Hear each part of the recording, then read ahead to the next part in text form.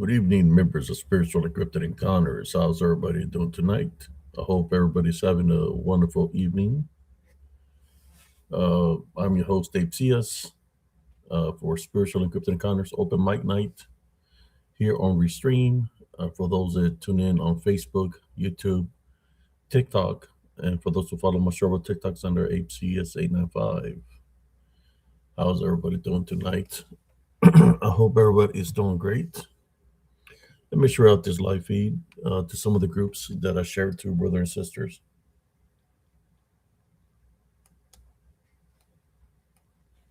Here we go. Let me share this out.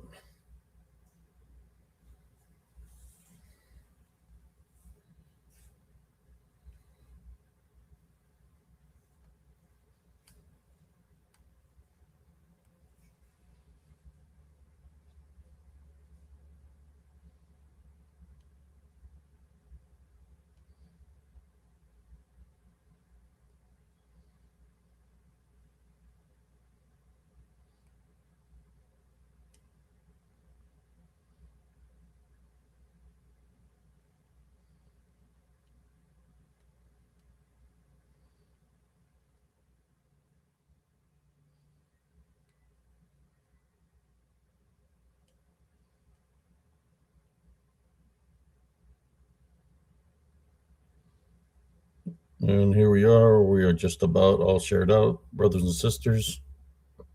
Boom, shared out here on Spiritual Encrypted Encounters. So what we got here, we got cousin Jesse El Primo. How you doing, cousin Jesse? Guess I might as well just drop the link once and for all, right? Get it started.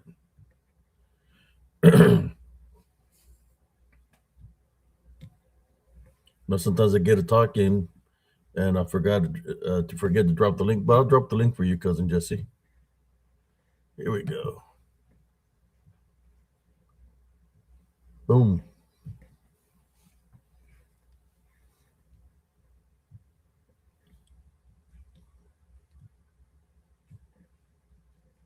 There's a link. Whoever would like to jump on, it's open mic night here tonight.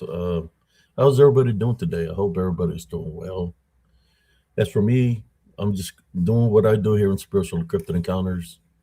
Continue to do the show. I know yesterday I said a lot of things, but I meant every word that I said out of the things that I said. In which, I still have my love foundation. Don't want to associate with people that are irrelevant to me. Uh, that's just me. Cousin Jesse knows how I am. Once somebody crosses me in a negative way, I don't want to do nothing with them. That's it. Straight up. That's the way. There's only two ways to handle those kind of people. And back in the day, we handled them a certain way. Yep. Now I have to handle them a different kind of way. Hello, Yeah, everybody. Hello, yeah. Benita. You would say I'm not the type of person like playing games with anybody, man. You know, people. You want to leave a door open for somebody. Hey, that's on y'all. But not here in Spiritual Encrypted Encounters. Especially people come up against me in a negative way. You know, try to attack me on my birthday because y'all leave a door open for them, and then go to another day, make it seem like there was nothing happening there. But I see everything for what it is. How we say it in Spanish, no soy pendejo, y no me van a hacer pendejo, porque yo sé. You're not gonna make me stupid because I know how people work and the games that they play. I don't got time for that. Uh, that's why I choose not to associate with these individuals. You know, if somebody is a pendejo, it's them or whoever's affiliated with them, right? They're pendejos. There's a saying that my mom used to say to me when I was a kid: "Don't be nobody's carpet because you're somebody's carpet. They're going to step all over you." That's one of them. The other one she would say is, "Don't trust everyone Is because they're not all your friends. yep, don't trust everyone because they're not all of your friends. The moment they once they get a chance to backstab you, they're going to backstab you. And once you're seeing it for yourself, don't be a pendejo, right? You're seeing it, what's like happening, then you have to do what you have to disassociate yourself from those individuals because they're not truly your friends.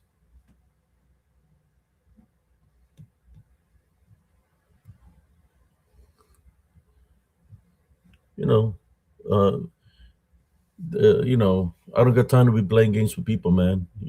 I don't need anybody to be successful in life. Everything that I've accomplished in my life, accomplished by myself. But here for the show, I got cousin Jesse, I got my bro, my sister sometimes come on the show. I really don't need nobody to come on my show, especially if they're affiliated with those people. I don't need that shit. And spiritual and cryptid encounters. Hello, I don't Juan. have time Hello, Julie. playing games with nobody.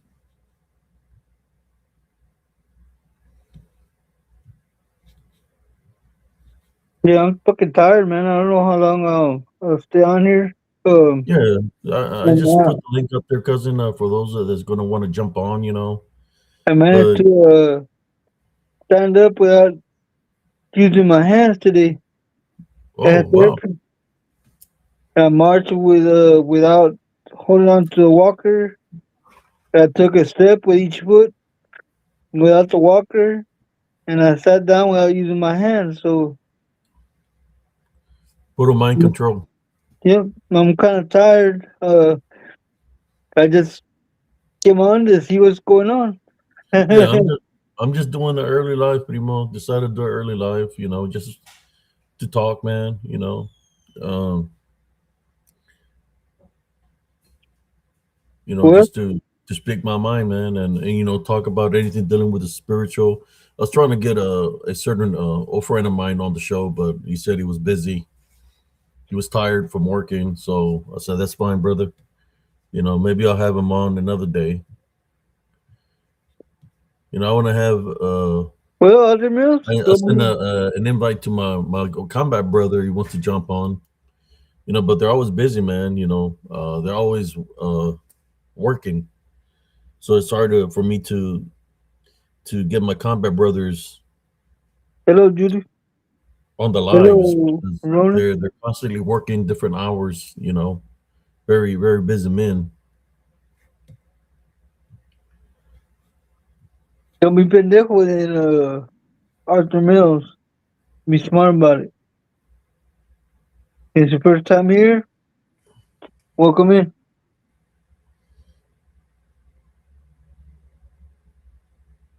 Well, you got the power, primo. Ya sabes. Si se porta necio, pa fuera. Well, I can't do nothing while I'm in here, man. Oh, No. okay, okay. I'll look, primo.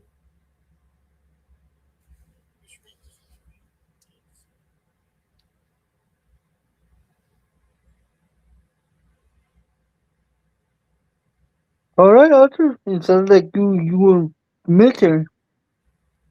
Hello, Brenda, beyond the box.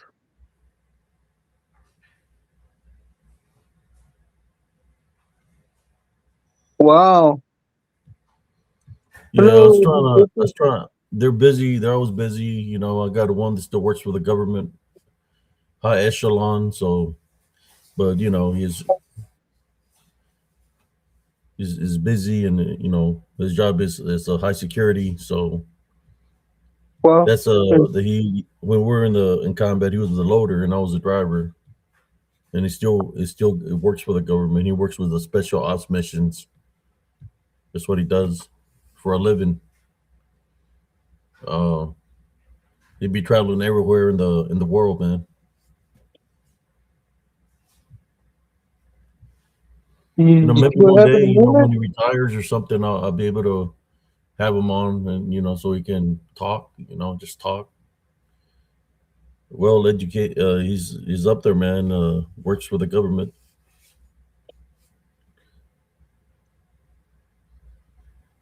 You see what happened to Beyond the Box? YouTube shut his show down. What happened? Beyond the Box, YouTube shut his show down. Shut a showdown. Why? Why is that? I have no idea. Probably somebody was mass reporting her.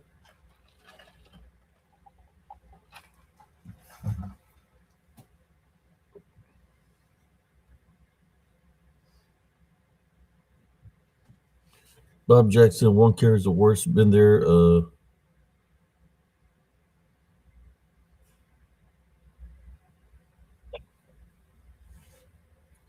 Yeah, I don't know who he's talking about. Who's this other person? Because I don't see him on here. Mm, I see Joel Burgess is there, but I don't see him on here. Oh, there he is. I see Joel Burgess right there. So Beyond the Box got her show got kicked out. Huh? Yeah. So I'm here on Restream. There's a link for whoever wants to join. Is open mic night. Yeah, I was trying to get a hold of my combat brothers, man. But they're busy, man. They're working, and I would love to have them. Matter of fact, on the 27th, on the day of the battle of Medina Ridge, I'm going to see if I can coordinate it. I'm going to talk to them to see if we can do a show on that day, the day that we had the battle of Medina Ridge. See if they would like to join. I'm going to try to get as many combat brothers to serve with me out there, uh, so they can talk about their personal experiences of why they witnessed out there. That's what I want to do. But to make the time and for them to be, because they're busy working. And that they might have time for me, they might not have time. I don't know. It was a busy day today, man. They were, ever since I got up.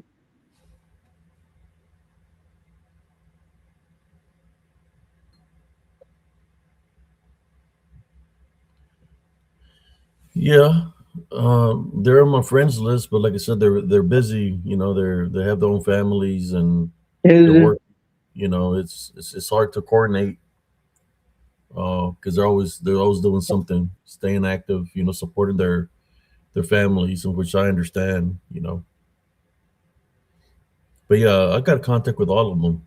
They're on my friends list. As a matter of fact, they send me happy birthday on my yeah my TC. He was the one, but it's kind of like I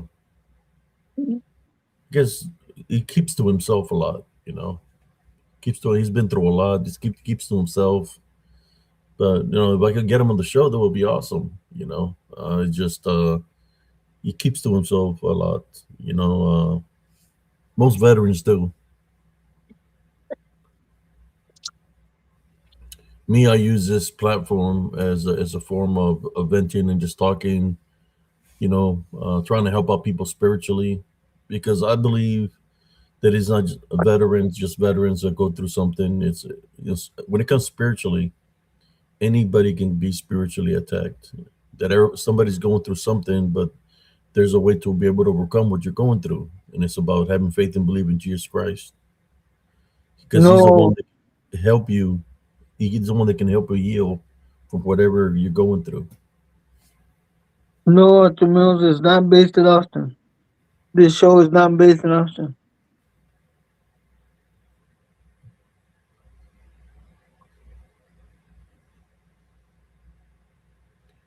Oh yeah, there was a lot of stories that have said. Matter of fact, let's talk about one that Sister Madeline wanted to talk about. Mother Teresa.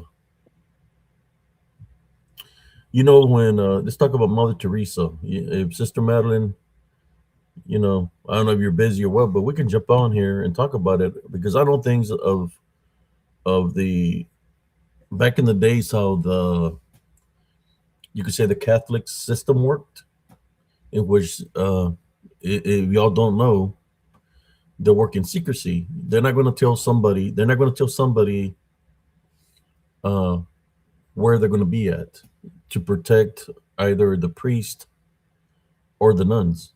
They're not going to tell somebody that go into a certain location just in case somebody targets him or try to come after him. So when they surface up, they do it. You could say secretly. That is one of those things that they just show up, and it happens so fast that by the time you know it, they're gone. So that nobody that's there in that location. At that time there was no cell phones or nothing like that. So by the time anybody would say anything, the sister or the priest or whoever showed up in the location was already gone. You know, so if you missed them, you missed them. It's one of the things that they would do in secrecy. I And in 1976, Mother Teresa was. It said she was in El Paso, but she just wasn't in El Paso. That's one of the thing about when they visit churches, they try to go to as many Catholic churches as possible. You know, they go from church to church to make the presence known. Uh, and sometimes I believe that she showed up there because I remember,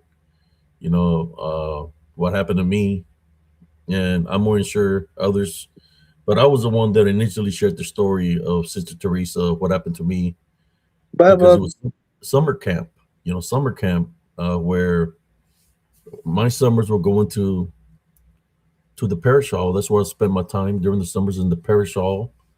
They would make us read, study, about Jesus Christ and the Heavenly Father, and then they would have like little a lunch break where we go to the swimming pool and we go swimming over there, and then they bring us back from the pool and we eat.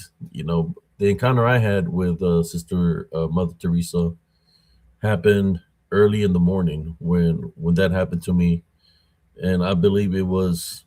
Let me. There we go. There's Sister Madeline. Hi, there's. Hi, Sister Bonita. Madeline. Oh shoot. Wow.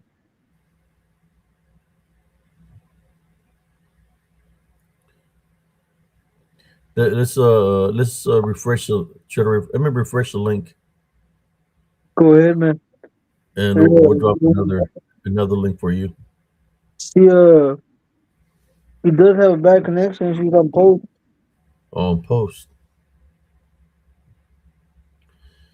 Yeah, No, no. trust me. I look, man. They said that Mother Teresa was in El Paso back in 1976. That's when I remember her. Is when I was that age, like around 5 or 6, when she came to me Yeah, in Greenville. Like I said, they do everything in secrecy. They just show up, and she was there very quick. And it's not the only time she showed up there. She showed up there numerous times throughout the years.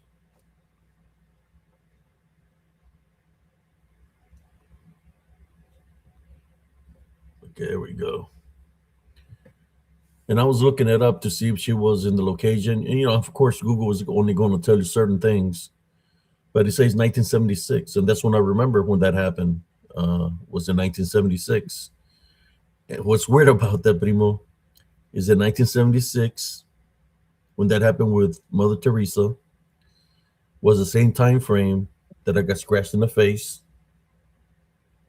and it was the same time frame that I seen that demon or gargoyle by the swamp when that bad storm came through.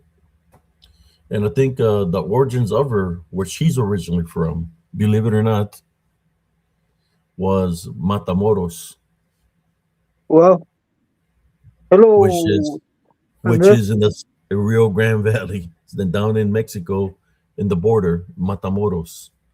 That's Yeah, where she. that's who my dad and them come from. Yeah, that's what she originally from, Matamoros, in which makes me believe of how she was acting and stuff like that. That she possibly could have been a bruja infiltrating the Catholic Church,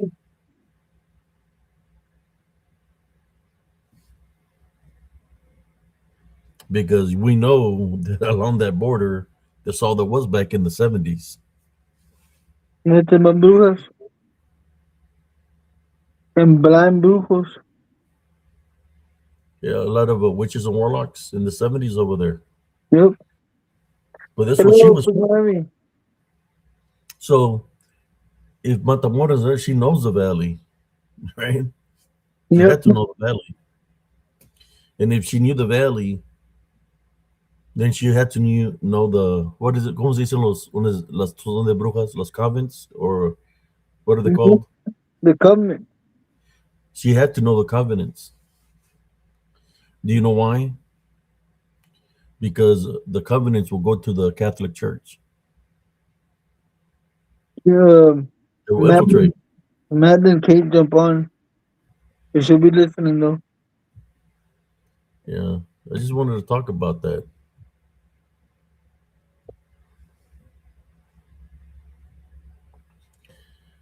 The only interaction I had with her is I was in a classroom. It was my turn to read. It's kind of like she knew who I was already. Is I was reading a paragraph. The door open. You see a bunch of nuns, and you see her. She's looking at me, and I could see that yellow glare in her eyes. She came and she dragged me, grabbed me, and dragged me out of the room.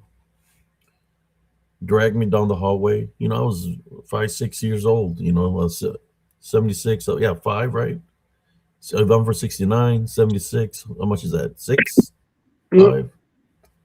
Well, anyways, I think it was might have been either in first grade, I would say. So whatever age that is, she dragged me down the hallway and she literally threw me in a freaking janitor's closet and locked me up in there. There was no light in there. It was just pitch dark. She threw me in there and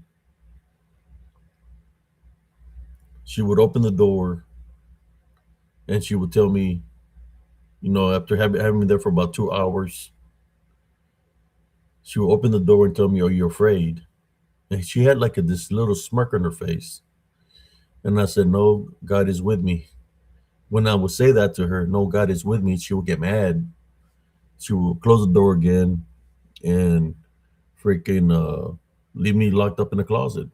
He was trying to plant some seeds. Every time she would ask me, I think she even hit me a couple of times, you know, kicked me a couple of times. I don't remember, man. You know, the only thing I knew that something within me, because of what she was treating me, disliked her, right?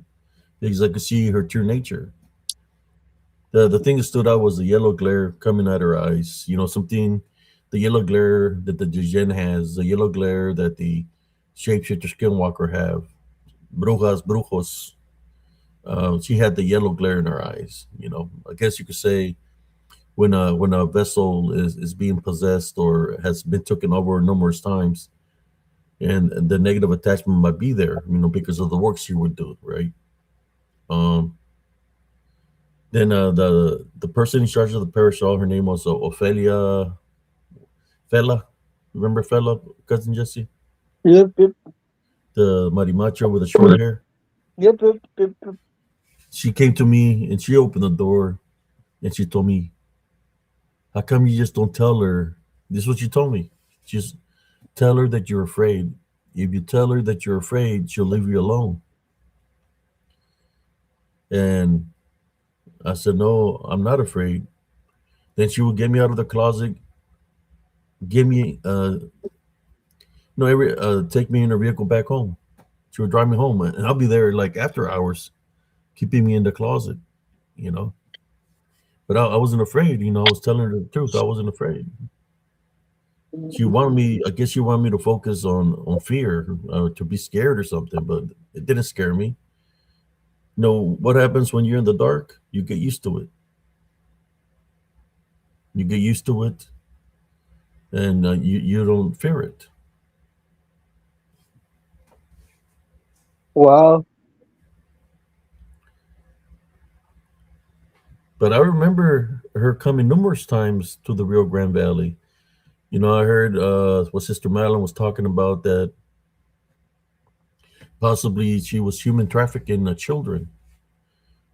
The pit, Maybe they were trying to target me or something. I don't know, but I they were, believe he was dealing with all that witchcraft, narcomancy. But I wasn't afraid of her. I wasn't. But I remember after being locked up all morning in the closet, that during the lunch break, she'll be out there grabbing up with all the children. They'll be holding hands, and there'll be other nuns with her, with the children, and they'll be dancing. You know that hokey poke. Was it? How's the song go? Do the hokey poke, yeah, dance all around, or something like that. put your left foot in, put your left foot out. But If yeah, you put your left foot if in, put your left right foot out, do the hokey pokey, and spin all around or something. you They'll be check doing that dance. But what's weird about, well, since I'm talking about brujas, hokey poke, hocus pocus, but that's one of those songs that she liked to dance to, and she'd be there with a big old smile on her face, but I could see her true nature. I could see the evil in her. So I wouldn't do the dance. I wouldn't be there holding hands with these children. I'll stay away from everybody, man, and I'll just be over there on the sideline, man, like if I was on timeout or something. You know, I didn't want to do nothing with her. I mean, she drugged me and threw me in the closet for no reason. my my grandma's stepdad, he was American Native. He used to put me in closet. He doing almost a lot of trouble for doing.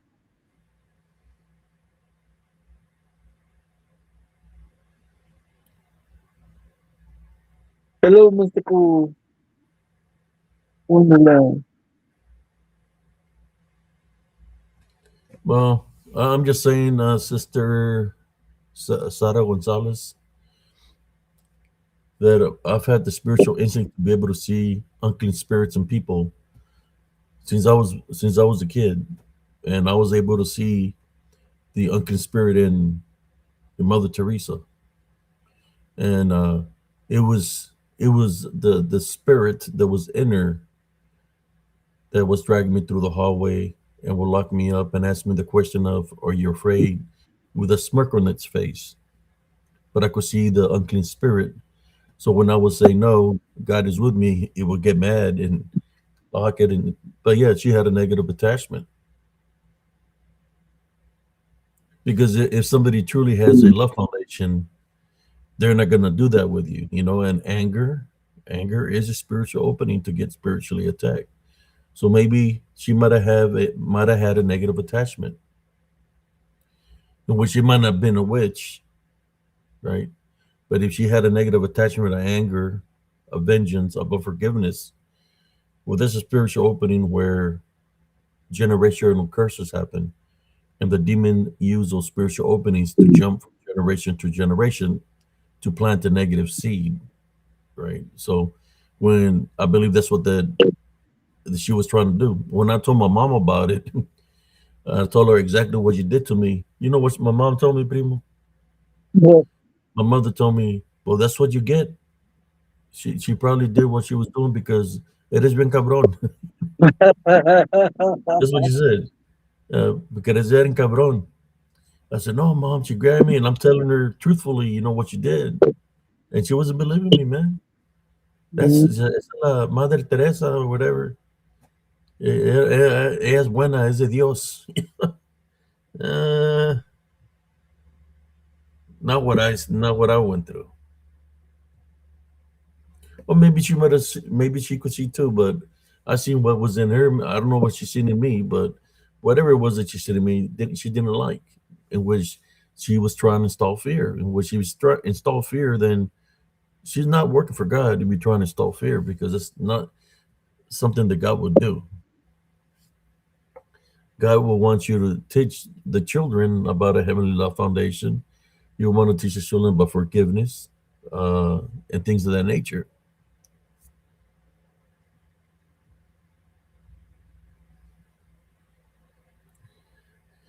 Well, I'm Yeah, glad that God saved you, sister. I'm just sharing my story. And it wasn't only that time that they came through the Rio Grande Valley. It's like every summer camp I would get targeted. I think it was like two summer camps in a row that she came and dragged me down the hallway, would lock me up in the closet. You know, she did not like me, but I believe that she was like into that. That's one thing that people don't understand when the Catholic Church got created. It got created so people can believe. People from all beliefs can believe in what they believe in. For example, that's what Catholic Church, when we talk the form of idolism, they have a lot of statues. Whereas who has a lot of statues? The pagans. Then they have other things of women. You know, they got the Virgin Mary. They got other things up in there. So yeah, there was people that will come in and believe in what they believe in. There, people will go in there and pray, but there wasn't praying for Jesus Christ. There was praying for their beliefs of what they believe in. I That's why mean, in the church, I will always notice dark shadow figures, and they're flying around in the church and jumping people, going into babies, and when they would jump into a person, it will call they will call for yawn or makes a loud noise to disrupt the sermon from the church. But I could see the unclean spirits jumping from person to person. yes, you were talking about nuns. Cousin Ann had running with Teresa. I mean, with the And so you're talking about that they were trafficking human, yeah. Who was one of the other people that their cousin Jesse that you work for that was trafficking not just children, she was trafficking women also no, in our little town. that was the only concern. And that was an underground tunnel that wasn't that far away from the church. So I wonder if there was an underground tunnel that run through the church to the building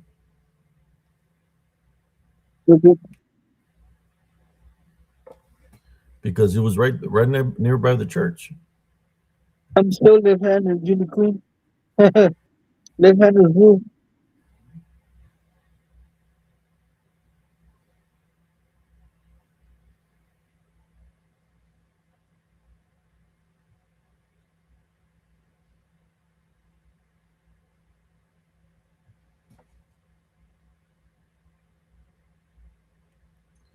No, I was the only one that was in the closet. She just targeted me because she knew. I mean, she knew who I was because I had targeted me that year. The year that she showed up is when I got the scars on my face. When I was hearing my grandmother calling me to the window, but it wasn't my grandmother. That's the same year that the pajaro film. They were there seeing the big gargoyle or demon in the swamp. All that happened in the same time frame of when she showed up. Same time frame. So there was a lot of activity of that nature. Hello, Sister Brenda. Hi, how are you How you doing, Sister guys? Brenda? Sorry you got kicked off your channel. The YouTube is still up. I got cut off at an hour and 37 minutes. Oh Wow. wow. I think it might have just been a glitch. I'm hoping it was just a glitch. I haven't gotten anything, a notice or anything from YouTube yet. But at first I was like, oh, because we were talking about Tartaria, underground tunnels, underground cities, and all that stuff. And all of a sudden, somebody in the chat says, Brenda, your stream just went off. Was that you? And I'm like, No. But my thing said I was still recording. And now I can't upload the video. I don't know what's going on. So Oh I wow. I contacted Streamlab and let them know that, hey, I think there was a glitch, which has never happened to me in 2 years ever. So I don't know. Okay, I'm going to tell you something. In the same location where the parish hall is, in between the parish hall and the Lady of Guadalupe Church, there was a huge old tree.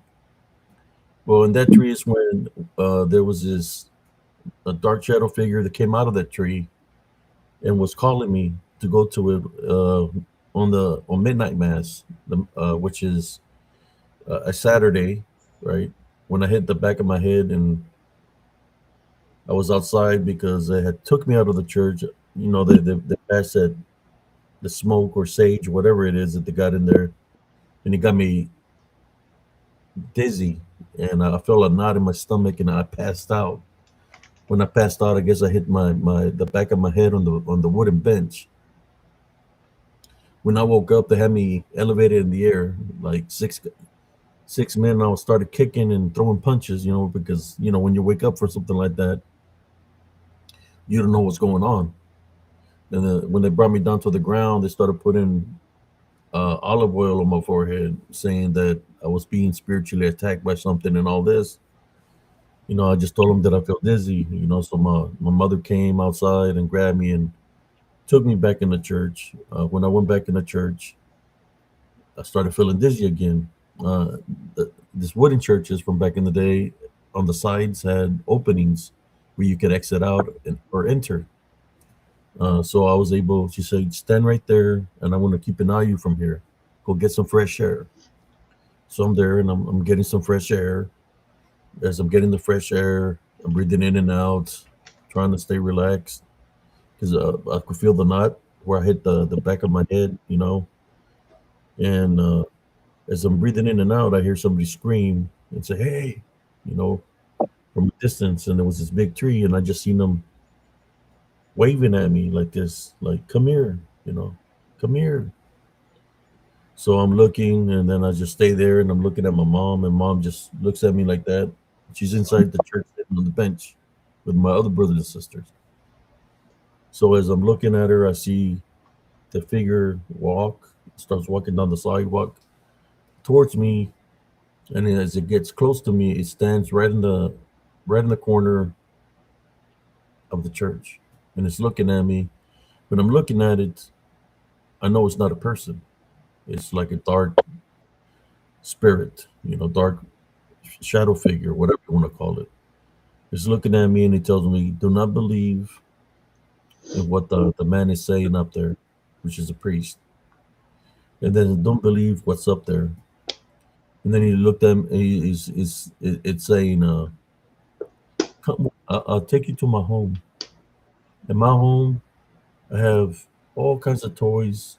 I got all kinds of things, candy. Just come with me. Come to my home. So I'm your friend. So he says, believe in me and come to my home. I live over there. You know, he's trying to take me back to where the tree is. So I'm looking at him, and I said, I believe in God. I believe in God. When I said I believe in God, I hear my mom say, "¿Con qué estás hablando? Who are you talking to?" You know. And I look like this, but he's not standing there at the edge anymore. But when my mother looks, you can see him going behind the tree, which seems like he's going behind the tree, the one that's in front of the parasol. So my mom's like, grab me from the hand, and she's yelling, "I see you. Come here." So she goes over there, and we get near the tree. And she says, "Stay right here." And said, "Don't make me go behind that tree because if I go behind the tree, so you're done for." You know, my mom's she didn't play. You know, so as she went behind the tree, and she said, "I got you," but there was nobody there. So she's like, "Well, where did he go?" You know.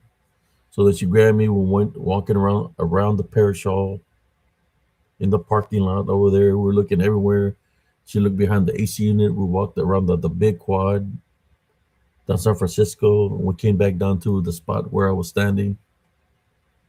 We walked all the way in the big quad, uh, and when we got back to the spot where I was standing, my mother said in Spanish, Ay Maria Purísima, Holy Mary, Mother of God." That's what she said. She knew then that what that was something evil. But yeah, so is there a lot of secrecy, a lot of secret things? I mean, look at the rate of the priest with children. I Yeah. mean that by itself should tell you something. Mm. So if the priests were doing it, don't you think the nuns were part of that too? You said that Jesse used to work for somebody that was trafficking people. Yeah, I used to Yeah, go. he didn't know they were trafficking people. I was gonna say, how did you find out? And then found out that they got busted and they oh my Oh, Yeah, you're breaking up, Primo. Can you click on this new link, Primo? uh, Maybe because it's breaking you out. Let me drop the link again so you can share what you remember, so they can hear you better. I don't know. It could be the links. I know my phone was acting crazy earlier, but he's got the info of that. Yeah, we're gonna talk about this. And this yeah, person lived not that far away from the church, and she will go to the church, to that Catholic church. yeah. Well, that's what they Guess what? do. They live in society and they make it seem like they're normal people. They're not doing anything wrong. And she had a daughter named Rosemary, and I'll get to that story in a moment. Cousin Jesse knew them because he worked for him. You know, he was a young parent. You know, they gave him work. Okay, let me get him on here. I see him here. There you go. Oh, let me click him. Wait up, cousin Jesse.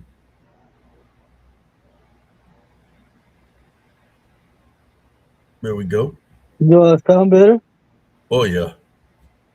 Yeah, no, man. I didn't find out about them till they made the big news. They took a bus. This made national news, Sister Brenda. They took about a bus and a half full of illegal aliens. They took almost two full 18 wheelers of automatic weapons. They took almost two 18 wheelers of cocaine and marijuana. This Yeah, happened in what year Wow, was this when this happened, cousin? shit. Back in the Uh, in the 90s, huh? in the 90s. wow, It made national news, Sister Brenda.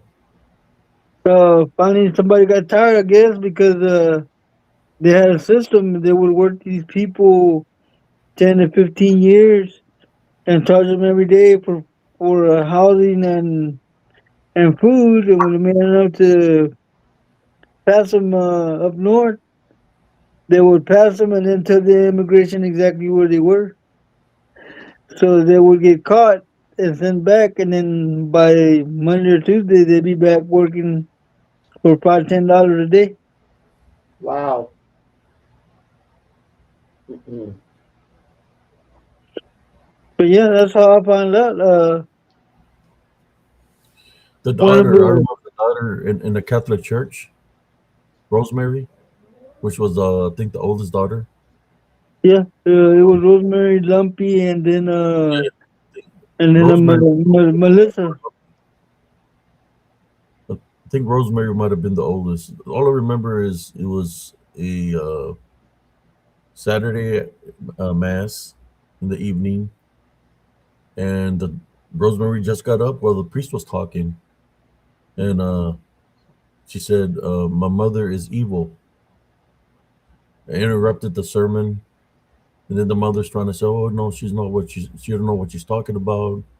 She's evil," and she was saying all the things she was doing. but nobody believed her. He She would was she was saying all the evil things that she would do, he would buy all your vote. the people she was doing, She would buy that your vote. but nobody believed her. See, nowadays that would be more believable because we know it's gone on for so very long. But that whole trafficking thing, it's nothing new. This has been going on for generations.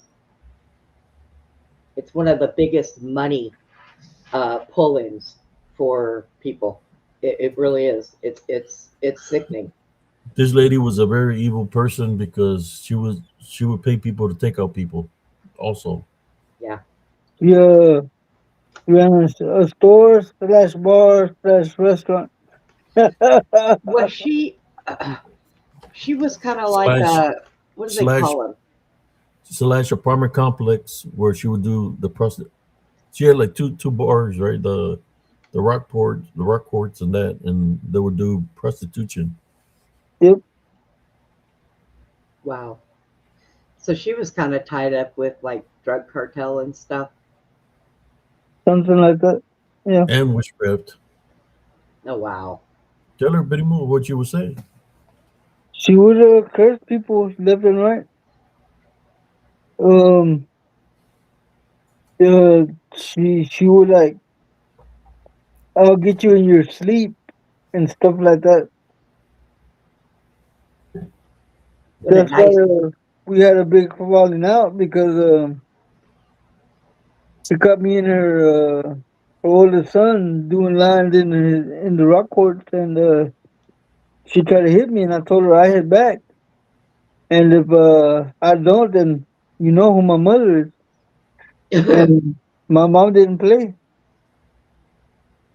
Mm, wow. Everybody knew my mom. Yeah, they knew your grandfather. Yeah, the whole family. We Wow. lived right across there. So I'm more sure my grandfather knew what was up there. What do you Yeah, think? I remember going to when she just had a store and getting everything with just a heart symbol. I would put on a heart for cigarettes or cokes or whatnot, and then my grandfather or mom would pay at the end of the month. Yeah, it's terrible stuff. You know, there are demons for every different thing. You know, alcohol, drugs, yada yada yada. But a person who traffics children, traffics people, is involved in all of that stuff. What kind of demon do you think that they have? Got to be a big one because it's involved in everything. Well, the fact that they're also possessed. Oh, really? That's nice. God. You know, it comes and goes, and all we can do is forgive people who have wronged us, and then She move she on. had she had a big ranch in Mexico that when she got released from prison, that's where she went to. All her money was in the banks in Mexico. Yep. Wow. The only one that didn't make it out was her youngest son. What He got happened to the youngest son, Primo? he got killed in prison. Wow. On the way out, they killed him.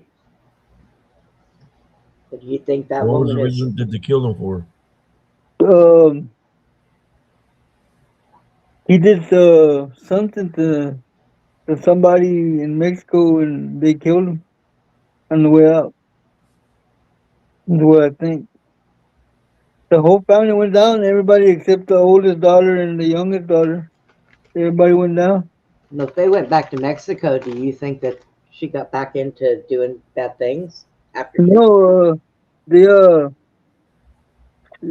they tore down the rock courts. They tore down her room, and they took her liquor license, and they closed her store. Oh, wow. They came down on hard on her. She was the last one of the family to come out of prison. Well, I think that people that traffic children and other people, set aside from the drugs, just the trafficking alone, I think should be a life sentence. I don't think anybody should get out for that, especially kids. Um, that lady right there, she prostituted a lot of women. She A was lot. she was having her own Diddy parties, huh? Without the baby oil.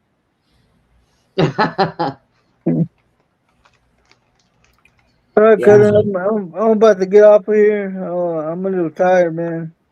All right, cousin. Tired. Bye. Yeah, I had my third therapy today. Yesterday was my second. Today was my third. And today I learned how to get up without using my hands. Oh, all right, good. So I'm a little tired. I took a shower to get that biofreeze off my shoulder, and I'm about to go to sleep. All right, Jesse. Well, So good good night, night. everybody. Good night, cousin. Good Bye. night, Jesse. So, you doing okay today? Hello? Can you hear me? Yeah, it just sounds faint. Oh, Let me raise up my volume a little bit. I don't know if that's what could be the problem. I was kind of sitting back, so it might have been me. So, how are you doing today? Oh, I'm doing great, sister. That's good. I'm doing great. It's just I had addressed the things that I had addressed yesterday. You didn't have any more problems today, did you? These people, they're gonna be how they are. Me just personally, I just don't want to associate with them in all in any shape Right. or way or form. Not even for to put it on on SE News. I Yeah. don't want to do nothing with those individuals. I done left them in the dust burner. But it's just I had to address the issue because they targeted me on my tried to target me on my birthday. Like I said, I got blessed my birthday. When I addressed them last night, it was after my birthday. I wasn't gonna let them ruin my birthday. True. But in that sense of a way, since we're talking about this, I'm not trying to get off too much off the topic. This, uh, but yeah, evil people are gonna do evil works. And you just got to be careful of who you get affiliated with Right. because there could be negative attachments jump on you just by affiliation. Yeah. They can Yep. they can cast bad things upon you just by affiliation. You know, but me spiritually, I can see things, and the only thing I can say is I forgive people daily. You know, Right. whether people are trying to do things because they're being sincere, or whether people are trying to do things because they like playing games. That's if that's a prerogative, that's a prerogative. Me, I can see things, but I just let it be. I'm trying to do my shows, spiritual and cryptid encounters. You got to be careful with these individuals. These individuals, they're not going to change their ways. I'm just here to No. tell you, Yeah. they're not. They've chosen their path. Hungry hippo is a bruja. She I admits think it's what she is.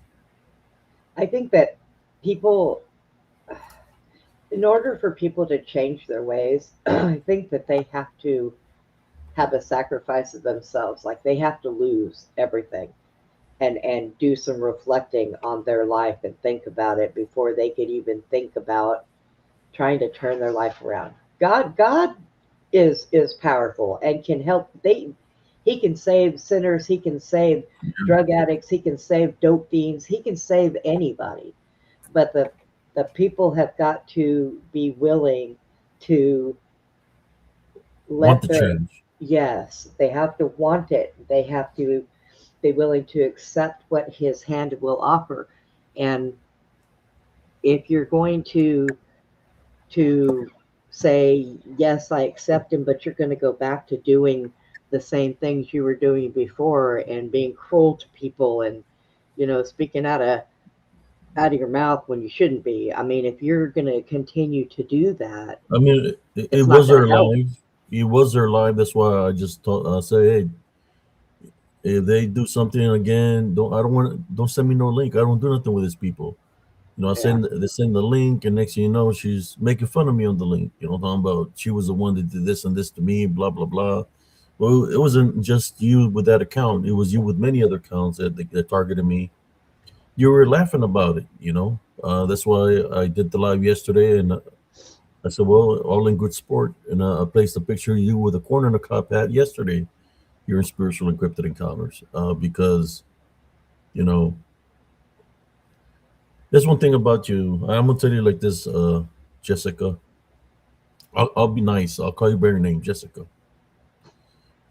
The reason I know a lot of these accounts for you is because you always come at me the same way. That's why I know it's you. pattern. When you get targeted and people come at you with fake accounts over and over and over, you know the pattern of how they work, how they operate, and they're gonna Right, say the same things. They're not gonna come at you in a different way. right. Just And like and and I'm going to tell dirty you eye. right now, That's the her way he comes at words, me. Yeah. her words, the way she speaks and presents herself is a lot more intelligent than Corn on the Cob himself. Yeah. So just I'm just saying people have got patterns of speech. Yeah. And you So can usually tell by patterns of speech. I can do the same thing if I get so somebody come in there. yeah, that's like I can tell when it was her trolling me, just like I can tell when it's always corn on the cob. Corn on the cob is stupid. Uh, Corn on the cob yeah, will throw a chicken in there. He'll throw a corn in there.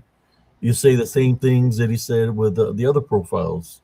You right. say the same thing. He won't change his dumbass character, right? He Yeah, reveals himself every freaking time when it's him. So when you're trying to take credit that you were John Smith, that was bullshit because he was John Smith numerous times. What they were doing is actually rotating with the fake profiles. Maybe she was John Smith one day. He might have been John Smith one day.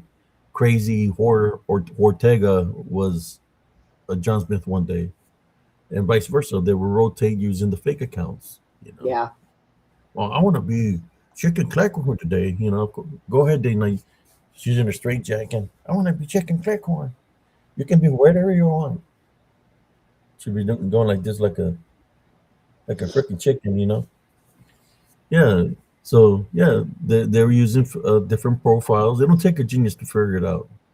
And the way I knew it was different people is because of certain things that they will say. Sometimes it will be somebody else using the accounts, but that's what they do. Right. They will share the accounts. Well, I think that the one that is not going to ever change is going to be that Dana person. She's That's fucking nuts. that's a wicked mouth right there. That one's freaking She's crazy. nuts. Yeah. How's it say it? Excuse my French, brothers and sisters. That bitch crazy. Yeah, Don't mess with her, man. She'll come after you. I She's seen nuts. I seen Madeline try to come on up. She must be working or something. Let me drop another link here. Yeah, she's nuts. She's crazy, man. Yeah, Maddie must be working today. Like, Yeah, I think she is working. But yeah, she's freaking. She's in outer space, man. I remember when she would contact me at nighttime through Messenger, and I'd be in bed with my wife, and I would show my wife the picture of crazy Dana Ortega, and I would tell her it's that old lady again. Look at all this, and I would show all the shit, the wow, copy and paste verses of the Bible she would send me all the fucking time, and I'd be like, man, I think she's got issues, babe. I'm just gonna unfriend her because I'll be asleep sending me. If it wasn't her sending me text messages through Messenger, I mean, through Messenger, it was Larry. It was either her or Larry all night, sending me all kinds of stuff. So she was the first one I unfriended. That's right. I unfriended her. She was the first one unfriended because I felt that she was trying to indirectly do witchcraft through the verses of the Bible, using the verses in which, if you look at the things that she says, you can see what she's trying to do in witchcraft when she's wishing bad towards people. Right. I Yeah, don't know. but I figured her out, and I booted her out of my friends. And she was infiltrating for Dirty Ike then, Yeah. But Dirty Ike is a little bitch. He will never come to Texas. You come to Texas, Dirty Ike, come see me. We'll see what kind of man you are. Jumpsuit says they're all loony. Yeah, they're freaking loony, man. Sorry that I'm switching the subject a little bit, but you gotta understand my point of view, brothers and sisters. For 5 freaking years, probably going over for 5 years now, they continue to come at me in a negative way just because I truly believe in the Heavenly Father. I believe in Jesus Christ. They don't. They say they do, but the works they do is the opposite of doing the good works because the only thing to focus is on evil. Kind of She makes she me, said it. She said it on the show, right? She said that the Mike calls all women what? yeah, She considers all women to more be bitches. whores, Yeah. right? Yeah. Harlots. Well, they have to be if they have anything to do with him because no rational woman would ever pick him out of the lineup. Oh, they sent a picture of little Mikey, and he's little and cute. That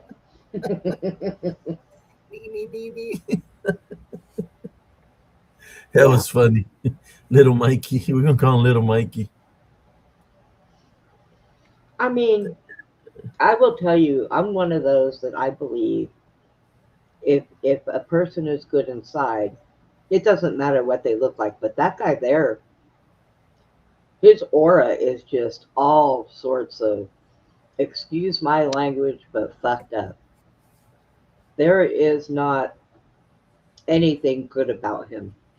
And I can tell just by looking at him. He's a liar. He's a cheat. He's got so many problems, issues, and I don't know him. But I can look at him and tell you that man, he's got some issues, some big And, ones. and she's saying it nicely because Sergeant Shields will say he's full of shit. Go Well, ahead, Sister Brenda. there is that too. So, and like I said, there ain't no woman in their right mind that have anything to do with that. How this is how much of a shitbag this guy is. And I'm speaking out of me being a single parent raising my son by myself. How can you ask for donations and not give a single penny to your son when you're asking donations for him and not give him a single penny? Yeah, That's the kind of a shitbag he is. that's really screwed up, especially when it's his birthday. But he's going to learn because his son one day is going to be old enough to confront him on his own. You're gonna beat his ass. Probably that would be something to see. Yeah. Yeah, all the mental abuse, mind abuse is gonna come back at you. Dirty act, mark my words. It's gonna come back at you. Yep. And that's one thing that happens with kids. When they grow up and they know what they've been through because of what that parent did, they'll confront them. My daughter did it to her dad. And here's the thing with my daughter, I never down talked her dad in front of her. I wouldn't let my family do it either, even though he was a piece of crap. I said, leave it alone, let her make her own decision.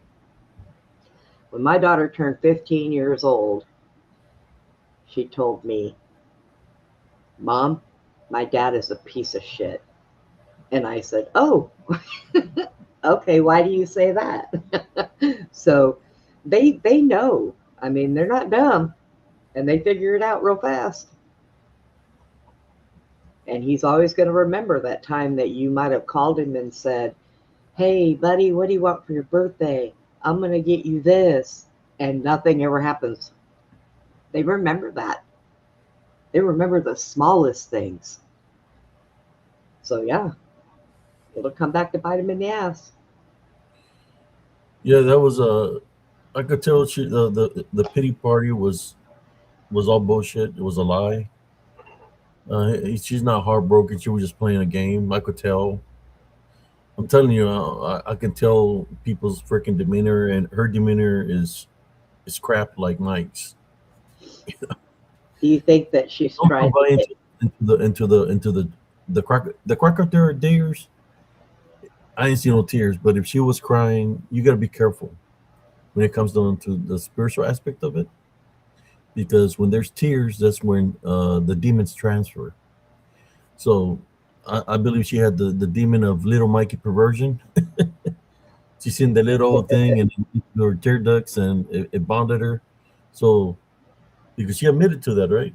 Little Mikey likes sending little Mike to many other females, right? Little Mikey. So yeah, the demons of perversion, or lust, whatever the case. You know, she thought how can you think you're in a relationship just because somebody sends you a picture of little Mike? yeah. You think you're in a relationship, first of all. That's why when she was saying all this crap, I was like, oh, here we go. Mm. You know, she's lying here. Another thing is, she, I don't think he ever said. Did she ever say that they were boyfriend and girlfriend? I, I don't think so. I think that she said that, she really cared a lot about him. And then she kept saying he was her best friend. But like I said, I don't know, maybe they just had an argument. That's why she went and did what she did. You know what I mean? Scorned women do things.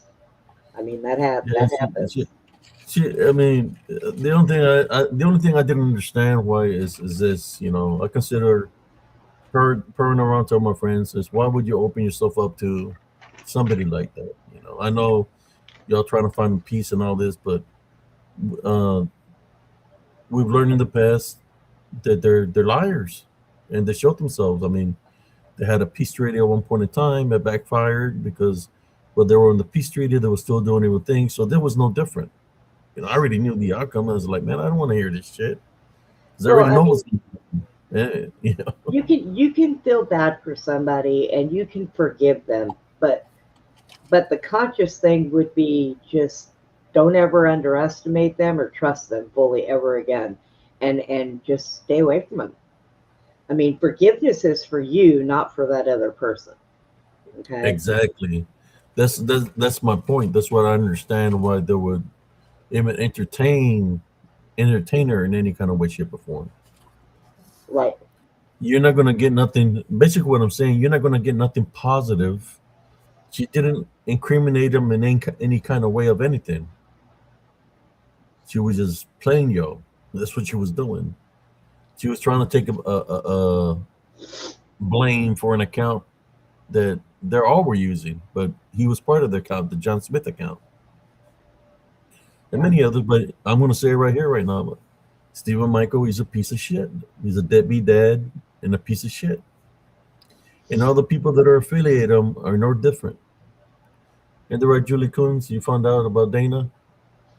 She says here, the things Dana was saying were so horrible. I got so mad I told her to F off. She's horrible. Yeah. I think Well, Dana needs to be enrolled in a retirement home and just, she needs help. and I'm just gonna say this from a female point of view. Okay. So she kept saying that she wasn't doing what she was doing because she was upset because he didn't want to have a relationship with her. She kept saying that. But I'm sorry, as a female, the way she was talking about him, as upset as she got when she would talk about him. No, she wanted a relationship with him.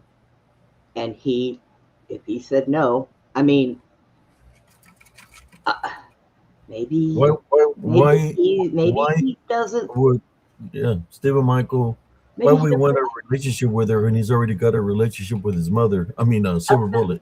Well, I'm also going to say maybe he doesn't completely like women. Maybe he's trying to figure out what he wants. I mean, good possibility. Because I mean, Jessica's not a bad looking. She's not, and certainly she can get better looking than him. Okay, she's just got to get out more. She has to. She has to get out. She needs to get I away think what it is with her is her personality. She's got a shitty personality.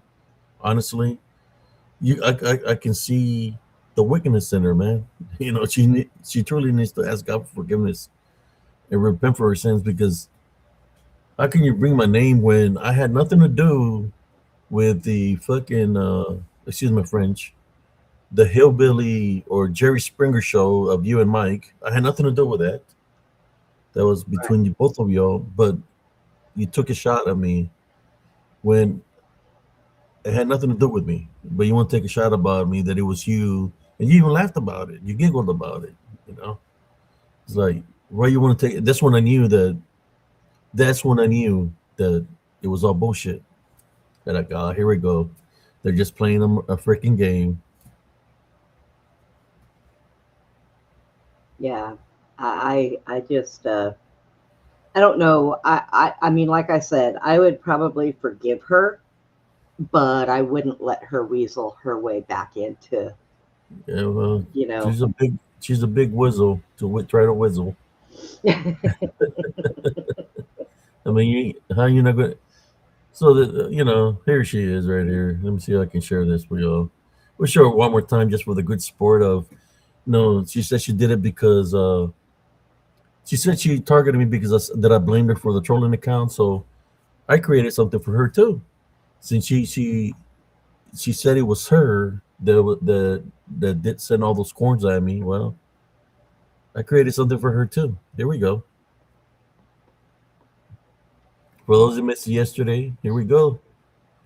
That's what I think of. There she is with It's her the crocodile tears, pretending that she's hurt and all this crap. And it's the but queen all of along, she's got freaking Dirty Ike in the mic set talking to her, telling her what to say. Because I heard his voice. I don't know if y'all didn't hear it, but I heard him. I did see her remove an earpiece from underneath her headset. Yeah, yeah, he was Yeah, talking to her. yeah. So there you go. I did see that. I did happen to home in on she took an And guess what? earpiece I off. did this. I did this. Is if you don't want to see when I did it on the day of my birthday. I created this and I placed it on SCE News. If you want to check it out, if you're not in the group, I got it there, and I said something about her. I said exactly what I thought about her live stream and about her. And it's if you want to see what I said, it's there in SCE News. That's why I got it posted. I posted it there yesterday on the day of my birthday. Well, she is definitely queen of the corn cob. There you go. That's what I called it. That's her This crown. Queen of the corn cob. print of the corn cob. Yeah. Let me see if I can find exactly what I said. Uh, let me go look into one of my groups here on Facebook. I'm going to show you exactly what I said on the day of, or the day was the day of or day after that she. If I can even find the okay, here we go, groups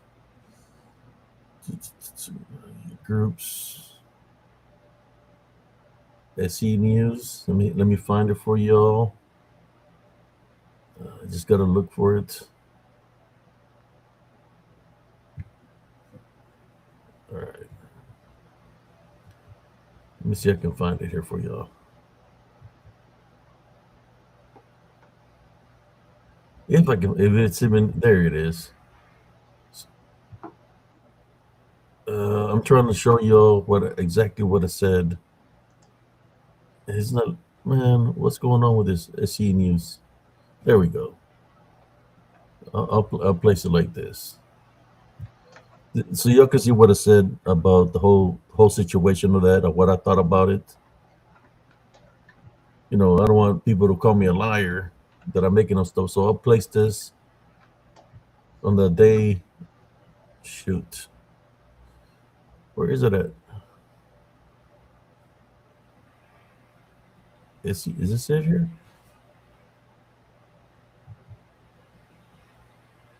He jumped off. It went. I don't know what happened. Oh, there you go. Can y'all see that? Yeah.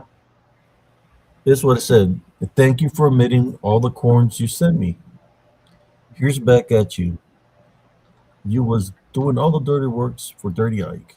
I'm not buying your lies and crocodile tears. I believe that's what it said. Let me see if it said anything else. Queen of the corns. That's what I called her. There you go.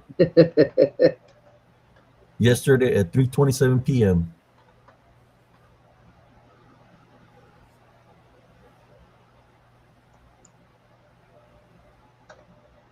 The only thing I Wow. can say to her is do not quit your daytime job because you are not a good actress.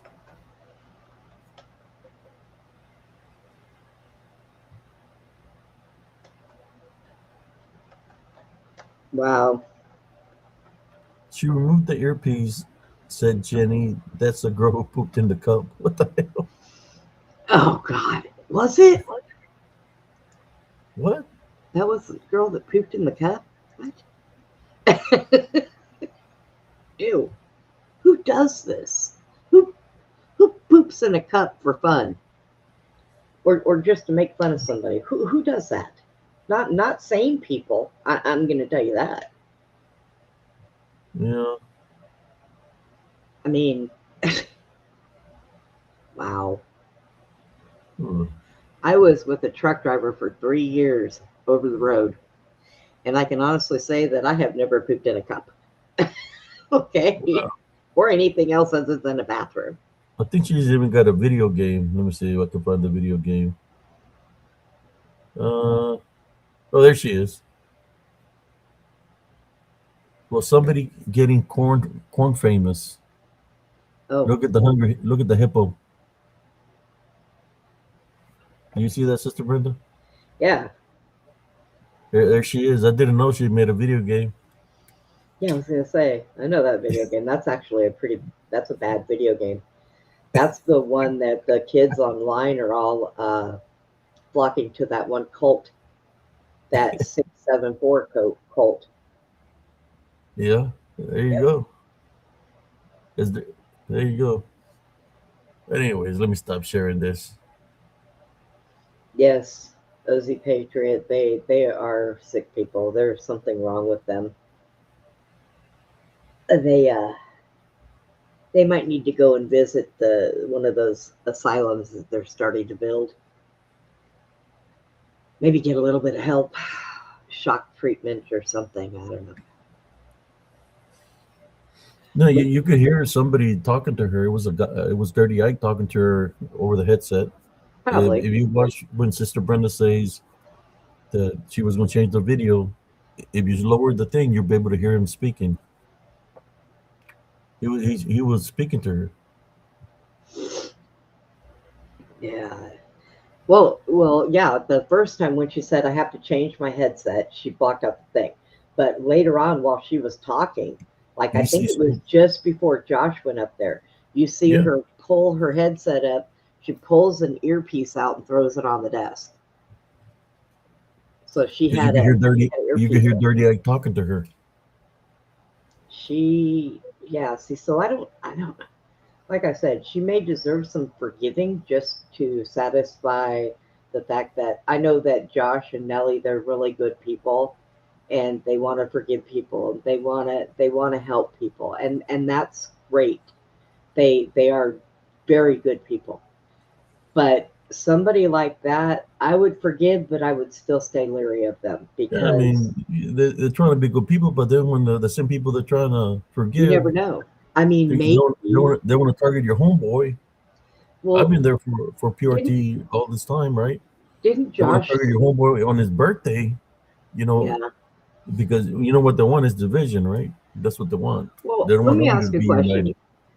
Didn't Josh say that he had sent them paperwork, cease and desist, and paperwork? Wasn't he going to take them to court? I think so. He was So supposed to. maybe he had her do this whole plea for something thing to try to make them change their mind about them, and stop what he was doing, or maybe she didn't want to be involved in that whole thing because she didn't want to have to go to court because she couldn't, But, but you so remember she said? I would do anything for him. yeah, So what she was doing yesterday, that day, 2 days ago, was for him. yeah, He was talking to her, telling her what to do. You know. yeah,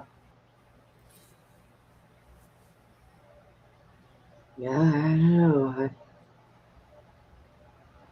I just And she said she was in the military. Uh, Jessica, if you were in the military, show me your Diddy 214 that you was in the military. Your time in service.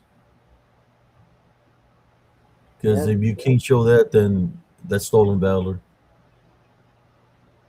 She claims to be that she was in the military. Well, show me your Diddy 214. Show me your VA card. yeah, I mean, apparently you can't speak the truth about Dirty Ike, how dirty he is, because you're still you was pretending to be mad with them, but when you were defending them, that's when I knew that you were lying. Because somebody that is being truthful, they're going to say that speak the truth. You're just covering up for them, trying to take the hit that you were John Smith. Bullshit. and the one other thing was she kept saying that she wasn't doing that to bash him, okay, which means she was still protecting him. Yeah. All right, and that right there, that's not a scorned woman, because a scorned woman would have been like, yeah, screw him. I know I'm a woman. I know how we think. Score woman would have spilled the beans on everything. Yeah, She was just playing a part. I mean, she's just a sorry ass actor. I had nothing nice to yeah. say about her. You know, that's why I'm being being honest. Hey, man. Yeah, I remember when they called the police on me. John Smith. John Smith called the police on me, and they hashtagged the Temple Police Department, I talking about HCS. Yeah, they're trying to get me in trouble, saying I was making terroristic threats. would Look, have told the cops when they showed Just up. because I tell Dirty Ike that I would send him a box of soap and some toothpaste and a toothbrush for some personal hygiene, that's not a terroristic threat. I would just tell him that if he didn't have the money, I would bless him with a case of soap and some toothpaste and a Right? toothbrush so he could wash his ass, some underarm deodorant, do some personal hygiene,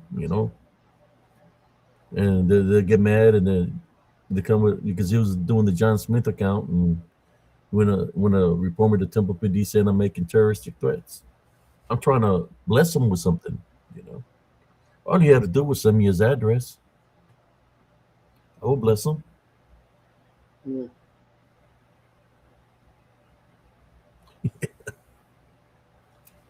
I don't know. I think he's dumb. I think they belong together.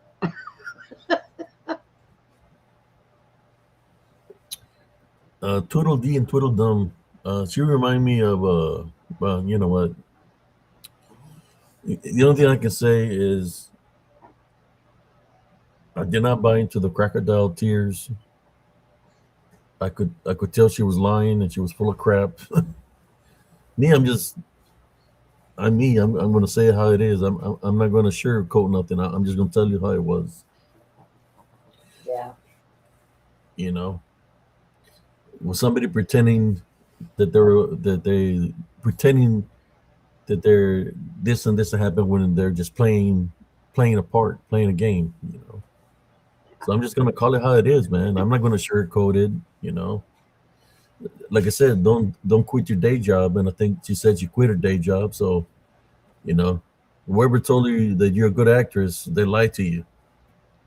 And I think she said she lost her job because he would call her constantly. But now there's a way to do that. Shut your damn phone off if you're at work. I know I've had to do it. I do it during streams. I shut my phone off half the time. I mean, I'm not going to lose my job because some guy wants to call me 24/7. I mean, there's boundaries. Even in a friendship, there's boundaries.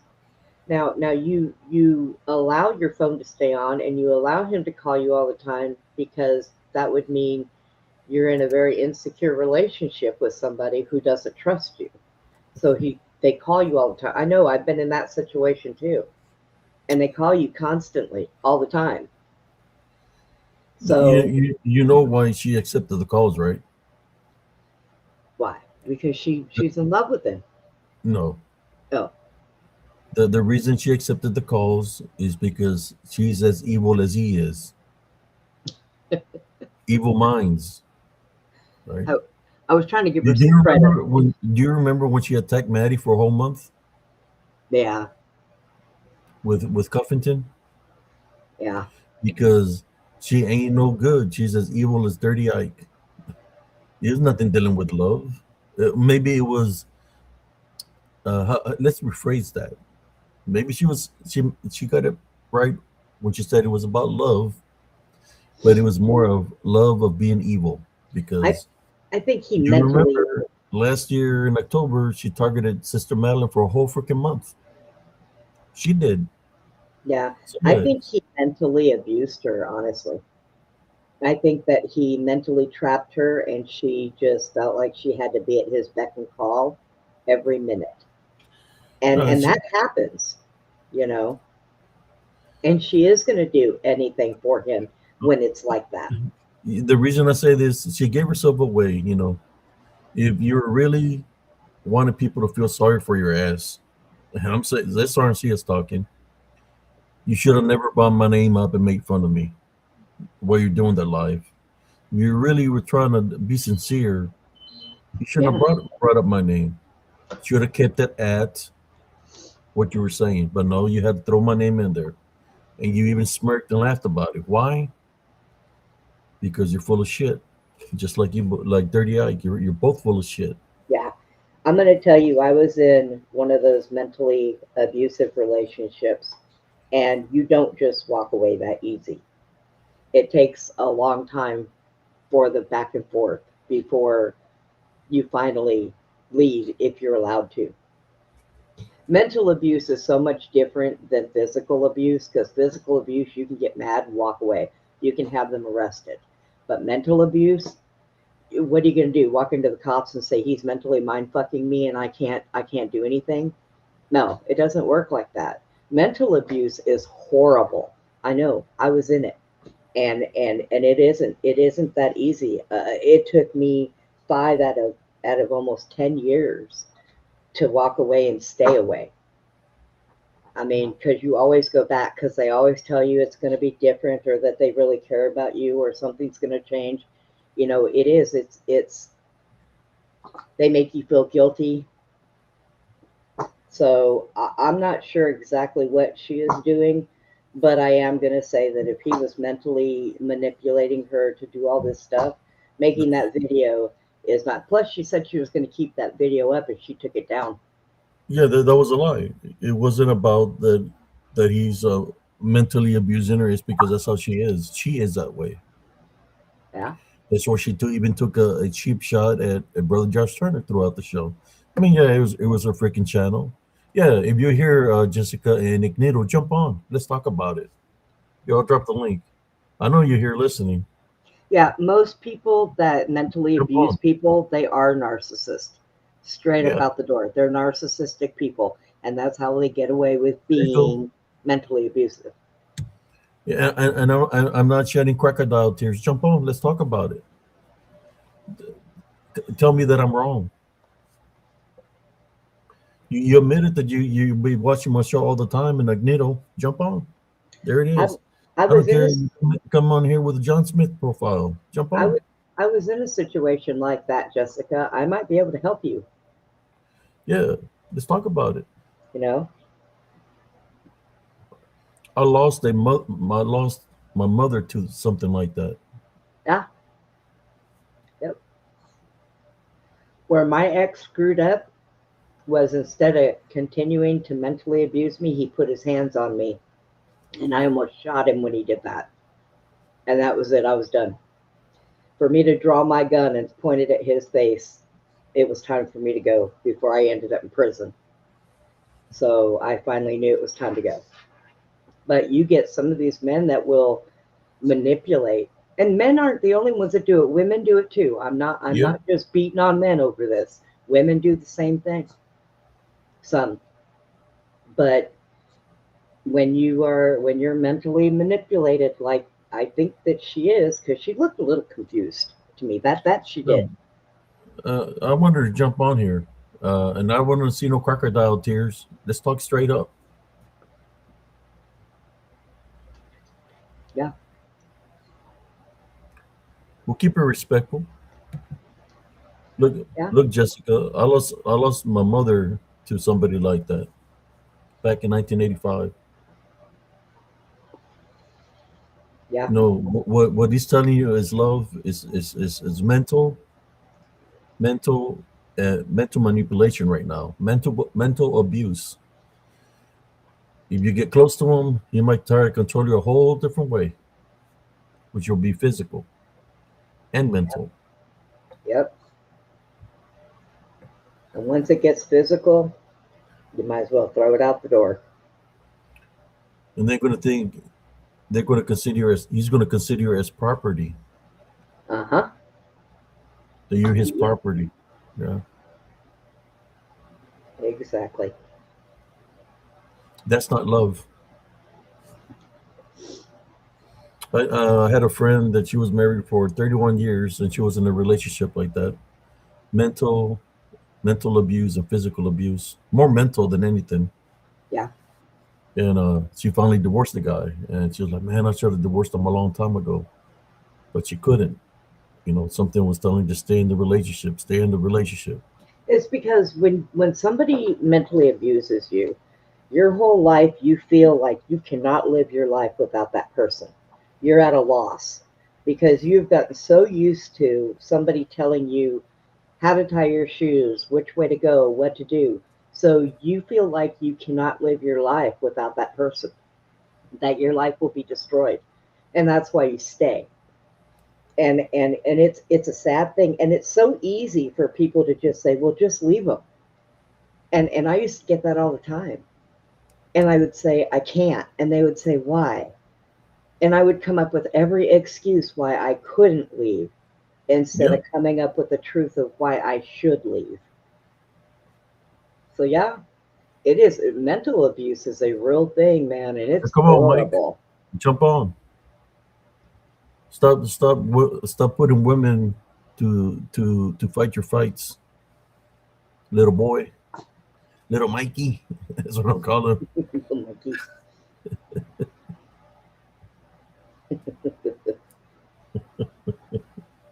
It's Mikey. It's Mikey. It's little Mikey. They're like, Mike, oh, how cute. remember that commercial? Mikey likes it. But he's little Mikey from the pictures he sends them. Yeah. I think I got a picture of him when he was in the. Somebody said he wasn't in the police force. I got evidence that he was. You know, I'll tell you, um, it's hard to get away from mental abuse. It took me five years to finally walk away, and another 3 of those 5 years to stop thinking that I was going to fail without it. So it is a horrible. Mental abuse is so horrible. It really is. Yeah. and they make you think that nobody else wants you or nobody would ever want you. I want to show y'all something, brothers and sisters. How you tell me what it is. We're gonna do a trivia right now. Trivia. I like trivia. We're gonna do a trivia. I'm gonna show a picture, and you tell me what you think it is. We're gonna see the spiritual aspect out of it, or we're gonna say it's a health issue. I'm gonna show you a picture, okay? Okay. And you tell me what it is. Here we go. You tell me what the problem is here. Let me get to the picture first. So let me find the picture first. Mm, you tell me what the issue is going on here.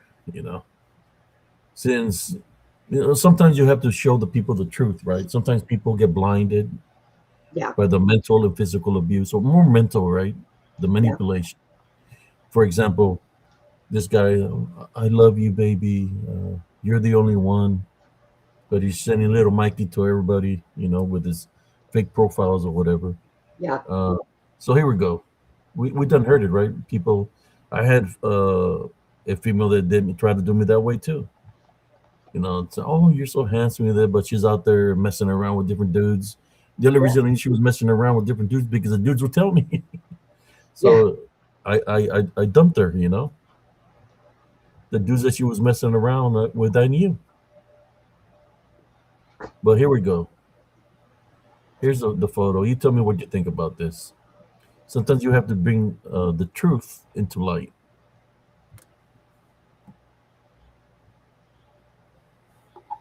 Oh God. That's a So there's a photo, that's a right, demon. That's of a this nitty. certain Corner of the Cob, Little Bree, Chicken Cleghorn, Damien Peterson, Michael McGee, Stephen Michael, all these aliases, whatever else he uses. Here's a picture that I backtracked when he started targeting me. I wanted to find out about this guy. I knew about the group, so I found this picture. I wanted to know, okay, is he being bonded by something? Is he being demonized? He's got to have a reason for attacking me and Sister Bettina Moss. This is like after he targeted Sister Bettina Moss, right? Yeah. What do you think about this picture? Well, he definitely does look like he's got an attachment, and not a good one. I'm not sure what's going on with his eyes there. Uh, I like rednecks, but I sure wouldn't fall for that one. That's for sure. So, okay, we said spiritual or medical. Medical wise, can we say that? Let me take off this little thing off my screen first before I continue. No, I'll leave it there. Wait up. 'Cause I want to show my cap here. So let me take this little thing off of here. There we go. So when we're talking about medical, uh, they say he's diabetic. Do you think that the rolling of the eyes could be because his sugar was too high or too low? No, as long Well, as he those that are was still diabetic. Sister standing, Brenda's a diabetic. So I am. let's look at it in that term. Diabetic. Do you think he has a diabetic problem here, Sister Brenda? No, not right there. I mean, if his sugar's high, it wouldn't show like that. He'd be passed out on the ground. There we go. High or low, he'll be passed out on the ground, right? Yeah. Okay, let's look at it in the term of drugs, crack, meth. Do you think it's possible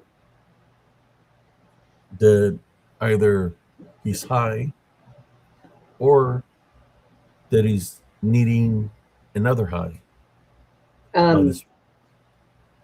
well, I can definitely tell you that if he does any kind of drugs, it would probably be meth and weed. Meth and Um, weed. yep, yep. because I don't. Number one, meth is kind of cheap. You can kind of get that little crack rocks and crack, and but he would be real thin if he was snorting coke. So I know people that do meth and they don't get all skinny. They still maintain weight because they eat when they're not on it excessively. But So I honestly think that he's got some kind of a spiritual attachment, also a and bad that's one. what I thought. That because he's a big guy, what I see, this guy has negative attachments because he focuses more on evil than on doing good.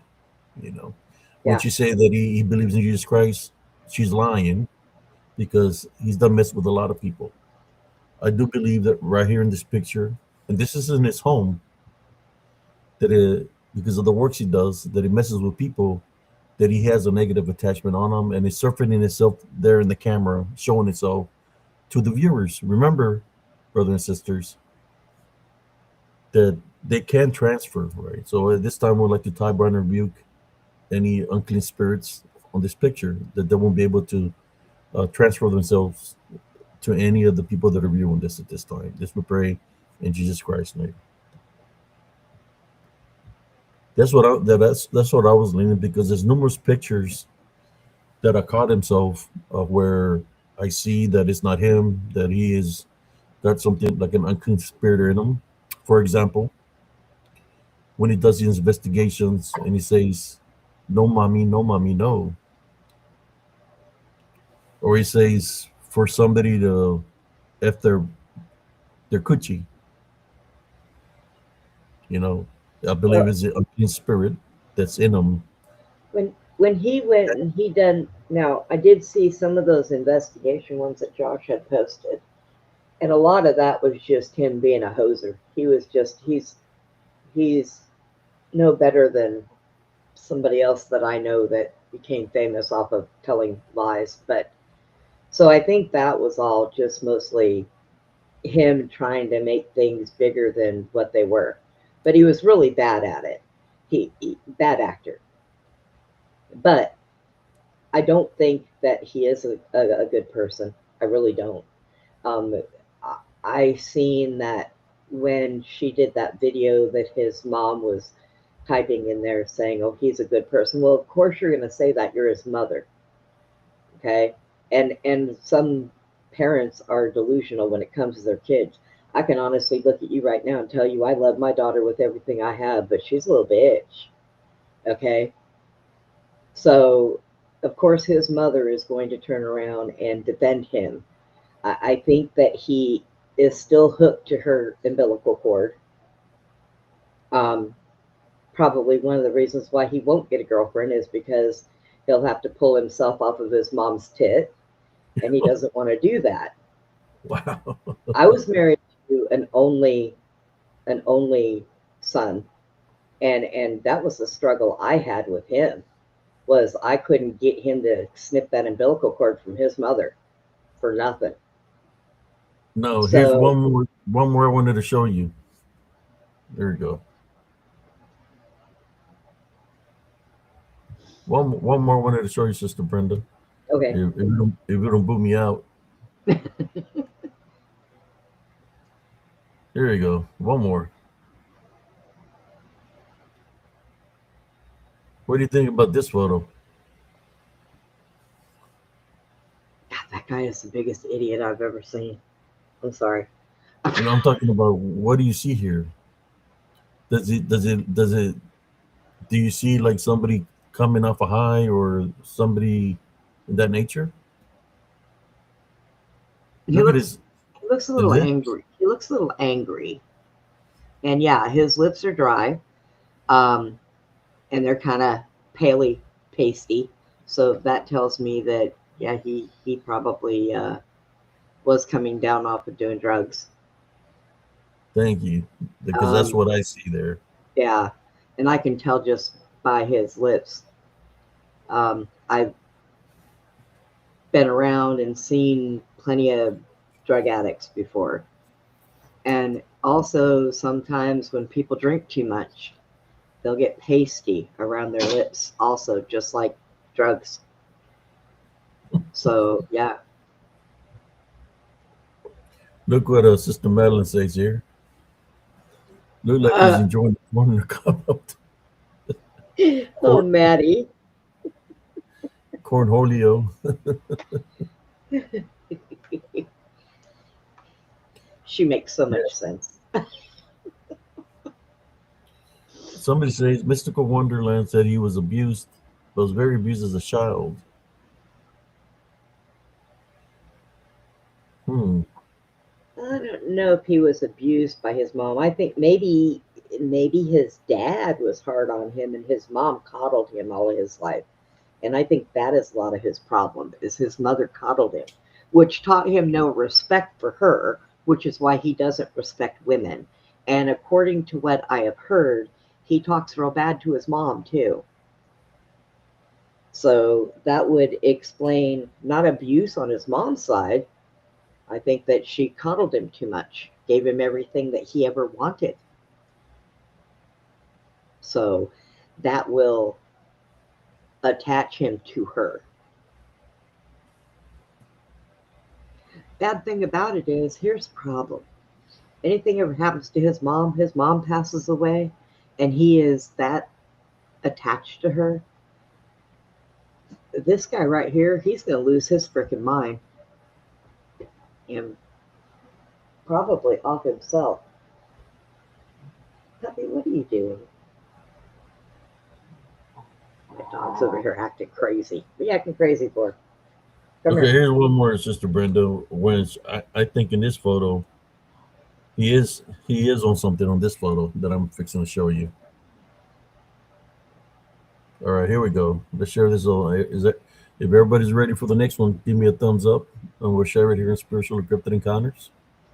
Oh, Ethan, I'm so sorry to hear that. Here we go.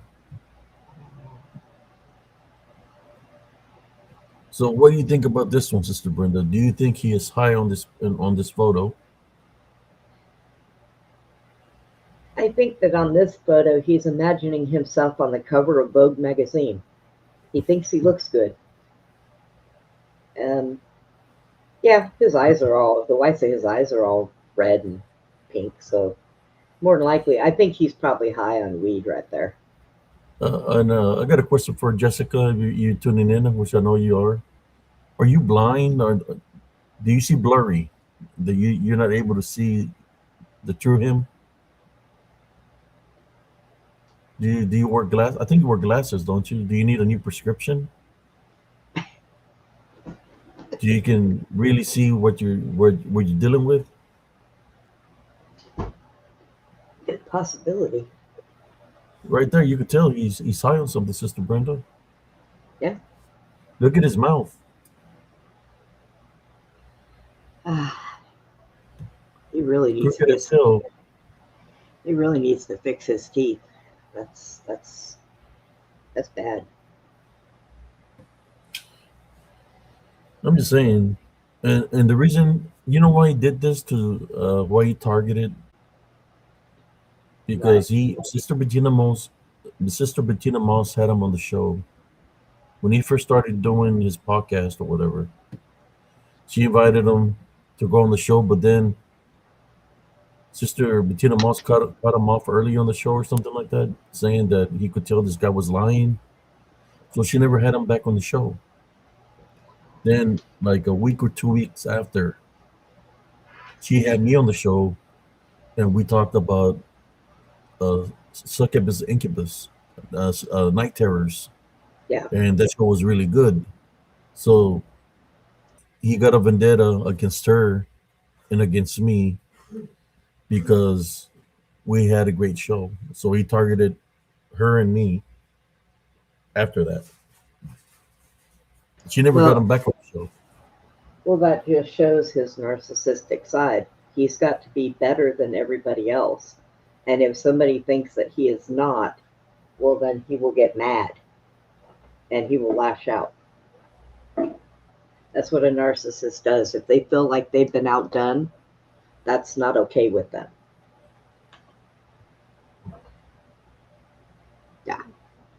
Uh, what up, sister? Uh,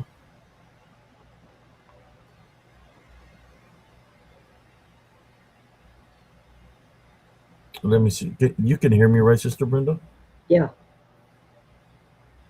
Maddie, Oh, reset the stream yeah.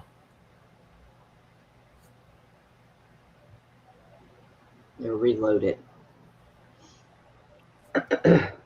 So there we go.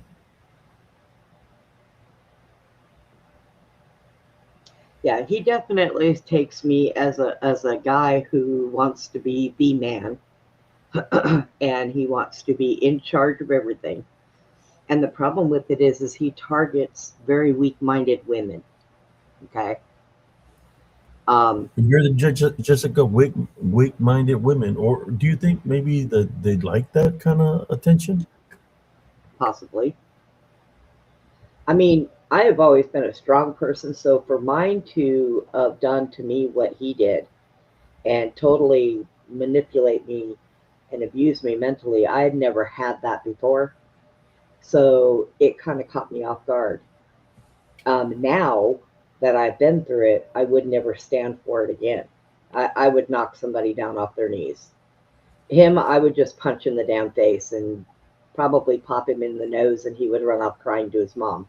But I mean, And I got to tell y'all folks something. Let me get this fool out of here. Dirty Ike. Let me get him out of here. get out of here. Just by looking at him makes me want to throw up and stuff. Sister Brenda had a reputation back in the day as a cop. You don't mess with Sister Brenda. When she was Yeah. a cop, out of all the cops, look, I used to go clubbing, and there was this guy said, out of all the cops that are here, the one I'm afraid is her. It was Sister Brenda. And I was a soldier, and they're like, watch out for her. She don't play. Yeah, I had to Out of all the learn. cops that are here, that's the one you got to watch out for. I've seen You, her in action a you'd couple of be times. you'd be surprised what a little self defense courses can do for you. They're Especially like, watch out for her. because I was so little, and it would really surprise a guy if I would run up behind him. My foot would automatically go in their back pocket, and I would wrap my arm around their neck and throw them on the ground, and they would be like, "The hell was that?" So yeah, my Hey, big how many, partner. how many years were your cups, Sister Brenda? We're talking about a real police officer here, not a fake one like Dirty Ike. My cuffs, you said? I had two pairs. I had No, no. a How long were you oh, you're a police officer, right? two, yeah,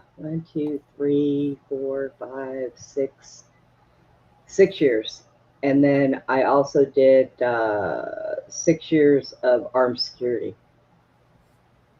Yeah, and I used to do that on the weekend for fun. Well, that was fun, but yeah, it my I had a big old partner, and he hardly ever had to do anything. People would back up when they seen him, and he would tell them, "Oh no, I'm not the one you have to worry about. Worry about my little chihuahua here." I'd be like, "Shut up." Sometimes y'all used to be over there by Oz and City Hmm. Lights. Speaking of which, the club on the corner across from Elms Grove had a Yeah, shooting Sunday. Somebody was shot and killed Sunday at that new club they opened. The same one that they keep rebranding, that yeah, every yeah. time it opens up, somebody gets killed there. Yep. I couldn't believe it. I was like, oh, you've got to be kidding. They tried to open it again in another name, and still, it's cursed ground, people. I, I don't even Yeah, know it what to is. tell them. It is. I used to live in that area. That's where I had my encounters in Elms Grove, right by that club. Yeah. Sometimes you hear the stray bullets when they be shooting, coming and hitting the trees, Yeah. Sometimes, ricocheting. sometimes that was us fighting over there with people. They'd come down from Dallas. We'd get gang members that would come down from Dallas That's why they had to hire us out there. And they would get gang members that would come down from Dallas, and they would be heavily armed when they came. Yeah. Who else is on with us? Cheryl Dion says, "Come on, sense, jump, jump." Yeah, come on, jump on if you want to talk. If you want to talk about what I'm talking about, prove me wrong. Come and prove me wrong. There you go. Because I had people talk bad about me just because uh, they don't like the works that I do. The right show. I don't. Okay. I don't know if it's the same show. The Whisper. Is that the Whisper? I don't know. Hello. You are live. Oh. Yeah, it's me, Brenda, beyond Oh. Madeline. I That's on decided to theirs. Yeah. come in. Yeah, what I wanted to say was, for some reason, apparently it happened to me and Madeline, is that the audio for some reason just cut off. Uh-oh. I clicked off the live and like I closed the window for it, and then I come back on the audio's back to normal. That's why I said that in the chat. Apparently it happened to Madeline too. So I'm like, it's like I've had that happen a few times, but it's usually when something weird happens. Okay. So yeah. Shell said that she comes in peace.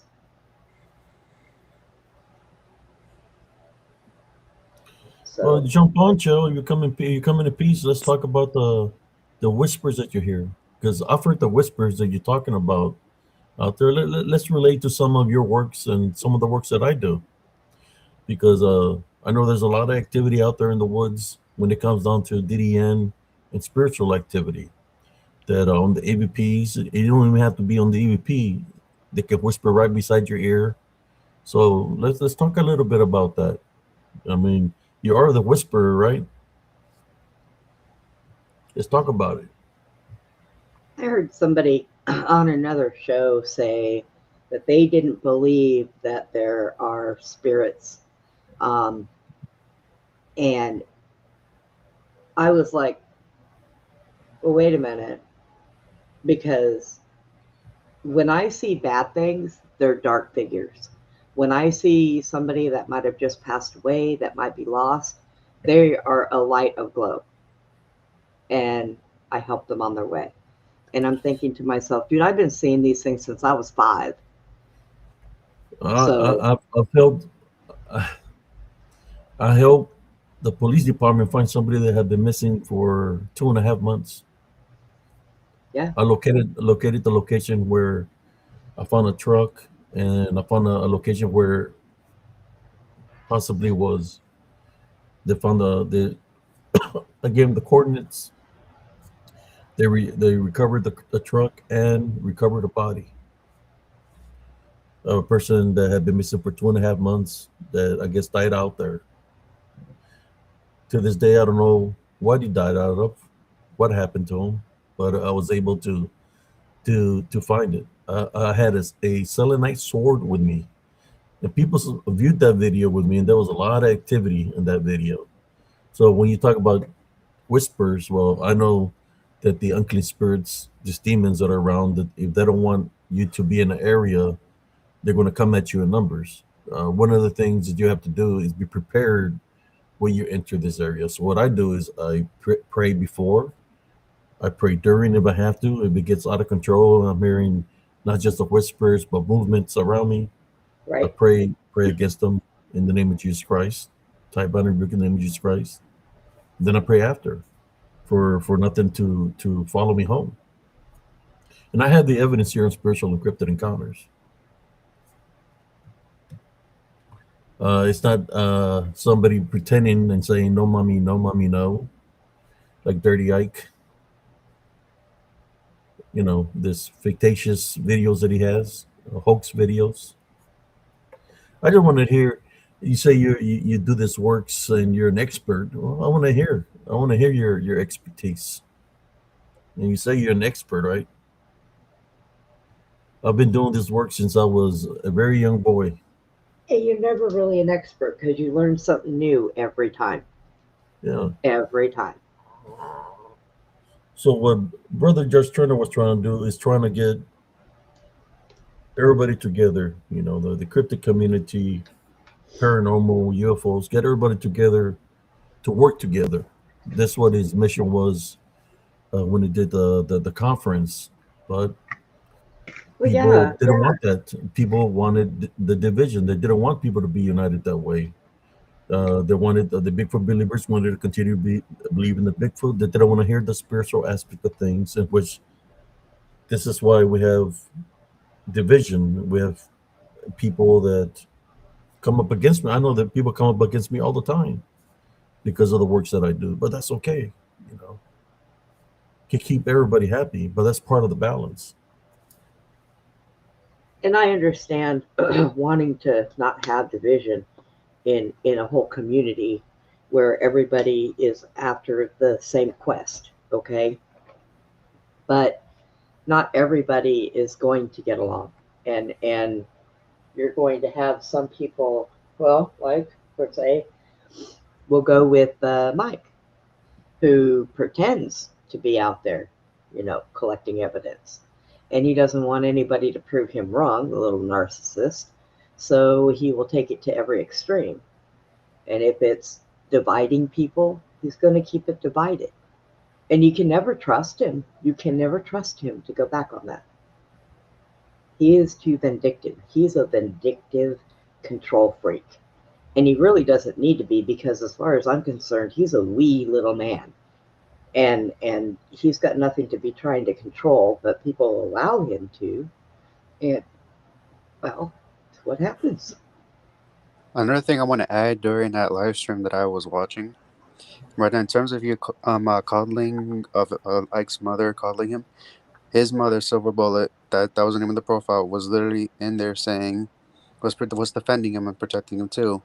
And Mm-hmm. another profile, Rwanda, is the name of it, who is Ike's sister-in-law, one of those two, I don't remember, was pretty sure it was sister because she said, "Mother, this is who he is.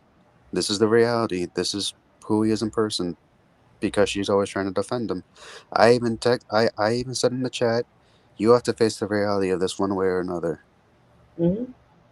I got no response, but apparently she stopped chatting after that.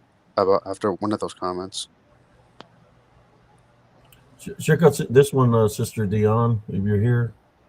I want to share something with you of a capture. Is a bruja, a witch that I captured out there in the woods at nighttime. I want to share this with you. That's why I said I understand about the whispers because I encounter them all the time. I've encountered a banshee out there that screamed at me. I seen her and everything. So when she screamed at me, the loud sound. I rebuked it in Jesus Christ's name. She disappeared. But yeah, I encounter all kinds of things when I do my investigation. This investigation was at nighttime, but that's what I want to share with you. Real evidence. You know, I know you work hard for what you do. I know I've said some bad things about you, but at the same time you said some bad things about me. But you say you come here in peace, and I'll take that. You're here in peace. Here we go. I'm going to share a video with you. Abe, hold on a sec. Your audio's kind of muffled right now, dude. I don't know I just why. want to share this video here real quick. Hey, Scorpion. This sister Brenda knows about this one. It's because he's got a video playing, Andreas. Oh, okay. That is loud with the audio playing. That is my favorite witch right there. Okay, there's the audio. The audio is off. There you go. Hagatha, show her face, Abe. Yeah. Let's show the face. Yeah, show her face. Oh shoot. Well, that wasn't her face, but okay. No, let me get to the face. Yeah. I need to find it again. And Abe did these. He recorded these. These were not taken off of the internet. They were not taken off anything. They were him. I'm more sure she's probably seen these things out there, Sister Shell, because she does do investigations in the woods and stuff like that. Let me Can find you hear her. me? Yeah. over the Yeah, fence. we can. Do you have a cat with you that's meowing or something? Yeah. Yes, I I shot him out. He's a 30-pound cat. Yeah, I kind of heard him. A big gray and white tuxedo baby. Oh, of course. It was either tuxedo or orange. No, he's a tuxedo. He's huge. He was a gift. Yeah. There we go. I There's see that there is a little bit of a problem with the internet, like a little lag, but there you go. I captured this at nighttime out there. You know, I don't know if she's a witch or a succubus or incubus, but I I get noticed that that. they have energy in their mouth, where I guess they drain energy. I've seen that too before, or caught it in videos or stills like that, where something had light emitting from its mouth and its eyes. Like the eyes would be one color and then its mouth be another color. I call it. I think she's holding. It looks more like she's got a candle, because you can see her mouth and her nose and her eye pits. Eye pits. No eyeballs. So what did you want to talk to me about, Abe? You wanted me to come on. I was in bed. I gotta get No, up early, I just but wanted to hear your insight of the, because I know you work hard for what you do, right? I just wanted to oh hear God, your don't we spiritual all? aspect of things. Nothing The dealing spiritual with people aspect of things. Well, of what your investigations. they all vary because I don't just stick in one area, one state. I go all over the place.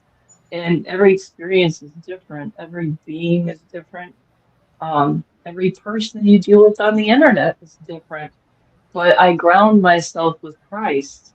Before I go out, I pray like you do. I cleanse myself when I leave an area to make sure nothing's attached to me. And sometimes I'm praying when I'm out there, just like you. You know, um, to deal with any of the spiritual stuff, you've got to do that. You've got to ground yourself. You have to protect yourself. And just to clear things up, once again, the name Whisper Walkers isn't because I hear whispers. I don't hear whispers. Whisper Walkers is referring to the cryptids and how they can walk right next to you and be so quiet you can't hear them. Yeah. So I call them Whisper Walkers because they can be so big but be so quiet. Well, to me, I call them DDN, disembodied demonic Nephilim, because they move very rapidly, very fast, and they're not moving like they're in the flesh. They're moving more like they're in the spirit. Well, That's why yeah, I there. wanted to talk to you about it. See, If and you ever went, that's where like my experience. Um, so your experience leads you to believe that that's what they are, but my experience, and I've been experiencing them since I was a 4-year-old. I'm now 56. Um, my experience early on, I didn't, at first I thought they were animals. I didn't know. Then I thought they were demonic, didn't know. And then I started seeing the dimensional stuff and how they move in and out of it and experiencing that side of it. And I'm just coming to understand that all these beings are like moving in and out of the veils, in and out of the edge of our existence and their existence. It's just that the frequency and the energy is different for them and how they can manipulate it than what we know as humans and how we can manipulate our own energy.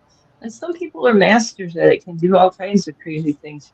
But the general public, we don't see these things to the naked eye most of the time. Usually, you just get it through the camera, especially at night, I've noticed. Um, Unless of course I'm videoing some eye glow or a UFO, for instance, something that's so blatantly obvious, something that's just right there jumping out at you.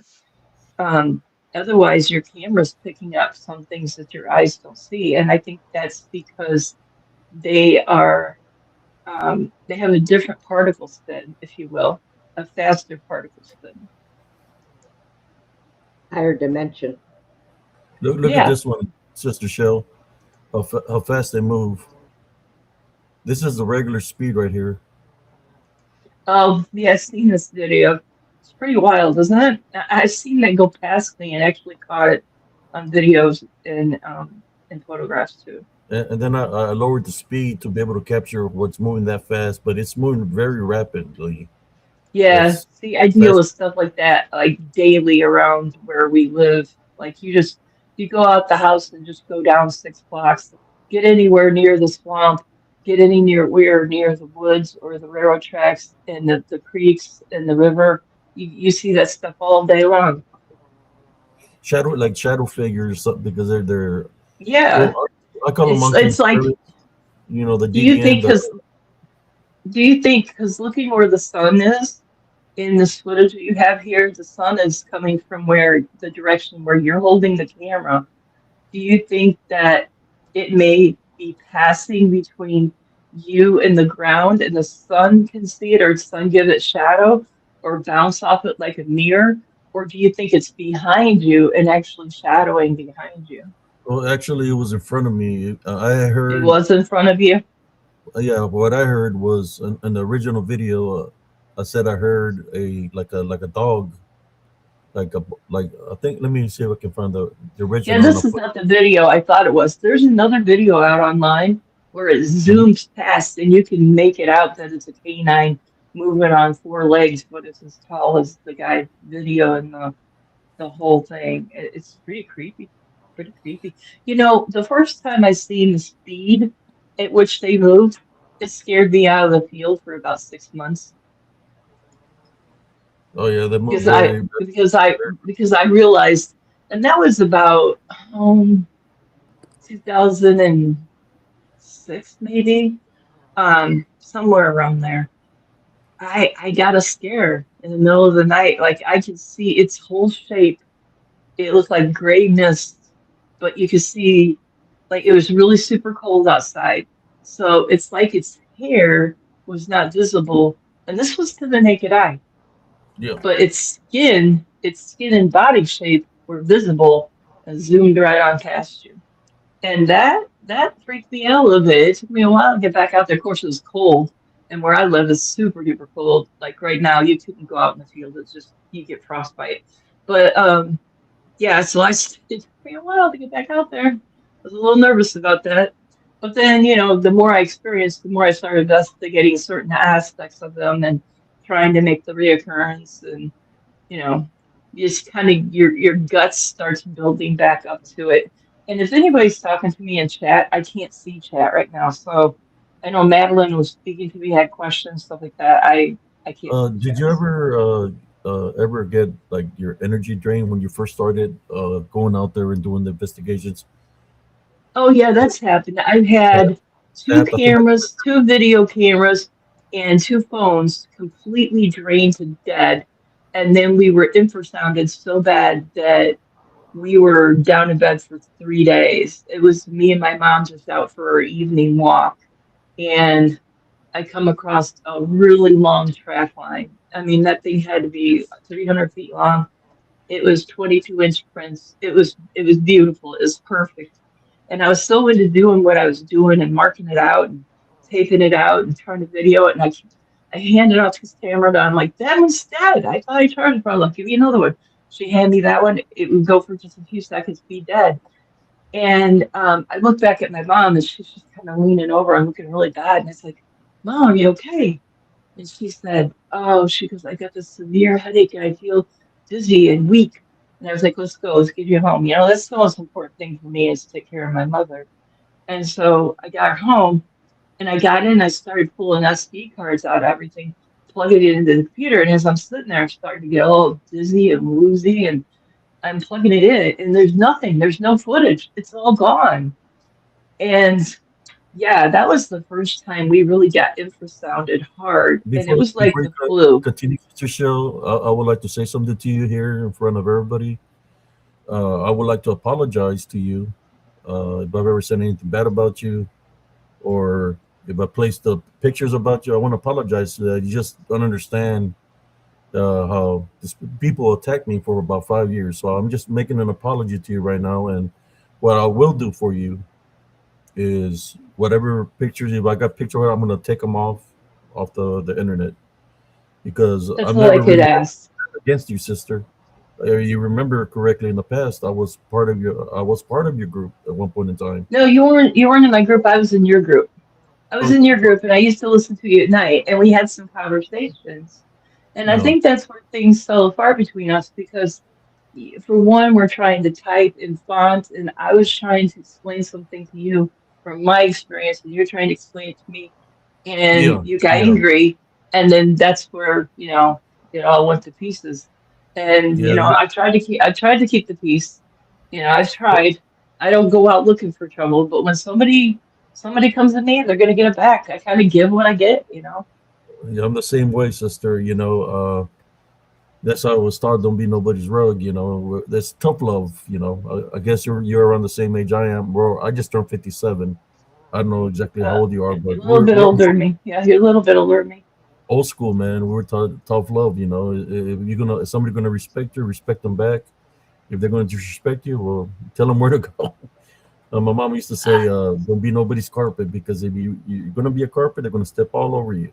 You know. I blame it on my heritage and being raised by a sergeant. My dad was a drill sergeant in the army, and all my uncles, they were all military. My grandfathers, my father-in-law, my son, he ultimately gave his life for this country. Um, so yeah, it's kind of in me that you just don't tread on me. I don't care that I am female or not, and I don't care if somebody's male. If they got something to say to me, well, I'm gonna give it right back. Just like this Yeah. Mike character, when I found out what he was doing and how he was using me, and the truth come out of what he's been doing and saying behind my back, but using me to go on his shows to get followers. Oh yeah, that fired me up. I was really mad, and I still Yeah. am. He needs to Yeah, stay you clear of you was me. using your sister. It's like I wish I could have talked to you because normally when somebody comes at me in a negative way, I just block them on Facebook so I don't have no more communication with them. You Well, that's what I do know, too. Yeah. like Sister Dana, or I used to call her Sister Dana because she used to be a paratrooper, and she would always tell me she was devoted to a paratrooper for life and all this stuff. But what she was doing I was think I infiltrating. think okay, and I hope Madeline's still listening because I'm going to cover Dana right here, and then I'm not going to come back to the topic of Dana Okay. because I'm going to ask you and everybody listening that they respect that Dana and I are thick as thieves. She's one of my best friends in the world. But I will say this about Dana: when you threaten her life or you say things like that lead her to believe her life is in danger, she ain't never going to back down. She is somebody that is tough as nails. That woman, she will either pray you to hell or pray you to heaven, but she is connected spiritually. And I've seen her pray and pull off some things I that never were threatened her. I miraculous never miracles, never miraculous threatened her for miracles. her life, sister. Never. If something, uh, she made fun of my deceased mother. She made fun of me. She goes for the juggler. That's one thing I about her, think, right? I think that, I think that, I She think targeted my this, I mother, my think deceased mother. Right? I think a lot of things have been said about a lot of people back and forth. I don't think either side's less guilty than the other one. And that's not my battle. You wanted to come on here to talk to me. I'm here to Yeah. talk to you. But I'm not going to defend Dana here. I'm not going to sit here and do this. I don't need Yeah. I to. mean, I'll give an example. On the She day can of my come on birthday, here. She yesterday could was come my on here and birthday, right? speak for herself. Huh? Yesterday was my birthday, and she took a sheep shot on me. Yesterday on my birthday, I don't What'd know she what she do? I don't thinks. know. I don't know. I don't know. I didn't see anything. What'd she do? She said something about me on the live that Jessica had done. This was the I day, didn't see and it. I was I like, don't. why is she saying something about me when that life had really nothing to do with me? Or they even brought up my name because there was something supposedly between Jessica and Ike or Michael, right? It's like, why are they taking cheap shots at me when it has nothing to do with me? So it's No, it like, was kind of what you were typing because I was the moderator, and I was seeing what you were typing. I was not deleting your comments. I wasn't quieting you. I was giving you your fair shake, just like everybody else, to say their yeah, I just words. asked a And question. Yeah, I just asked a question. I asked a question of the Damon Peterson account because that's yeah, what he attacked me with. I don't know Michael anything attacked of me. that. I was not involved around any of that stuff That's like back five in years those ago, days. sister. five Yeah, years I ago. was not. Yeah, I was not involved with any of the people involved in any of that. I was not involved with Mike or following his show or Wolf in his show. I was not involved in any of that stuff. Just simply, 5 years ago, I was trying to save my mom from stage 4 cancer, and I took a hiatus for 2 years. So I was completely out of the loop. So there's no way I can even comment on these names that you're throwing at me because I don't know who they are. Yeah, she was my friend. Dana was my friend. We would always talk through Messenger. She was always sending me scriptures. As a matter of fact, when I attacked me with the Damien Pearson account, she would vouch for him, trying to say he's going through a lot of things. It's just the way he is. You gotta understand him. That's when you Look, that she, I can say this about you. Dana. She could be your best friend or she could be your worst enemy. She's no different than I am. We really are a lot alike. Yeah. Well, she said a lot of bad things. That's why I had to unfriend her. And for some reason, she still targeted me. She was talking about that something about a blonde that I cheated on with a blonde or some crap. I don't know. I was That's moderating. I was trying to keep track of it all and talk to. Let me address Madeline here. Yeah, I was dragged in much later, Madeline, and I just want to say something on that, on um, how I got dragged into it and all. If you want to go back to the very first part where me and Josh got off on the wrong foot, you know whose fault it was? It was that Mike, because I remember when he come to me and he thought that I was Josh come to me, thought I was saying stuff in his chat, and I'm like, man, I don't even go on YouTube. I don't even type. I didn't have time in my day. I was trying to save my mom. I wasn't even living at my house. I left my house, go and went and took care of my mom. So I was like, I don't even go on YouTube and talk. What do you? I said, what, let me just clear this up. I'll take a screenshot of all my Gmail accounts here, and you tell me which one it was bugging you. And then he looked at it, and he's like, oh, well, your name is not like that. He goes, you know what? It's probably that Mike guy giving me a hard time. I didn't know who the Mike guy was and what Mike guy's giving him a hard time. And then it was just like a month later, Mike comes to my family account, because basically that's the only account I was really Oh, okay. Let me add her back. I speaking. think there she is. Okay. All right, I'm here. So this Mike guy come to my DM on my family account, and he goes, "Do you know who I am?" And I said, "Just a minute." I clicked on the profile. I looked. I went, "Yeah, I know who you are." And the next thing, he went right into derogatory, flirty words, which I can't verbatim say now because I have no memory of it. It was so long ago. But they were dirty. They were nasty. And I said, I didn't say nice things back. It was kind of along the line of F you, and blocked him, right? Off both accounts. And it wasn't until I had spoke with other friends, and they were like, "Oh, he's all right." A lot of people were faking him too. It may have been somebody faked his account or hacked his account, and I'm like, "All right, I'll give the benefit of the doubt." But you know what? Once my trust is gone, I don't give it 100%. So I was always looking at this guy with one eye open. I didn't trust, and I helped him out, but I kept watching him, and I was watching his lives. And I'm thinking, you know what? All these years I've been going out. I don't do what he does. I don't like his methods. Number two, I was seeing things that just didn't add up for me. 2 plus 2 was not coming out to 4, and definitely 1 plus 1 wasn't coming to 2.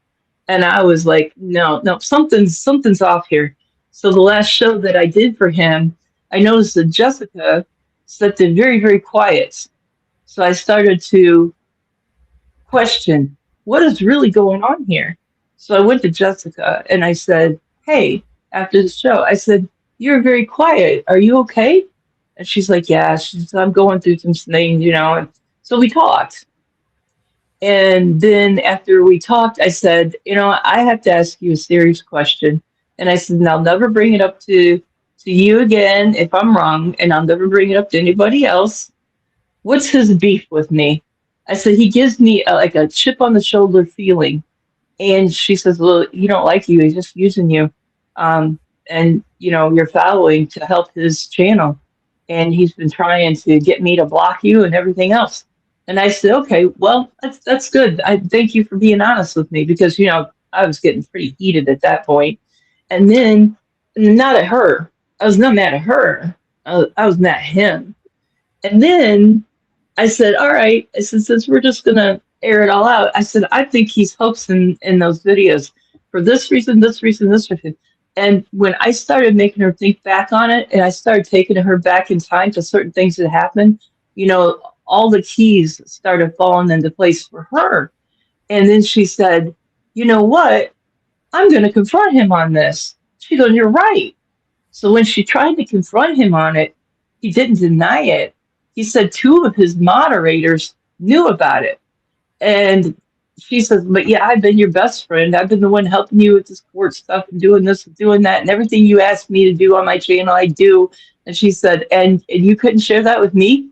You couldn't tell me the truth? She got just as heated about it as I did, but she has a lot more dirt on him than I could ever sit here and tell you. But yeah, that's what fired me up. That's what made me say, I'm done. I'm not going to help this SOB. He's a POS in my opinion. And I think his entire family, I think, yeah, exactly. He's a male chauvinist pig, like too many other men in this community. And I think also that his whole family got problems. I don't think it's just him, but I've been sitting back, and I watch. And I watch interactions with his mom and other people, interactions with him and his family. And, it's just my opinion.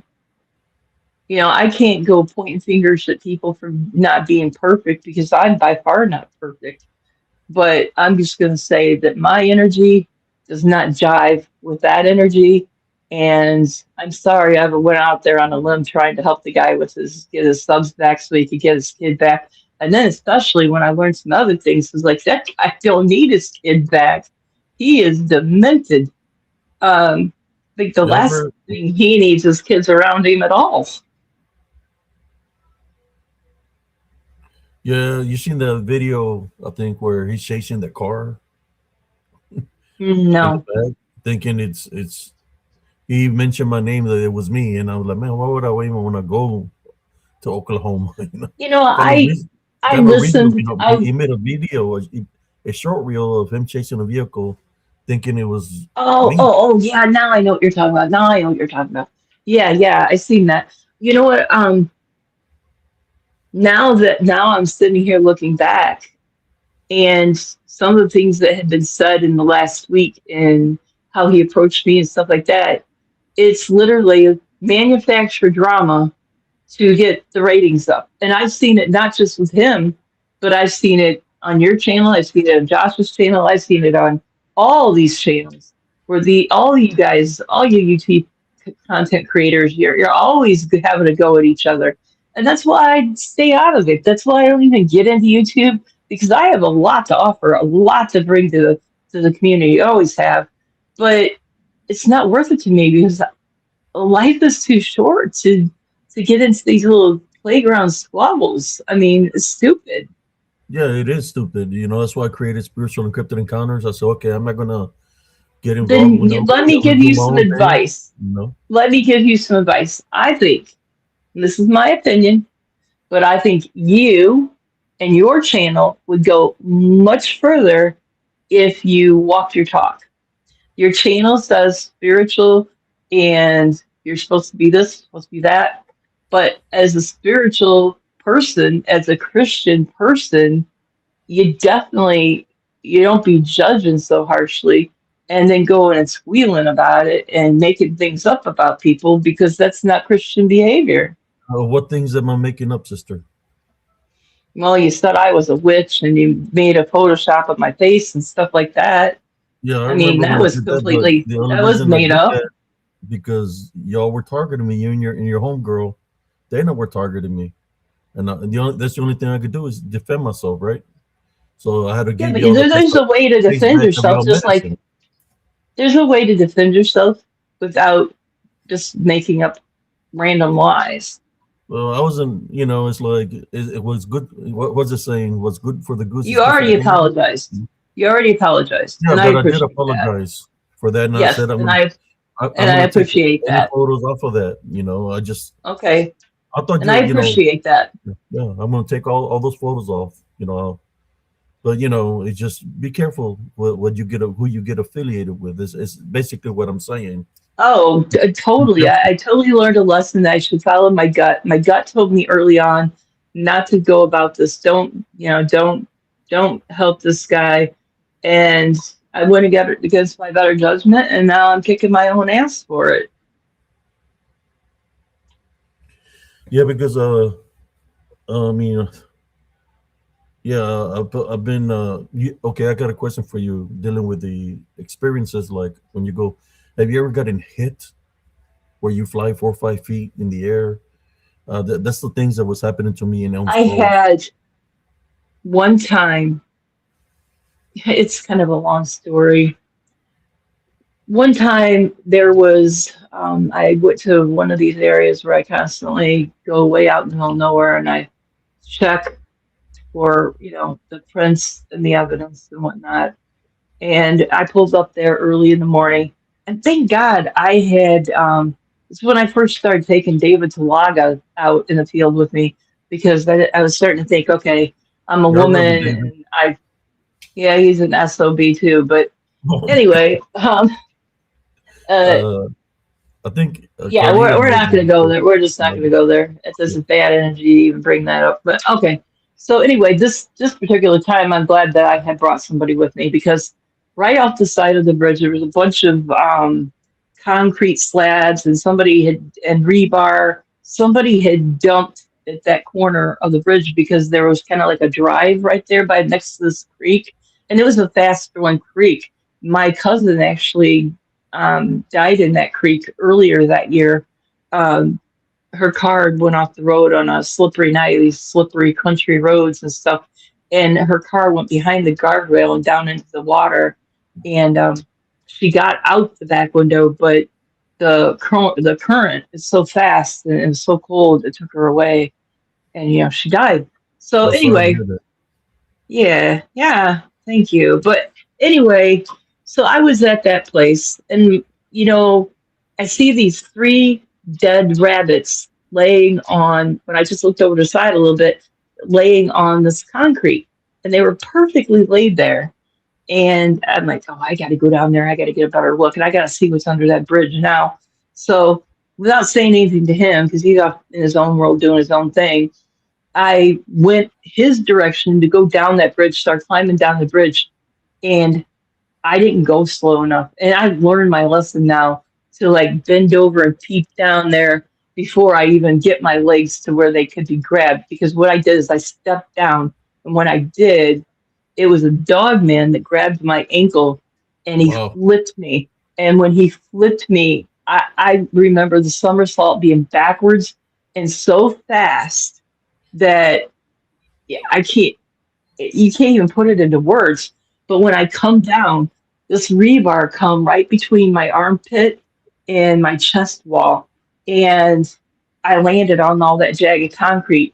And the next thing I know, somebody's big hand grabbed a hold of the back of my hood, and I was sliding towards that ice cold water. And this was in early March. There was still ice floating in that water. I could say some bad things about David, but he did save my life that day. Wow. And the Yeah. dog man escaped off the other side of the bridge. His prints and they went. He took 5 Did steps, you and got any then footprints? Like take any pictures of the prints? oh yeah, I have tons of stuff. I have a casting of a dog man print that is 12 inches by 11 and a half, and I have a picture of the being itself. While we were casting his prints, he was there hiding in the grass, and he'd stand up and look, and I got pictures of him. So I got pictures of him right after he made that print. We come up on the scene, and he was there. So Yeah, it they're was never very alone. There are always others around. They're yeah, always yeah, there's they have another one. and not always. It's not always just another dog man. It can Yeah. be other beings. It could be in this situation. there was a gray alien and his prints there I casted, and they had what looked like, but I was not sure, a little squatch, like a little like 2-year-old that they were hiding down in the grass. And I could be wrong, but the prints that I casted were definitely like the size. They were like 4.5 inches long, and it definitely looked like a squatch print. So it's like they had stole a baby or something. And the squatch would stay out of that area. When the dogmen come in, the squatch would go the other way. But you have Is wolf there creatures. was it a lot of limestone in that area? Oh, definitely. I live 6 miles from the second largest limestone quarry in the United States. Yeah, because the limestone, it absorbs a lot of energy. So when there's Hmm. limestone, there's like And it's, Central Texas, there's limestone everywhere. The ground is limestone itself. The creeks have right. limestone, so Yeah, it some stores energy. places like you can, like I run into this, like we had a house and we had an in-ground pool, right? And then we had one of these earthquakes that come through Illinois, and it made a crack. I mean, in the foundation of the house, and it got the pool, and it had to have the liner pulled out, everything repaired. And then I moved from that place that was just a couple miles away, closer to the river, where I had actually more activity.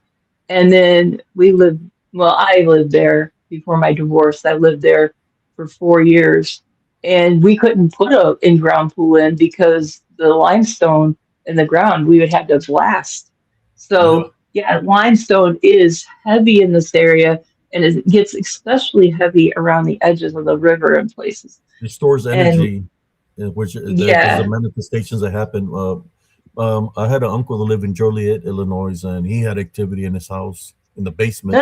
that's where David was from, was Joliet, Illinois, Yeah, which my that's cousin like Jesse, roughly in something happened to him in the 50. basement where he was a kid, and you see his brother calling him to go into the basement, and as he was going down into the basement, he just felt weird, and he came back up. He didn't follow all the way through, and he back came back up. His brother was asleep, but if something manifested to look like his brother calling him to go into the basement. So yeah, Mhm, I've heard of a lot of shapeshifter. activity over there in Joliet and Illinois Well, it's itself. all over this area. There's actually a ley line that goes through here, right through here. And you also, Joliet is just on the other side of the river that runs east and west from here. But where I live, it's like a complete bullseye of the rivers go completely around me and then into the Illinois River that travels southwest right into the Mississippi. So I'm ground zero. I have all this activity in Yeah, UFOs up the yin yang. because I remember my little cousin will get attacked by something because he'll be normal. Next thing you know, he'll be in a rage. His eyes will be roll back wide. Foam be coming out of his mouth, and he wasn't epileptic. He would just be in a full rage, like something took over him. You know, he'd You be know, trying to I throw seen punches, that hit with you with I've a seen stripping of that a with knife. people. I've seen that with people, and man, I don't want to accuse, and I want to be careful what I'm saying here, Yeah, but I have to wonder about this Mike and what kind of attachment may have gotten into him at some point with and throughout these years, because he had bad energy with his family and a bad history and stuff. And it just makes me wonder, is he possessed in some way? I believe so. I remember I watched the video when I make fun of the guy because was always trolling me. But I seen a video where I did see something, where everybody says, "Oh, is you don't got no evidence, nothing is hoaxing." Yeah, I've seen the hoaxing, but there was one. Oh, that's what I was going to say. When you were talking about when they said that you were out there and you put those little tabs on the trees and stuff, now that I know what I know, I think he did it. Yeah, to get the reflection, like if his eyes looking at him. And I'm sorry I keep muting. I But actually have a there pool was one coming video on. that he didn't cash. When he was doing all that, that there was something that did appear in front of him. It was there for a good Well, I've seen a lot of things in his lives. milliseconds that I appear right got in front of him. stills. Yeah, there's some stills, and then there's the thing that there's things that would happen that there is. I've been around these things my whole life. I know what they'll do and what they won't do. And that light that he'd keep on his truck, you know how it ended up out there in the woods? Did you ever see that episode where Oh all of a no, sudden no. so there's some kind of flashing light, I guess, that he would put on his truck so he could find his way back if he got lost in the woods and or turned around in the dark or needed to be in a hurry. And all of a sudden so supposedly you don't know which way direction he's ever really heading because he's moving and turning and everything so much. But all of a sudden that light, that flashing light that would be on his truck, is now over on the ground and into the woods, approximately like maybe 100, 150 yards. It's kind of hard to tell on it. You're watching live, you're not in the moment, so it's hard to guess that. But it was Mhm. out there a ways, but you can see what it was. And they wanted to insinuate that Sasquatch did it. The chat did, he did, or aliens. And one, the aliens are not gonna they're not gonna mess with you like that. If they want you, you're just gone. Oh, if it's a light Secondly, or anything that has a source energy, it's going to drain the energy. exactly. And then the second thing, the Squatch they don't like light. They actually fear it, and they're not going to go up and grab that and move it. They wouldn't touch it. That's just it's unheard of. Yeah, I mean, it's just not going to happen. And neither would the dogman. The dogman wouldn't even mess with that. They would be like, you got wolf creatures that are pretty decent that hang out with the Sasquatch. They're always black. They got full hair on their face. I never have a problem with them. Never have. They've never gotten aggressive towards me. I see them get aggressive at each other, showing their teeth and making noises yeah. and stuff. But the dogman, on the other hand, that's a nasty critter. I've been infrasounded by them. I've been chased around by them. I've been threatened, to get out of a place, run off and stuff. They're more of a Have they nasty ever critter, a followed you to your nasty being. house and like urinate on the doors on your vehicle Oh with the God, carpet? yeah. Oh, we've had so much. It's insane. He I used am to jump looking on our forward to roof moving. at I am nighttime. looking forward to moving. My house is going to be going up for sale because I've been living down close to my mom now for a long time because I want to take care of her.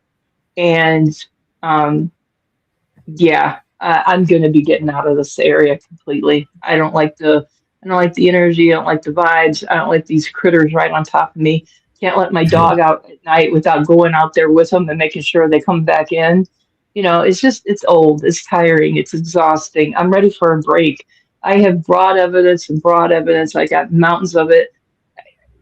What more could I bring? I mean, I think I photographed everything out there. yeah. Um, but I just want a break. I just want peace. I want peace in my life.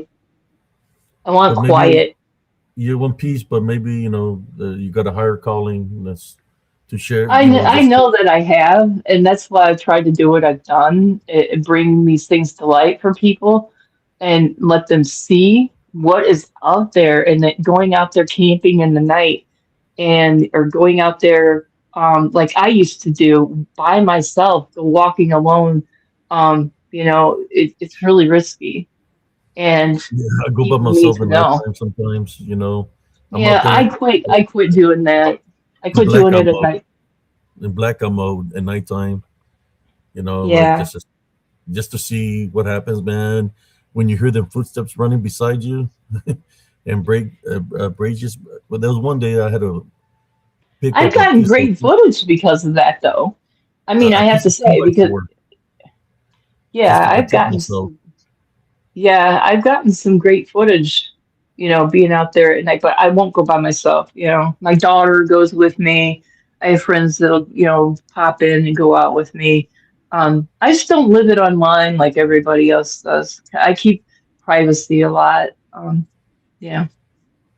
I got this one here that I wanted to share with your sister show. This is I don't know, man. This is I was out there. It was my brother went with there with me because he didn't want me to go by myself because we've been capturing all kinds of activity. and he shared. I'm going to share this with you, and tell me what you think. I mean, you've been out in the field a lot, so you will. I mean, I don't know, but I'm going to show you this right here. Something that we captured out there while I was doing the investigation.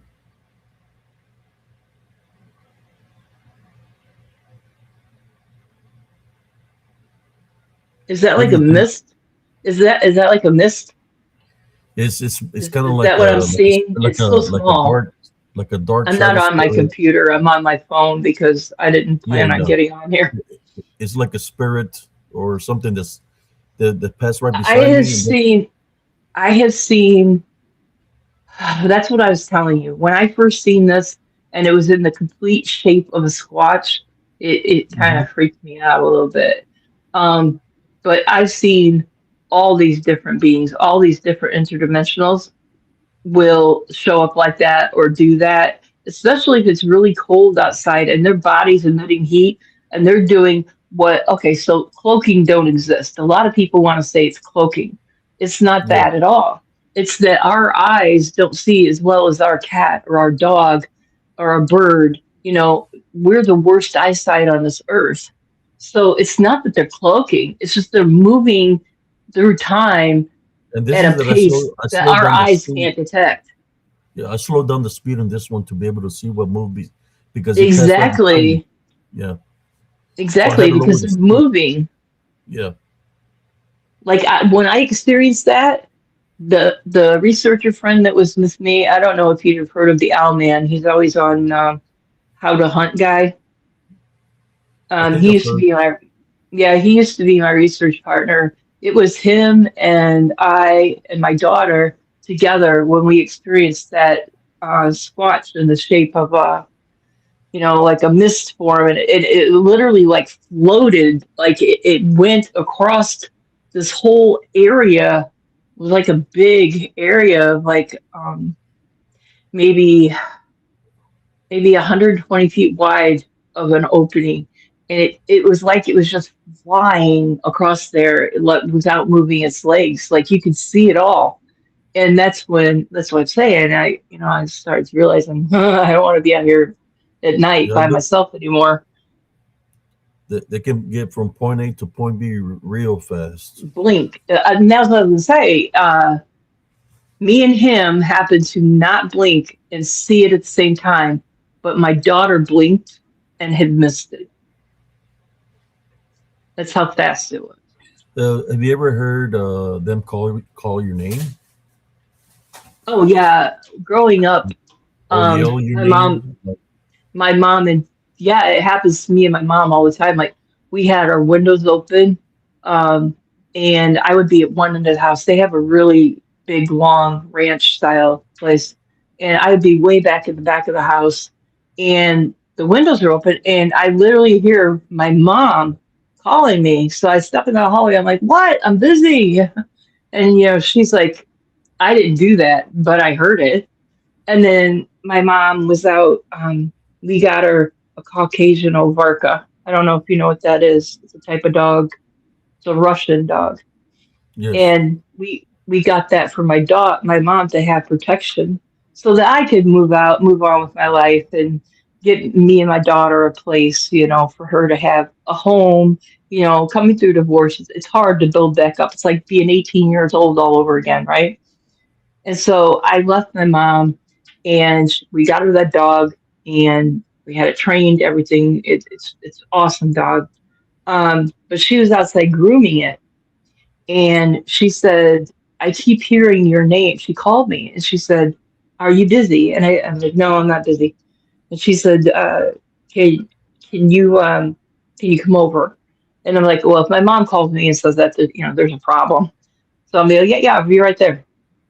And she had taken two pictures of them, and there was just a whole squadron of these Sasquatch moving, and out in the like on the other side of the creek behind my mom's house is a field, and then there's some woods there, and they were all in this tall grass on the outside of that woods. And she said that they were calling her mom. It sounded like me, and she looked up, she thought she seen something, so she scrolled in with her phone and she took a picture, and it's pretty incredible. So yeah, Yeah, they do mimic our voices. They do, they like mimic. they'll call out to you and they will sound like your family member or something like that, so that You can't they leave get out your attention. the shapeshifter skinwalkers. They do the same thing. Shapeshifter Yeah, skinwalker. Here, there's a lot of them yeah. here in Central Texas.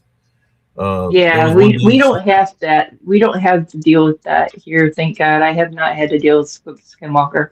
But what really annoys me is all these people want to call everything's a Skinwalker out there.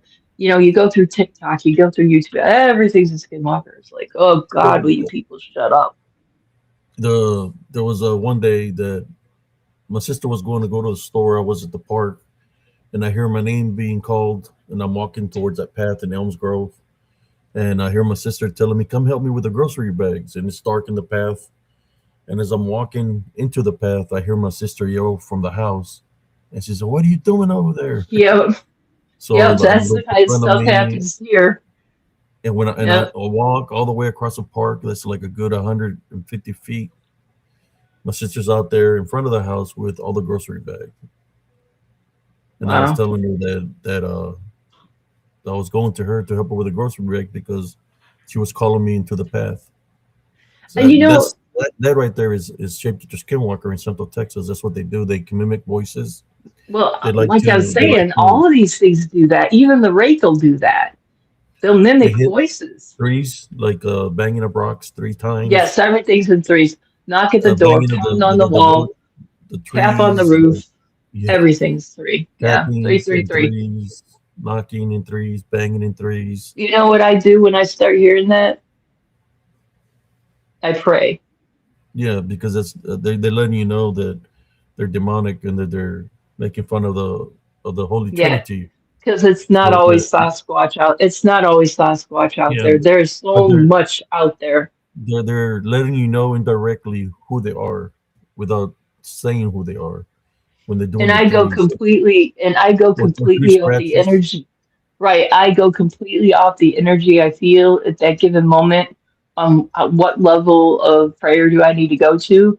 And one thing that I do, a lot of people say, you know, Shell, how do you keep them out of your house, stuff like that. Well, there's been times I haven't been able to keep them out. But what I did learn, I use some like 8 hour prayer stuff I'll put on YouTube. I'll put it on the TV and just let it roll all night when I'm sleeping. Or Spotify, I'll play Christian music all night long while I'm sleeping, and that helps. You know, that helps keep things, the noises down, keeps things at bay, keeps it feeling safe. But I want to ask The, you, I want to go ask you ahead. a question. So you and I sitting here communicating like this, what did we learn? Uh, that we're really not enemies. We really don't have nothing against each other. You know, it's just Well, it somebody goes a playing little games, deeper. It goes a little deeper for me for and we that. have a lot I of in common. A lot in That's common. what I was going to say. This is what research needs to be. It needs to be people communicating and talking, and you'd find out how much in common that we've experienced, and so much could be learned and gained. But if people are going to sit I've around and been they're going wanting to to be play able to tit come for on and tat and speak. You fight, know, for a long time, it just everything that was happening, people trying to stop that. You know, I wanted to communicate with people. I knew that I would have something in common with you because you investigate, I investigate, that we could, you know, see, compare notes, yeah, compare notes, and that's what everybody should be doing. Do you think that you have it in you to call a truce on everything that's happened up to this point and push it in your past and just move forward the way I'm trying to present myself? yes, sister. I've been trying to do that. I've moved them forward since last year. You know, I said my New Year's resolution is forget about the past and just move on forward. But I had to apologize to you. That's why I apologize to And I appreciate that, you. and And I I'm thank gonna you. go to that thing that I created. I'm gonna delete it, and wherever I placed, I'm gonna I, delete it. You know, I would appreciate that. It's not so that's much the picture. I actually thought that was kind of funny, but it was the things that were said were so like disinformative and so opposite of who I am and what I am. Is Uh, it if there is if there's anybody spiritual in this world, or close to God, you're gonna find it's me.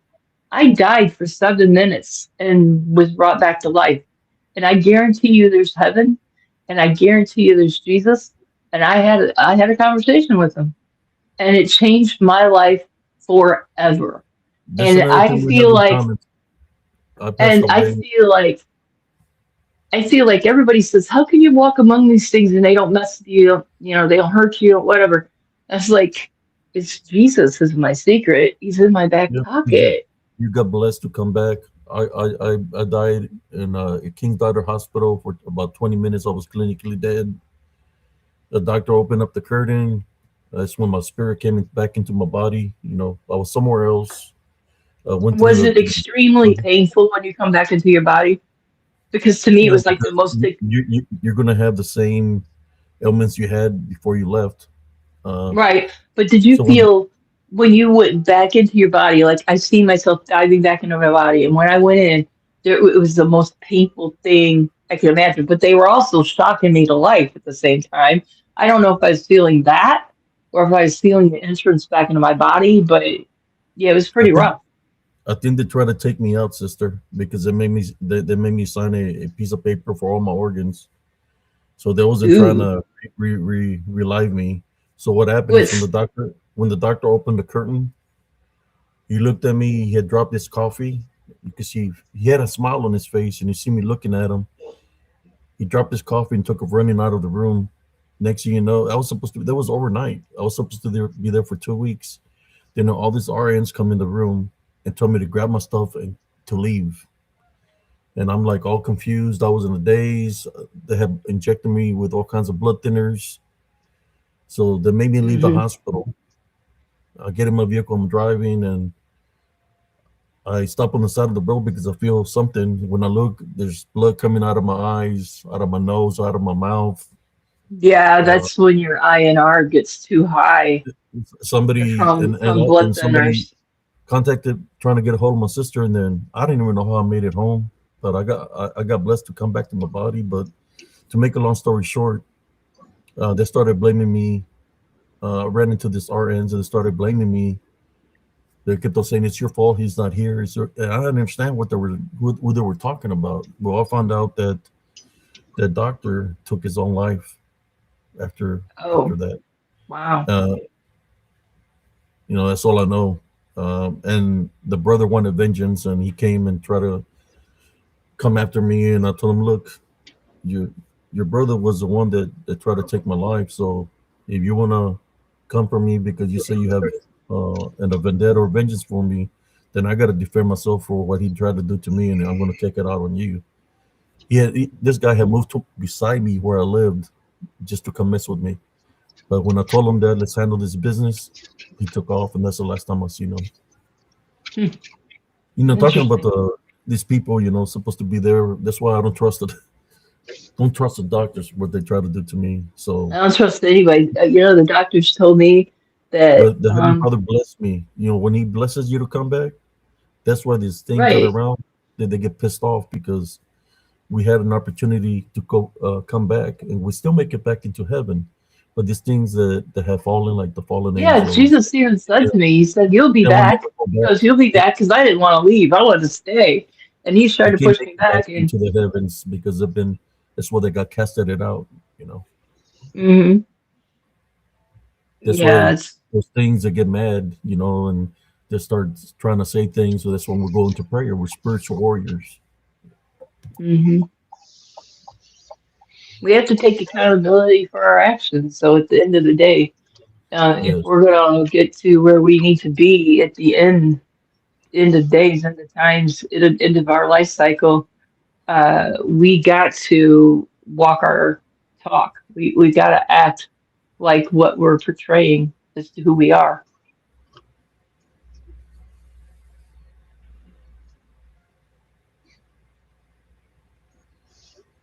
Yeah, that's why I always tell everybody, always maintain your love. And it's hard because, when you're getting targeted, it's like, man, you got to defend yourself. But then at the same time, we know that Yeah, that the worst pendulum's of, been because swinging. of the work the That worst. pendulum's been swinging way too long, and it's time to just stop it.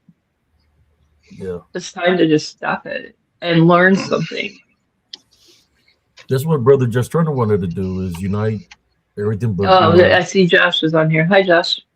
how you doing, Hey, Brother Josh? Brother Wolf? how's it going? It's having a So, conversation. I got a question, and it's something that's been bothering me, and I just I know that you and I aren't like we weren't the best of friends recently, but I don't really know how I became your.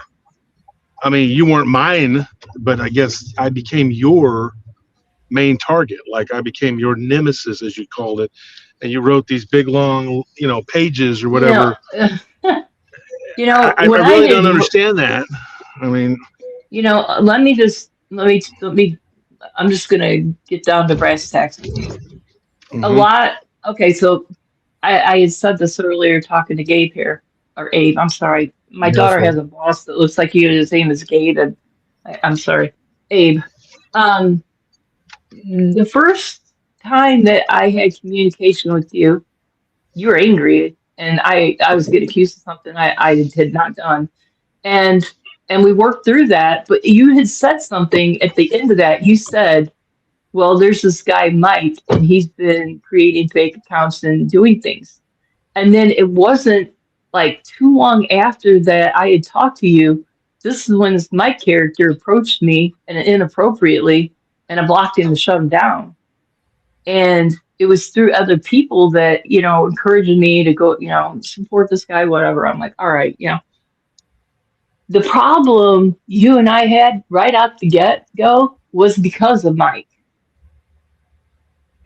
And then during that time, this last fall, when I was spewing anger in every direction, what I didn't tell anybody is that my son was murdered.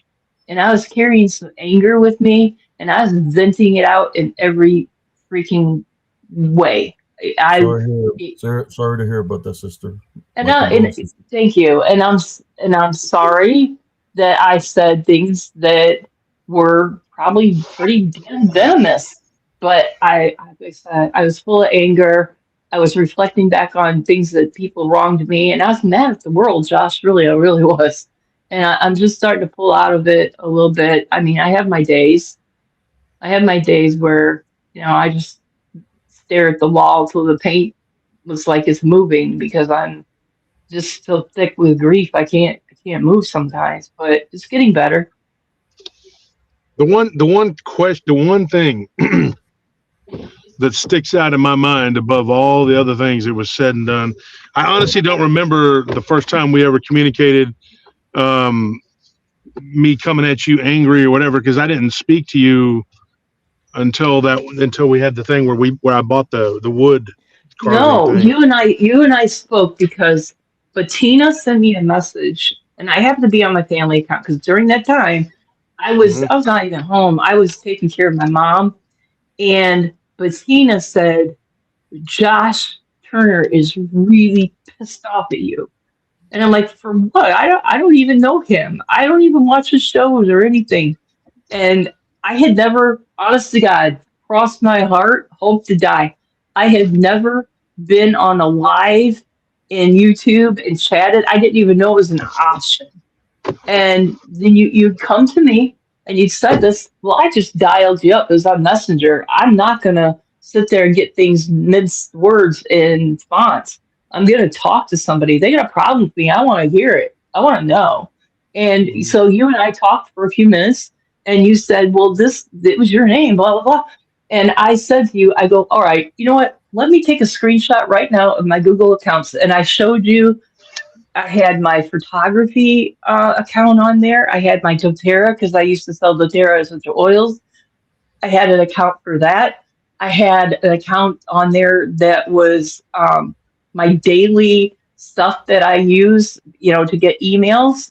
And I had my Whisper Walkers, Miss Shell Dion. And you said, "Is that how your name comes up, Miss Shell Dion?" And I said, "Yeah." You go, "Okay, it wasn't you then." And then you said, "I've got a problem with this guy named Mike." And I was like, oh, okay, well, I don't know anything about it, but I guarantee you I haven't been messing around with you and your show.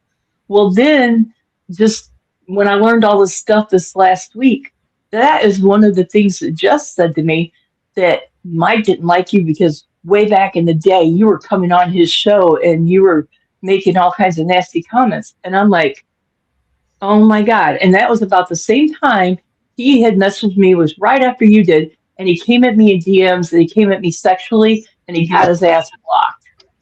And I never spoke to the man.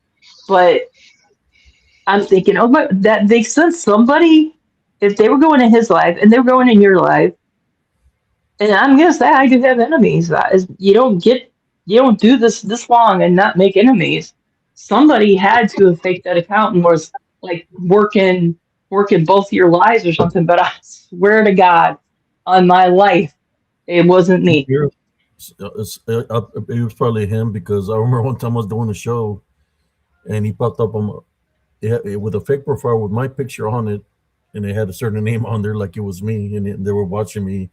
With a fake That's profile. just weird.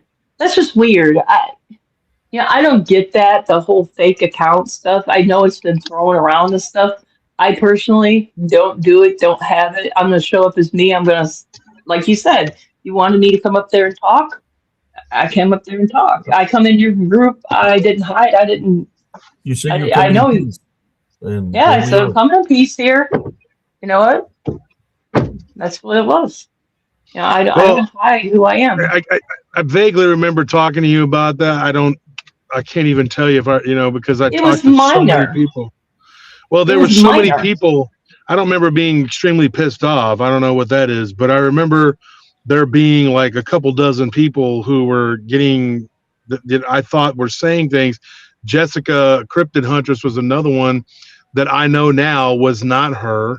I know that was Mike. I know it was, and I know that he was using that because he was even they were trying to post things in our group with her name. And I was like, that set me and her up to fight.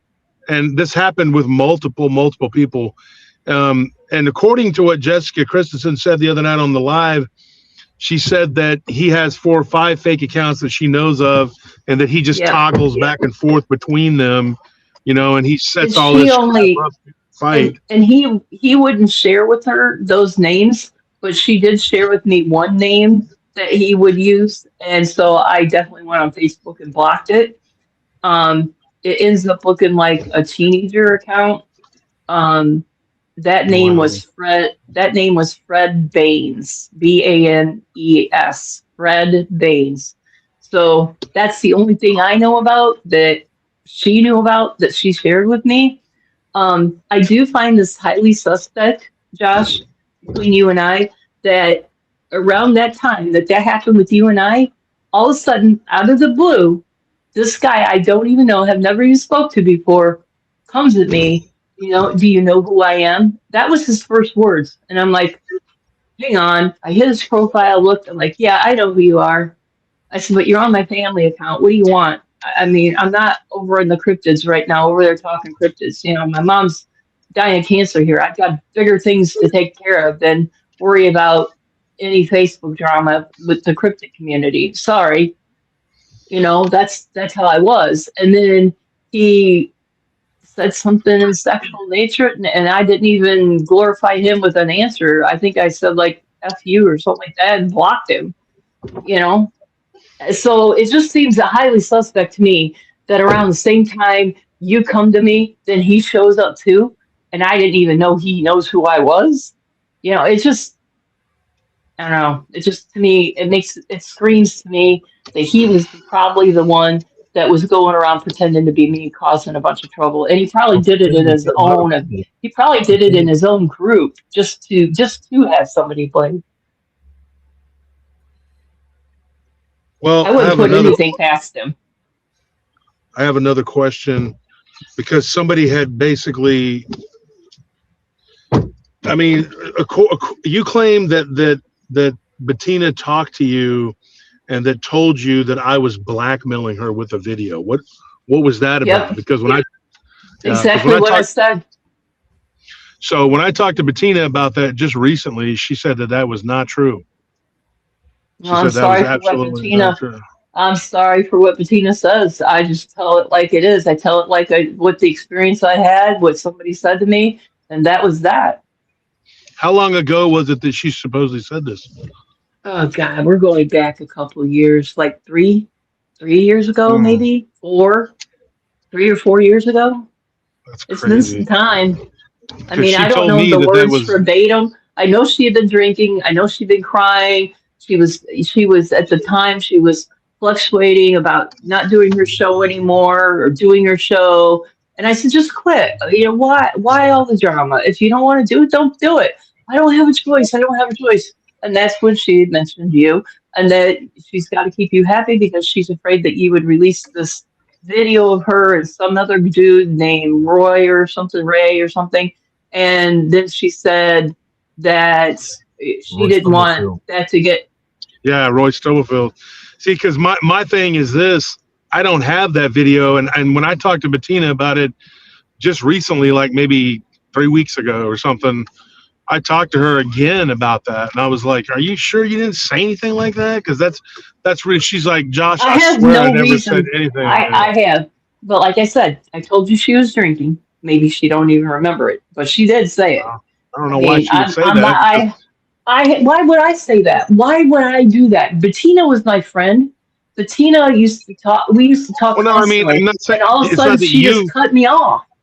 well, the thing is, it's not like you did it. She's saying, you're saying that she told you this. Now let me speak for a minute. I gotta say this.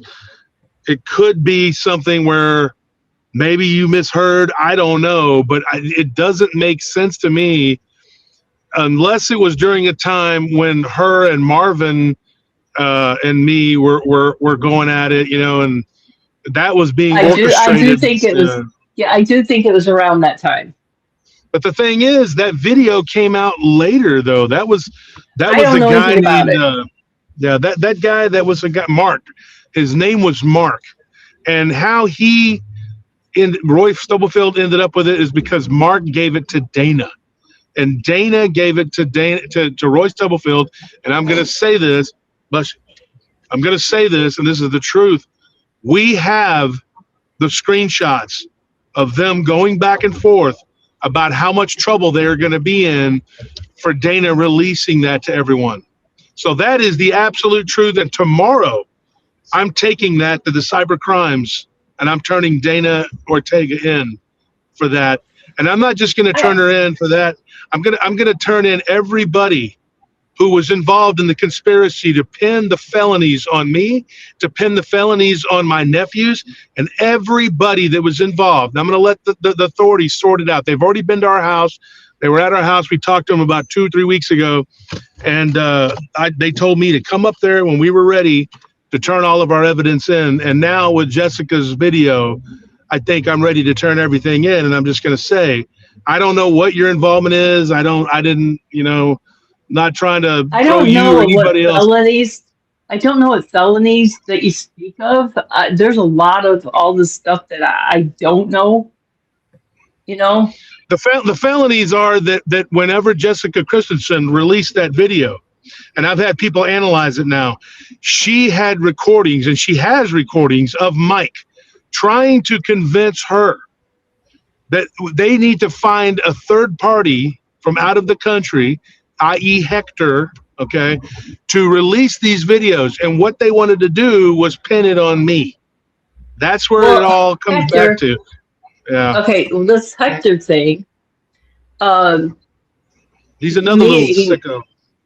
yeah, he came at Jessica in a bad way. He came at me in a bad way. She had already made the video about him, which I've never watched. I fell asleep when she was doing it, but he came at me after she made that video. So he came at me just this week, and I Yeah, I could show wouldn't you doubt it. screenshots. And so, right away, I just, shut him down, whatever. I don't give a, I don't care. And now Jessica's saying that oh yeah, he came on my show and took it over. She was already on the air for 2 hours. I don't know what the hell she's talking about, and I honestly don't care. Where did Jessica? Where did Jessica say this? Where did she say this? I have the screenshots of her basically saying that I needed to rein my people in because they were going at her in the comment section. It was in the comment section of her deal, and then she said that I co-opted her show. Yeah, whatever. She can say whatever she wants. That's fine. I thought we were making progress here, and progress with peace is one thing, but I can't sit here and just keep on going round and round with people. There has to be legal ramifications to all of this, and it has to come to an actual conclusion. And that's what's going to happen. All these people that were involved in all of this, talking about us every day, trying to figure out a way to destroy us financially, trying to destroy our moral character, the character assassinating and the defamation. I have not done anything but spew my own truth and kept it to that. I'm guilty of making some funny memes and stuff, and I apologized the other night for that. I thought we were getting somewhere. Yeah, I guess, and that's the thing. I don't know of all that stuff. I don't care about the mean words and the whatever people say, that the poo-poo cockahead crap. I don't care about all that. What I care about is these people trying to pin felonies on me. Janice Blake with her felonies. Okay, Janice Blake. That lady is wacko. She accused me and my nephews of doing a home invasion. That was one of them. Mike knew about it. Another lie that Jessica told on her show. Another lie that she said that Damon Peterson was not Mike. That was Mike. We have the proof. Abe has the screenshots. I was not around back then. I don't even know 100%. That's 100%. And then the most recent, most damaging one that I hope gets them all locked up, and that's because they were going to use that video that they keep saying I have, which I do not, but they keep saying that, and it wasn't me. I don't have that, and I'm pretty sure it was old Stubblefield and Dana. I know it was Dana. I know that, but she's the one that comes up in that. I was not even friends with her back then, so I don't know anything about what you're talking about. I wouldn't be her friend now. I can tell you that, because I'm going for her big time, and it's going to be civil and criminal, because she's tried to pin felonies. That's what they're doing. That's what that whole conversation was with Mike. Yeah, trying to find somebody that can release that video. Mike's own words. And he was trying to call me and message me. Oh, that's him. That's what he does. He tries to incite people to do things. Like, he came at me just the night before she went live, and he wanted me to attack his sister. I'm like, I don't know her. I don't know anything about her, and I don't have a beef with her. That's between you and your sister. If you want to fight with your sister, go fight with your sister. But I'm not going to go fight your battles. Who the fuck do you think you are? Sorry. But seriously, who does he think he is? It's for adults here. No, just adults. You can cuss. No, I'm sorry. It's aggravating to me.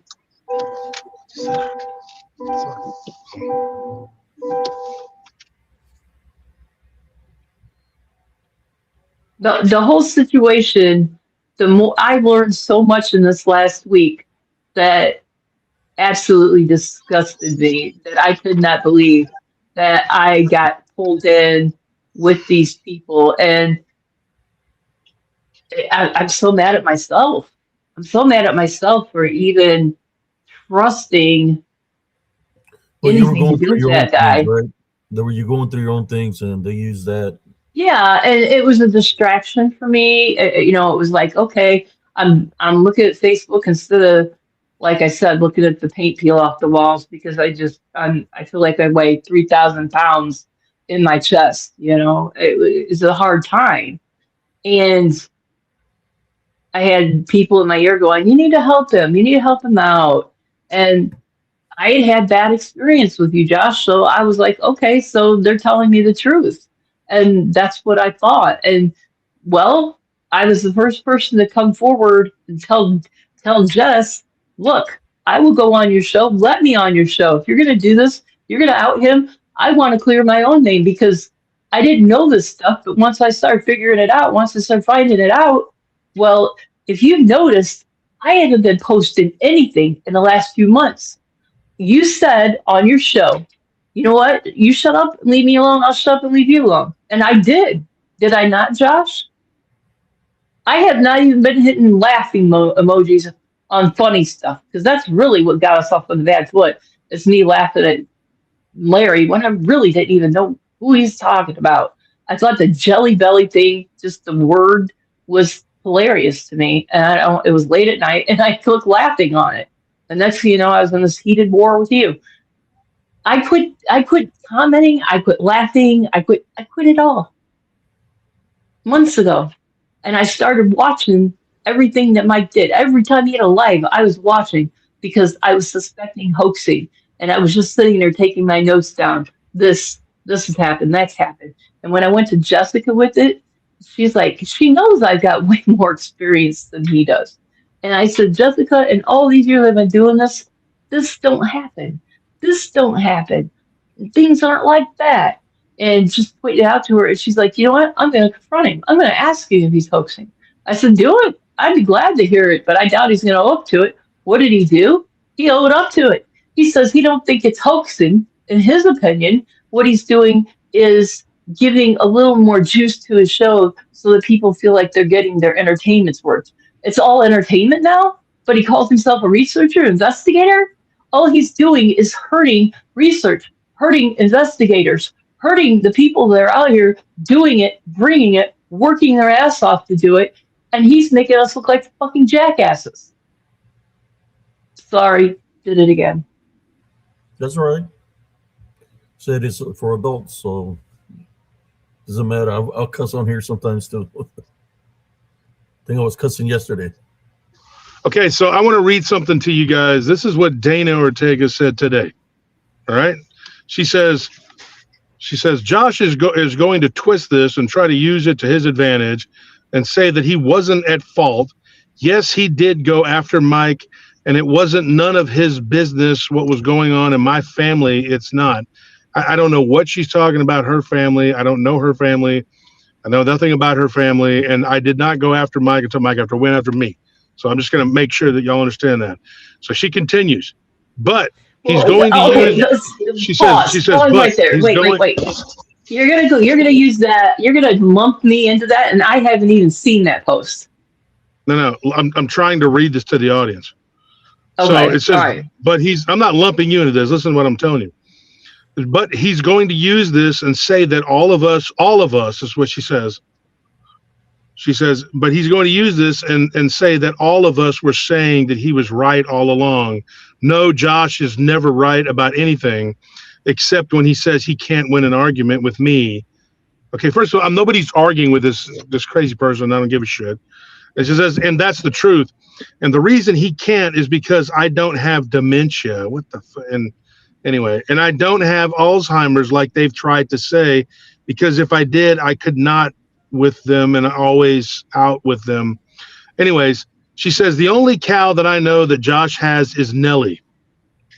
Right? So she's talking about my wife. Then she says, call Joshua. You really willing to forgive and forgive me for you to forgive for defending myself, and put a laughy emoji. All right. Then she says, and I'm finished with the damn groups. Oh, yeah, you love Chris Geyer, and then you lied about giving him the money. The reason I didn't give him the rest of that money, very simple, folks. He broke the truce, and he knew he did. He couldn't help himself. Within 2 or 3 days, he was on there saying things about us, and that was a stipulation. You leave us alone, I'll leave you alone. But it didn't happen. Mm-hmm. And so, and so he said last night he was going to leave me alone. Then that's it. I'm not saying anything about the guy. So then she says, and then you lied about giving him the money and then started talking about him again. No, I didn't. And she says, after you told him you loved him when he was on your show, damn, you can't stop lying, Josh. Then she says, Josh doesn't forgive anybody. He says he does, and then he continues to attack them. He's a damn liar, and we want to be left alone, Josh, but Josh, don't stop. So here's the problem right here, folks. This right here. Let me say this. Nobody was attacking her at this point. It was over and done with. On Jessica's show, that should have been the end of this. It should have been the end of the war. But here's Dana going on a mouthing spree for hours on hours here, right? That's because at the end of Jessica's show, she didn't know we were having that show. She got there late, and when she came in, she was getting attacked all over the place. No, she I've come wasn't. No, down she off the wasn't. page. Yeah, I watched it, No, she and wasn't. No, she wasn't. I have the whole thing recorded. We can play it again if you want. I have the whole thing recorded, absolutely, and it's I already was been analyzed. reading. I was reading She what was Melly and deleting her Madeline were comments. saying. Yeah, I I was was reading deleting it them. too. Jenny was Yep. deleting them. We were deleting a lot of nasty Jenny, huh? comments, That's and another then one of we your left. friends, right? Jenny? Jenny's a No, freaking sexual predator. I Yeah, don't know Jenny's Jenny. another one. Yeah, she's another one. I've met her in conversation that are in comments on Facebook. That's how I know her. I've never Okay, spoke to her. so let me I don't know her. continue. Shell, let me continue. Let me finish. You All know, right. I feel like I come on here peaceful. I feel like you're really coming at me Okay. pretty harsh. Like, No, am I I'm not supposed coming. to? Am I'm I? not Well, coming no. at Let me you. ask a question. Let me ask Yeah. a question. Am I Yeah, you supposed go to ahead. answer for all these? Am I supposed to answer for all these other people? Okay. Their actions are my actions. Because that's how I feel. What this is for me is very simple. Criminal case. Okay, these were your friends, and now there's going to be a criminal case here. So I just want to know in front of everybody what your involvement was. That's all I want to know. Because if you say that you're not involved, then you're not involved. But you're saying that Bettina said that I had some kind of video to blackmail her with, which Bettina has vehemently denied.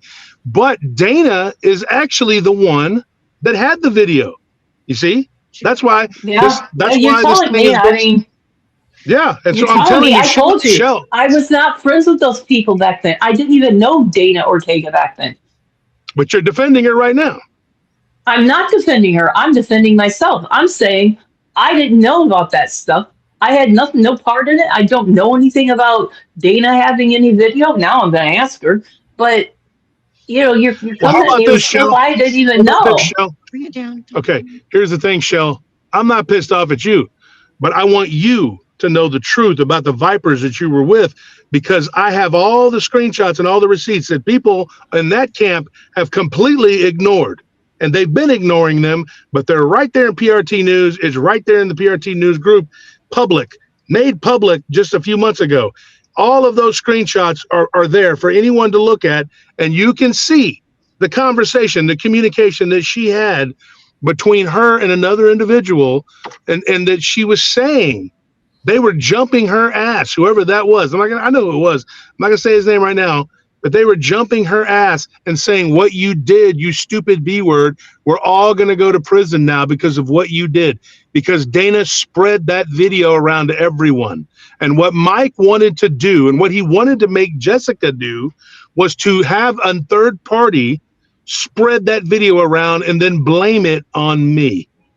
See, Well, that's where okay. the felonies come I in. That's don't. where pinning the felonies. Yeah, that's where it comes in. Okay, this is what I'm going to say on this. All right. I don't know about it. Didn't know about it. Still didn't. You're filling me in on it. You told me more than I've learned anywhere else about some video. But what I'm saying is, in the last 2 months, did you not see me shut up? I seen Barton shut up. I see y'all shut up in the last month. Why did Barton stop? No. I don't know. You go back. You go back and you look at my timeline. Maybe I've bitched about other people, but I have not bitched about you, and I dropped it way before Christmas. Way before Christmas. I stopped it all. So did I. Mm-hmm. And So I did said, I. this is stupid. And I've done nothing. If you could ask Barton, you could ask Clough, you could ask everybody. I went in a group chat with them, and I said, this is not being Christian. This is not walking my talk. This is not who I am. And I think you all need to evaluate that. And it's the time of year that you definitely need to be acting like Christians. And you know what? Barton even took my advice. Barton even calmed down. But there's other people that didn't calm down. I don't have control of them. And as far as Mike goes, I would believe anything right now that you told me that guy did. I would believe anything out of him. Jessica, however, I see integrity, and I see her. She was fighting with him a lot. He was trying to have a go at me, and she was taking up for me. And that's really what really got him ruffled, is that she was like, no, I'm not doing that to Shell. You're already screwing her over. She hasn't done nothing to you. She hasn't done anything to anybody. All she's done is been nice and helped you out. And you want to stab her in the back like that? That was it. So When so she told me here's my that, point. My point about Dana is this: you stop, right? And then I'm gonna finish this. I'm gonna I make can't a point. control Dana. I can't No. control her. Nobody Listen, can.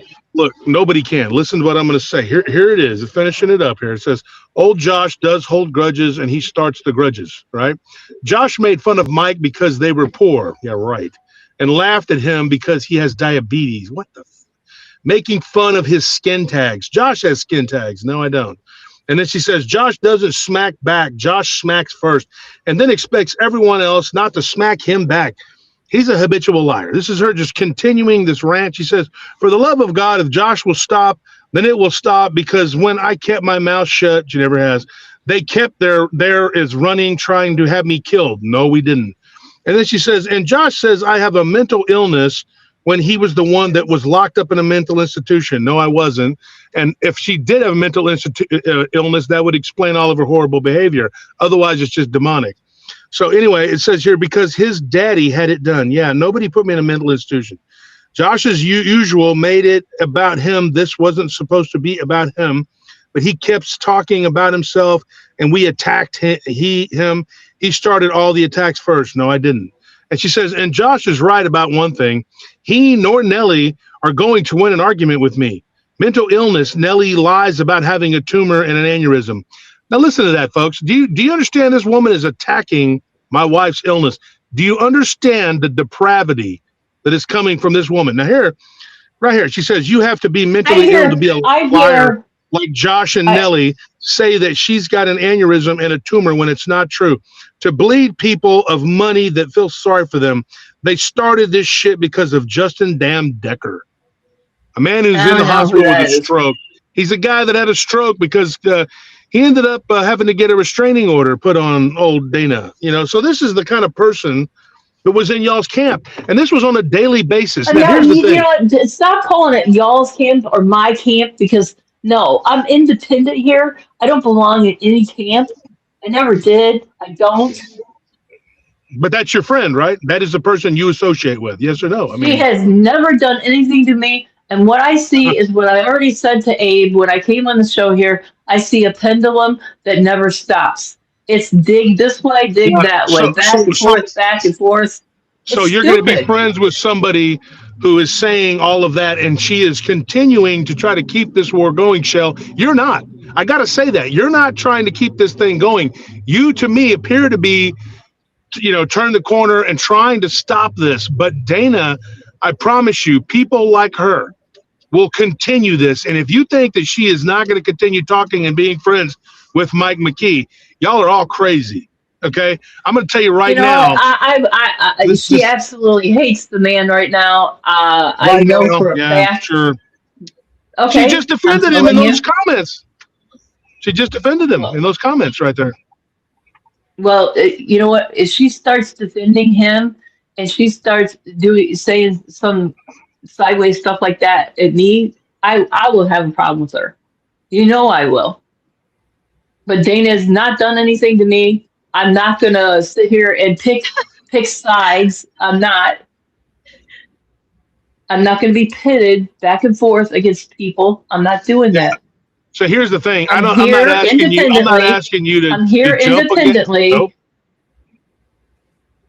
I'm not asking you to take sides, Shell. What I'm asking right now is the whole community to this kind of behavior. When someone does that kind of behavior to anybody, they need to be shunned. That needs to be it. What they did to Harley Owens, when they attacked Harley Owens, the way that they attacked that man, you could tell Harley's not that kind of person. The things that they did and said about him, everybody that was involved in that, everybody should have turned their back on those people right then and said, I'm done with this. I'm done with these people, but they didn't do it. And every person that they have attacked and every person that they have tried to destroy, everybody would have stopped and said, hey, we can't allow this. This fight that began, Shell, it didn't start with me. It started because they attacked Bettina and Abe. I got involved defending my friends. And Mike would have absolutely destroyed this community if I hadn't stood up against him.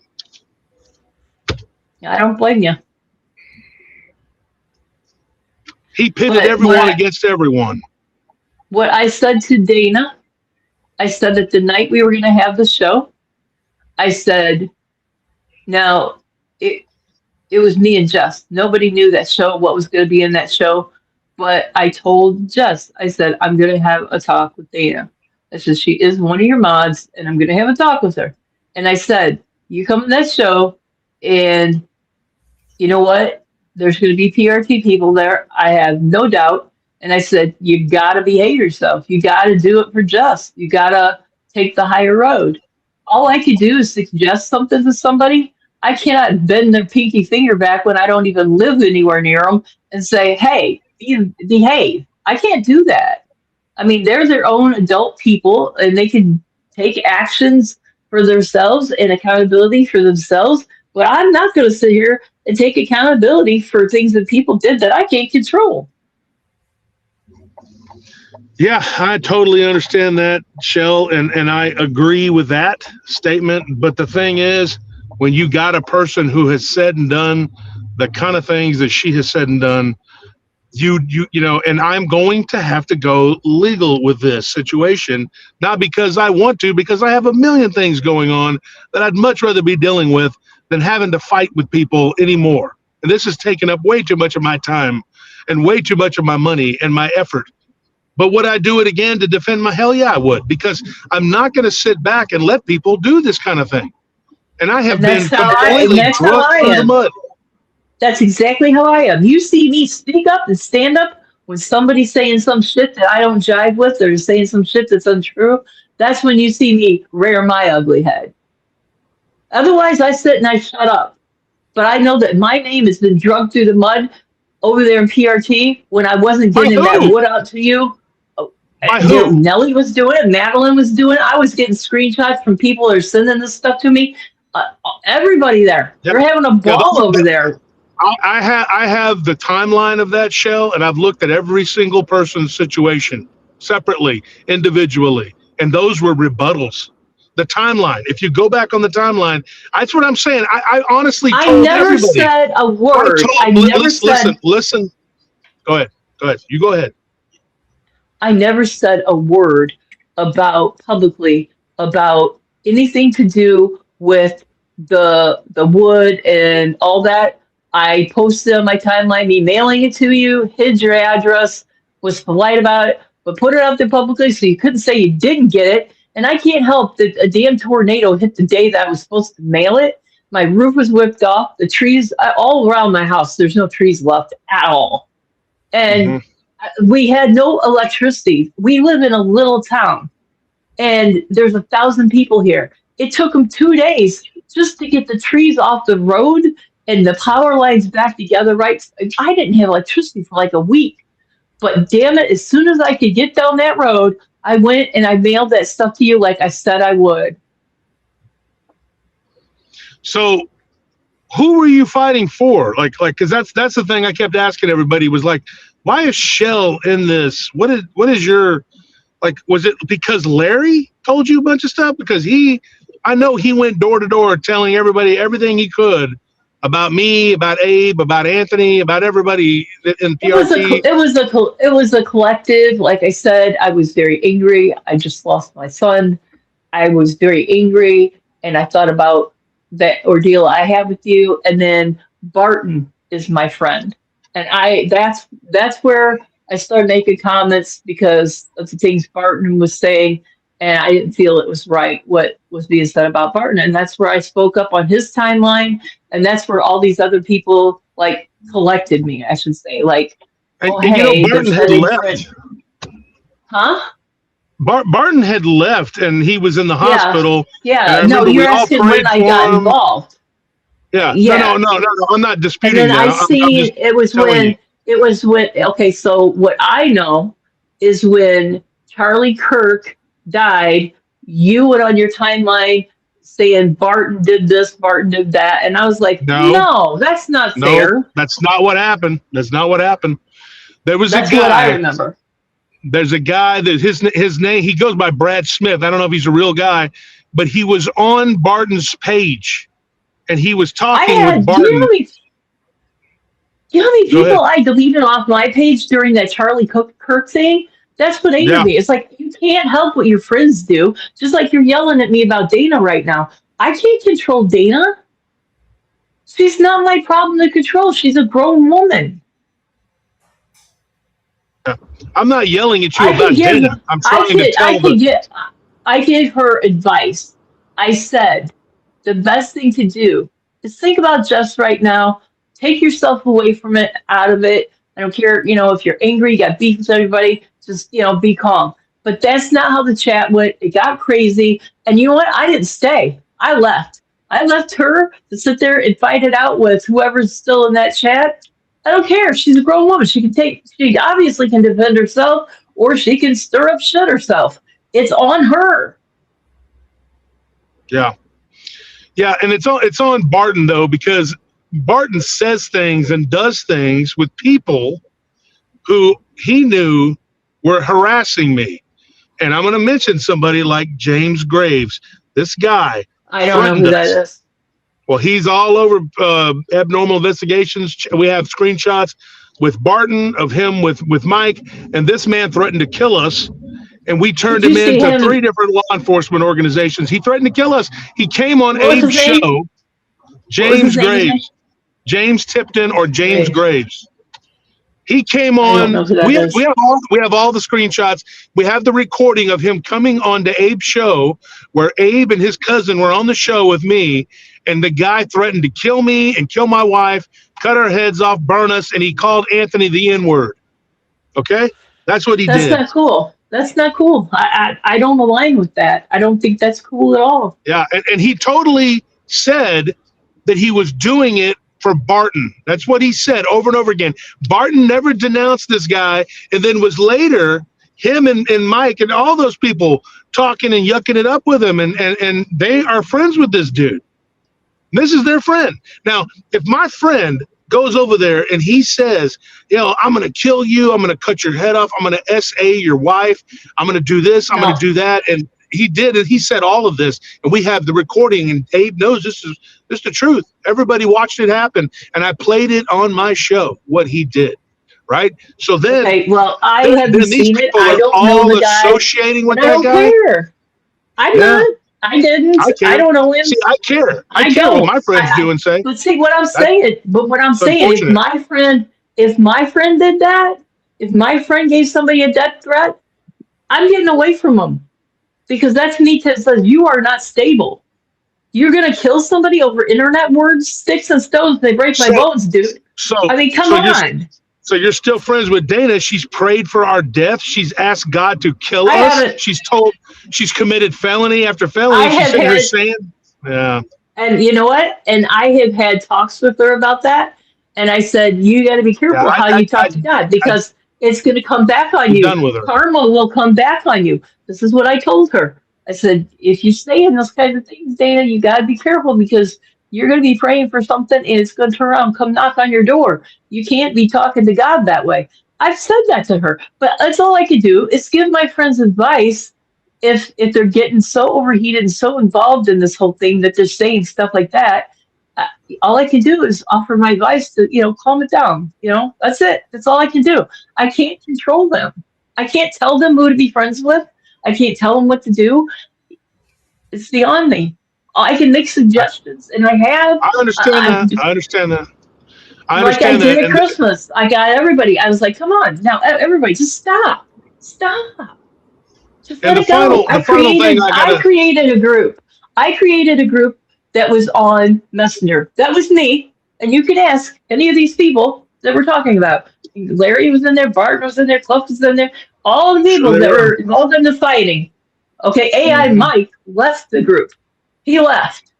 But what I said was, when I said, you all need to just stop. You need to calm down. This is not Christian like. This is not.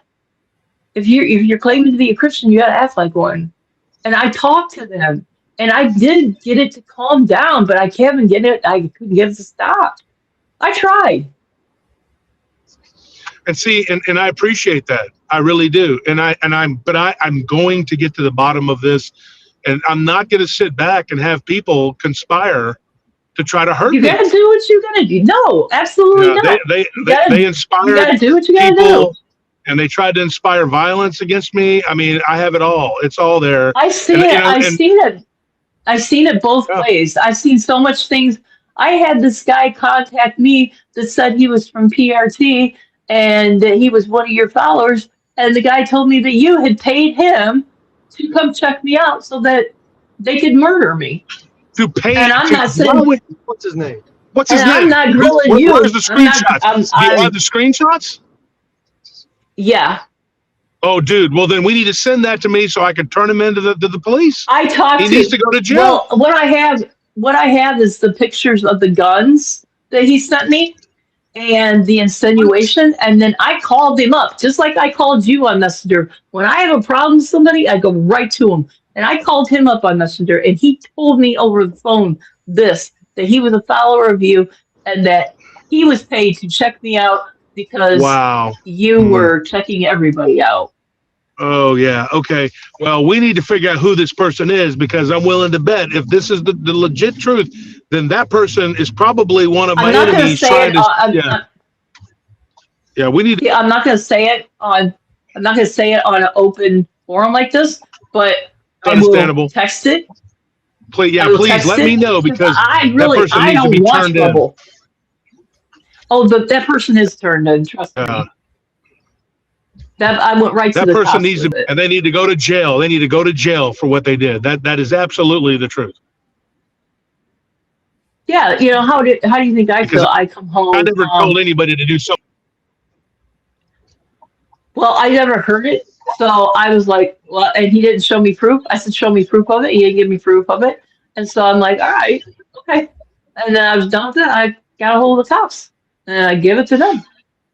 Because one of the things, Shell, I'm gonna say this, and I can't prove this, folks. I'm not saying this is the gospel truth, but Shell, I'm gonna say this, okay? I'm willing to bet money. I'm willing to bet big money that somebody in that group over there, whatever the group you had, or whoever was involved, whatever, was probably going around to the other members of the group pretending to be one of us so that they could provoke that. You know what? As hard as Mike was trying to get rid of me and make me go away because he didn't want Jessica to become friends with me, I have not put it out of my mind that I think that person may have been him. Wouldn't doubt it. They wouldn't show their face. They showed me the guns and stuff. And just all I could see was clothing and the gun, and there was, pictures of the gun, the sniper rifle. Do you say you talk to the person or you message the person? I talked to him. I called him straight up. Did it sound like Mike? You guys, you both know me. I will just go straight up and talk. No, but did it sound like Mike? I don't know, because I never talked to Mike any other time except for when he's on the computer. And I asked Jess this. I said, Jess, I can't stand listening to him. It sounds all nasally when he talks. How can you talk to him for hours on the phone? She said, on the phone, he sounds different. You don't hear that at all. And so my mind went right to that dude that I talked to briefly with the gun thing. And I'm thinking, was that him? Was it? And so I had that one show lined up with him last Monday that I did that, and I contradicted some things in that show. I was already getting an attitude with him. And he, I'm Native American too. And he was saying the words wrong, and he wasn't lining the right meanings up with the right words. So I corrected him. I think that really pissed him off. But that whole time I was listening to his voice, trying to recall back, is that the guy? Is it him?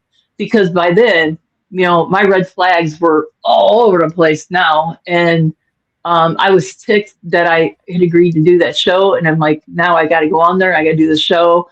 And that's when I decided I'm calling Jessica after the show, and I'm going to approach her, because she, out of everybody, I think she has integrity. She's smart and she's ballsy. She's going to tell you the truth. She's like I am. She's just straight up. And so I chose to deal with her. I chose to ask her the questions, the hard questions, and me asking her the hard questions made her start asking herself. Plus, the guy was such a narcissist in the crap that he put her through and everything. You guys have no clue. That girl's been through hell. And that's why we're not seeing her right now. I mean, you said that she typed somewhere today, Josh. Josh is not even here. Okay. I think Well, we had a disconnection interruption. I had lost the feed, but it came back yeah, on. well, I didn't see anything she's typed. I didn't see Dana's. You know what? I really didn't do much Facebook today at all. And I definitely didn't do YouTube until I came on tonight looking for something to watch. And you were up on live. And I was like, oh, you know what? Well, we're all supposed to be at peace. Let me go in here and see if we really are at peace. I just test the waters. You know, it's me though. I'm an independent person. I'll just go do what I do. Yeah, And just sometimes people try to paint you to be a certain way. It's like I used to have the problem in the I'm not a military. follower. I'm not going to Yeah, follow but people there's just people that because do that, they're, right? Hey, what's your favorite yeah. guy because he's this way, and they go by what their friends, because they consider them friends, they go by what they're telling them. But if you don't get to know the person, then you don't really know how they truly are. I used to have that problem all the time in the military. Yeah, and So that guy, Mike, he would never get close enough to me or talk to me or let me know him in any way. And I just started making my own discernment and judgment off watching his lives and seeing what I thought was hoaxing. That pissed me off. You know that went right through me. One thing I can't deal with is the hoaxing crap. That just set me off. And then I learned of other things that he had said about me and things like that. And I'm just like, you know, I'll come out with it, Jess. I'll be glad to go on your show and tell everybody that, you know what, I've got a lot of experience and I think is bogus, complete and bogus.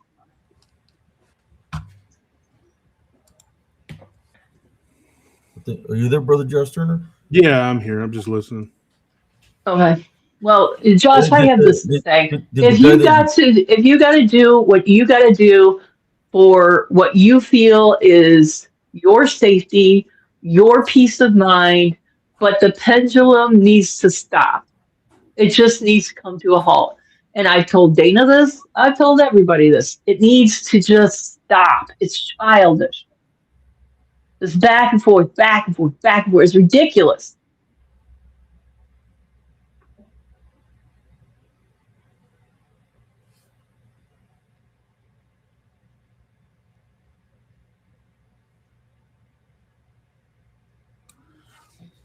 Yeah, I want this to stop too. The back and forth and all the other nonsense has to stop. But I don't, with what was posted by Dana today, I know that it's. I've never seen it. Honest to God, I've never seen it. I just told Abe I wasn't on Facebook much today at all. I never seen anybody else's news feed. I took care of my group, and that was about the amount of it. I think I made 1 or 2 posts on my own that were just stuff I grabbed off the internet, and I haven't typed anything. I haven't commented on anybody's stuff today. I was just taking some me time, you know. Well, I'm glad that you came up on here, and you said you come in peace, and we're able to talk, share some videos and photos, and just speaking about all this. Yeah, Well, I mean, I got targeted yesterday on my birthday, and I was like, man, I'm trying to enjoy my birthday. I'm not going to focus on that. Just I talked about it last night, but it's not cool when somebody's spreading a rumor saying that my wife is just divorcing me because I cheated on her on the day of my birthday. Rumors are disgusting. Rumors are disgusting. And if somebody's got proof of it, then show me proof. If you don't have proof, then shut up. That was Dana that said that. And then that's what you should do to Dana. Say, show me the proof. No, I'm just saying that she talks out of her ass and is making up things. Did you say you wanted the proof of Dana? I said that's what Abe should do. If she's making that rumor, then he should say, yeah, okay. We have the I'm not worried about Dana, and I never threatened. No, I'm not saying that she didn't say it, Josh. I'm not saying she didn't say it. Yeah. What I said is if she made a rumor, then give me the evidence of where you see I cheated on my wife. Never I get what you're saying, but that's the thing. Her and Larry in particular, Larry was, and I have the screenshots of this too, saying that, that I was going to sacrifice a child for Halloween, and just him and Barton going back and forth saying the most horrible, the most obscene, the most nastiest, most disgusting, most vile. That is disgusting. I don't think I've seen that, but that's crazy. It's all in PRT News. Larry said that. There was another thing he said. He said that him and Dana told everybody that I'm the Ladybird Lake Killer, and Larry posted that I was out smothering men like this dude. I mean, but then Dana said that I was attacking women, so I don't know what the hell. I mean, these are the kind of things that they did. Where were you attacking women? What were you doing to women? I don't. That's what Dana said. It's all right there at PRT News. We have it all of those screenshots. In fact, there's over 130,000 different pieces of what could be considered evidence of from the different people involved in this mess. I've posted that. I showed everybody. And that's just ridiculous. Yeah. It's just ridiculous. It all needs to stop. People need to just grow up. They need to just say, all right, put the weapons away, put your mouth away, put your tongue away, and be a little more Christian, in my opinion. The pendulum needs to stop. The rumors need to stop. And I've done that. I have, honest to God, done that. And another question I had, just to see where we're at here, because according to Larry, and this is what he posted one day, you claim that I astral projected into your house. I don't know. I don't know where that came from. When I heard you say that, I was like, what the fuck? I never said that he did that. It came from Larry. You know what I told? Larry claims that. Larry literally used your name. He used your name. He posted this. I will send I told Larry, this is what I told Larry, because I do research and this shit happens around my house. I told Larry, I said, the weirdest thing happened the other night. I said, my bush outside my bedroom window caught on fire. And that's all I said to him. And then I hear months later, you say this, and I was like, I remember telling Larry about that bush. I never said Josh was the astral projecting. I never seen Josh. I don't know how he twisted that up in his mind, but that's not the first time I said stuff to Larry and he gets it wrong, or he takes it that I was talking about something else. I mean, that's happened. I'm not going to deny that. You honestly believe that he's getting it wrong? No. He's being opportunistic and using it. I don't know. I really don't know. I just know that I didn't say Josh astral projected and burned my bush. No, I didn't say that. I was saying, hey, something happened here last night, and I was just telling him about what had happened. I didn't say you. I never did. I think that's crazy. I know people can astral project because I did it a couple times long time ago, but you can't affect anything around you. If you astral project, like you couldn't be touching something and making it move.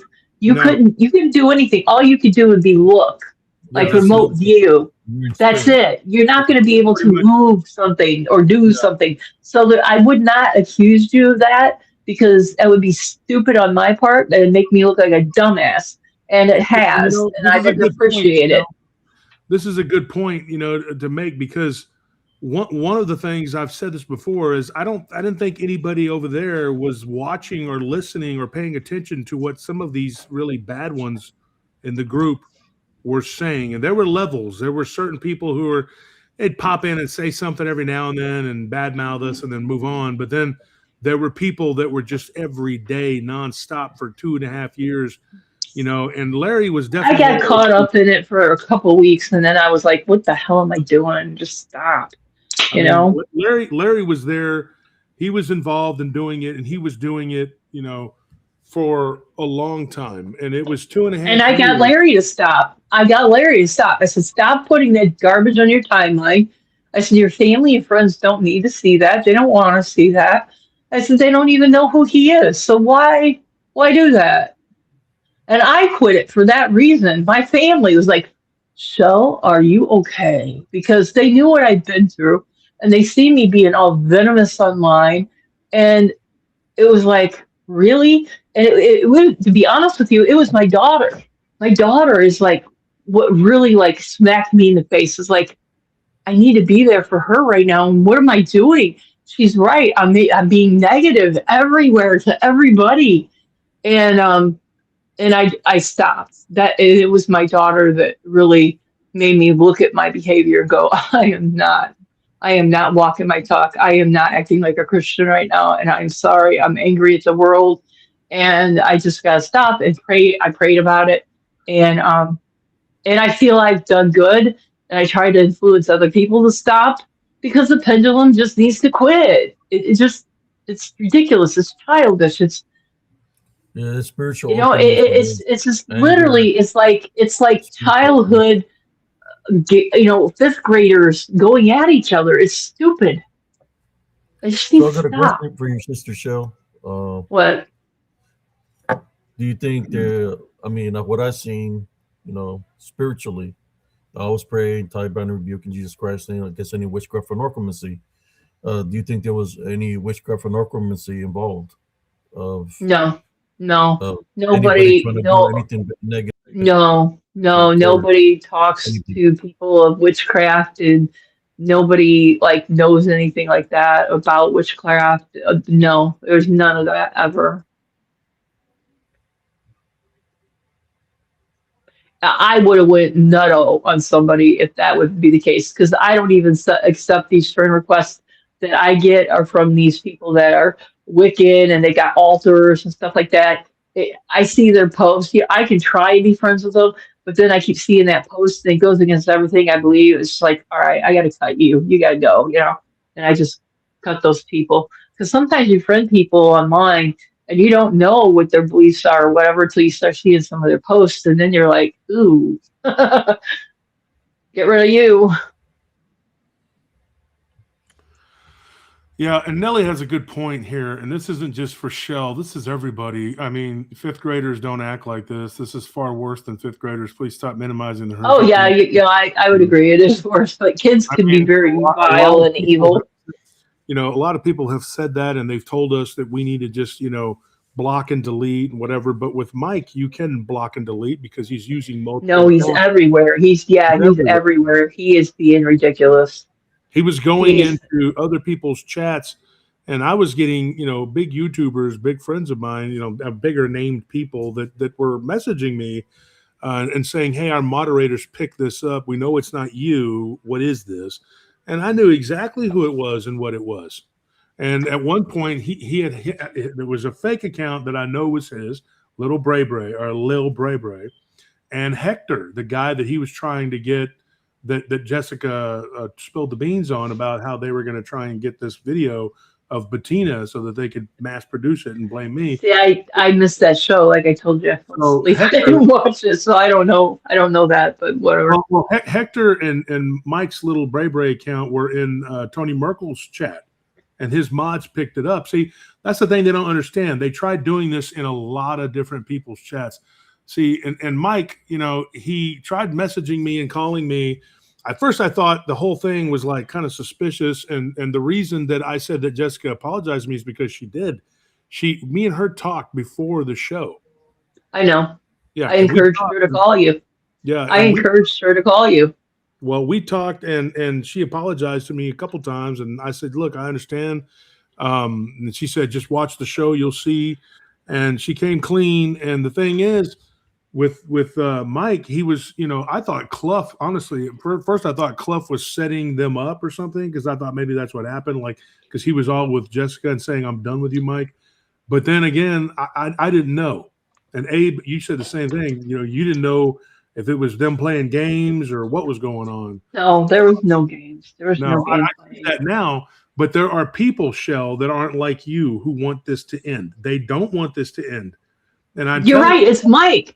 Because that's what I was trying to say to you when he messaged me and he wanted, this is what he did. He wanted somebody to get some drama going with his sister, and he was sending messages not just to me, because in that message he said the wrong name, even like he's calling me somebody named Lisa, and I'm like, so he's trying to get a bunch of people to attack his sister and stuff. So I asked Jessica the next day, I go, and that was going to be the day we're doing the show. I said, why on earth did he do this? And I showed her screenshots. And she said, when she asked him, because she said, I'll ask. When she asked him, he said, because if there's stuff going on and people are all worked up, he says, well, it helps the show. More people are coming to see what's going on and see what Rhonda's pulling. And I don't think that Rhonda did all that stuff with the stickers out there in the trees. I think he did it. Yeah, I know he did. Yeah, I do think he did it. But I mean, and he did a lot more, in my opinion. I know that Jess wanted to say a lot more and bring a lot more out the other night, and she didn't get the opportunity. And I know she was upset about that. I have not read anything. You said she posted something somewhere. I know she's hurting really bad. I know she's frustrated. I know she wanted. Because I got the screenshots of the comment section sent to me, and the thing is, when she said, "Hey," where was this? She's on her the comment section of her video. So she said this. Oh, during the show at the end, she says, "Hey, if anybody wants to come on and say anything," and I was going to try and be supportive of her and tell her not to leave the community. If this is true, that she was betrayed and this guy did these things, then I didn't want to see her bounce away from the community because of what Mike has done. And so I was trying to be supportive, but I never would have. Yeah, you did good. If I'd have known I was going to be accused of hijacking the show, I would never have gone on there. I would never have said anything. And I was rushing to get to my show, and I was trying to take a shower, and she was basically saying, like, well, if there's anything anybody wants to say or come on. And I thought that was it. She was wrapping it up. It didn't look like she was going into more. She was taking a break. She was taking breaks, and that's why she would. That's why she. Well, she was. That's why she had brought me in there and stuff a couple times, was because she was like, it was really hard for her. She was losing her shit, and she just needed somebody to take over. And then she had a whole outline. There was so much more she was going to address, and the time just got away. But yeah, she's taken everything down. I went there because I was going to go read comments, because I don't know if you got screenshots, you can probably see my comments in there where I was trying to say, oh, you know what, this is supposed to be peaceful. It's not supposed to be like this. And then I went tonight when I turned on YouTube and seen Abe on here, and I subscribed to your show the other night after you were on her show. I was going to go in PRT, but there's a 3-day wait after you subscribe before you can speak. I was actually going to go to PRT and come peaceful the same way I did to Age tonight. Because I just rather address you people. You want to talk in type and font. I don't like that, because messages don't come across clearly. A font just doesn't give them fluctuation or emotion, none of that stuff. And there's just been a lot of high emotions, anger, and all of this stuff, and I've gotten angry too. But I'm not going to live in the past. I'm not going to sit there and dredge up all this stuff out of the past. All I can do is move forward. I regret so much being involved with AI Mike's show, because it makes me look absolutely stupid that I was even there or a part of it. And if there was any way I could get a court order that my interviews with him were taken down so my name is not associated with him, I would have it done. I went to all my followers and I said, he's a hoaxer, he's hoaxing, and that's enough. That's enough for my followers to say, okay, I'm done. And they're all quitting him, because they're gonna listen to me. They trust what I say when it comes to research. And if I come out and call somebody a hoaxer, it's pretty serious, because there's people I've speculated on. But no, this I'm absolutely sure of. No, we know this 100%. There were people. Yeah, I'm absolutely sure of it. The more and the more and the more and the more I seen, I could sit here and write a book on all the stuff that I seen that was absolutely not right. It was You completely. see, when I first started seeing the show, he had invited me to Abnormal Investigations on Facebook, and they started targeting me there. But the first show I was seeing, I thought they were. You ever see Hee Haw? Well, I thought they were doing a skit. There was one where he was out there and he was looking for, I think he called it the Big Booga or something like I that. don't know. And I'm his sister's aware of it. recording from the inside, and then you see something running on the street. I was like, "What the hell is that?" And she's recording from inside the vehicle, and she's like, "Oh, I see something. There he is, climbing the tree." And I'm looking like, Like a "What the hell roach. is that?" So I go back and look into the footage. I was like, "Oh my god, that's a It's a freaking roach. roach Yeah. crawling in the windshield." Oh, And he went up gross. on top, Yeah. went up, and I took a You know, screenshot of that's it, and one thing I it's a said to freaking roach. Jessica. I was like, I can't see what you see in this guy because he looks so disgusting to me. I just, I can't, what did you see in him? And she says, well, she goes, his personality was good, and he seemed like he was Christian. He seemed like he was honest, and she based all of her actions on that. And yeah, I never trusted him 100%. But once somebody showed me a bad side, I'm not going to give you 100%. And I didn't. I didn't trust him 100% at all. And I'm glad that I had that one eye always watching him because I started picking up all that stuff. And I got to a point I couldn't take it anymore. So I confronted Yeah, Jessica on it. I'm more than sure, Sister Cheryl, that pretty soon he was going to target you because Oh, of he what you already do, my had brother. been. And like I was sitting there telling Josh, I think that guy that approached me was actually him using a fake account because that's all he does all day long is play online. The dude doesn't do anything. Doesn't have a job, He and doesn't it was, do anything. think about this though, what everybody lost during all of this. You had one person that lost their wife, one person that lost their son. Of course he says that anyway, but it's all due to their own actions. That's the thing that gets me is they want to blame people for what they lost. I lost a lot too, a ton of followers, a ton of money, a ton of everything, resources, time, stress, my wife's health, everything went down the toilet, and it was all for what? And Bettina left the field. She's gone. Jessica had potential to be a very good investigator and a researcher. I'm not going to give up on her. Just she needs time right now. But her and I don't live too far apart. We're like about 2.5 hours apart. And we've talked. We're definitely going to go do some stuff when it gets warmer. Right now, you end up with frostbite. Um, and yeah, I'm going to take her to a lot of my places because, I got some hot spots that I go to. And I'm going to get her back into the passion of it, get her into what she wanted. And so I got a message from her today on my phone, not on Messenger or anything. I told you I wasn't online much. She sent me a message and she says, Scott, she goes, what's the weather? She goes, I need to get out. I need to get to the woods.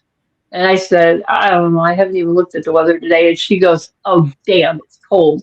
And then that's the last I heard of her. So she is looking to get out there and then herself. Shell? Huh? She lost her job over this shit. Yeah, but she got a new one, and he was like hell bent on making her lose that one too.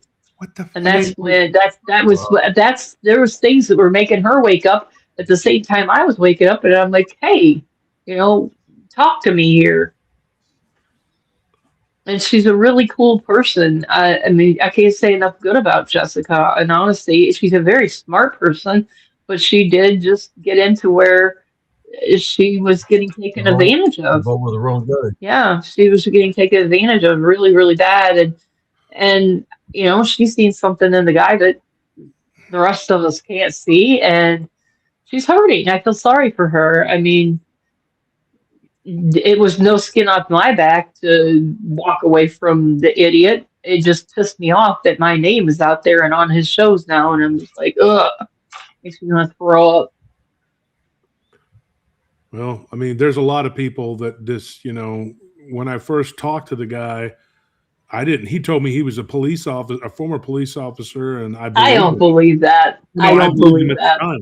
He's not. No, his family has told me everything. But the thing is, like, I believed him, and like he told me an entire story about a wreck with a child and all this stuff. And I don't remember all of what he said. I don't remember, but it was just a lot of stuff that I'm just sitting there going like, what the hell? Like, and then to find out that everything about this dude is pretty much not real. Like, and then all these people were believing him. But to me, up until the time that Jessica dropped all of what she had, on him, I still believe that there was a lot more people involved, that he wasn't the only one at the root of it. But I do believe now that he was at you the mean root. do you mean like when he's out there in his lives, there's more people involved? Is that what you're saying? No, I mean like I thought that he was. I knew he was one of the ringleaders, but not like I didn't think that it was just him operating alone in this. Like I thought Jessica, which she admitted she was, but I mean I thought she was a neck and neck accomplice with him. Like they were doing this together, pulling people together. No, she was always, if anything, she was the angel on his shoulder, trying to make him do things the right way and be the right way and use your head. And, she couldn't get through to the guy, obviously. We all see that. Yeah, I don't know. I feel like there's so much that everybody lost, and he was bragging on that recording how I used to get 800 to 1,000 people in my chats, and now I'm down to 200 or 300, which I have more than that. But he said that, and then he was talking about, hey, if we can get him to fight Hellben Holler, then because he wants drama. He's manufacturing drama to get views. And that's how I seen all of this. When I step back and I look at all of it, it's like, okay, the more drama we have, the more we can talk about on our shows, the more people that come in, and it's a win-win. And I'm thinking, no, people are wanting to come and hear the cryptid stories, Josh. People are wanting to go to Mike's shows, and they're wanting to hear the investigative stuff because they believe he was a cop. If you just stay in your own lane, damn it, everybody just stay in their own lane, do their own thing, there'd be no problems. But you always got somebody over here thinking that they can be bigger and better if they make some kind of drama. And, he is like the king of it. He is the king of the drama.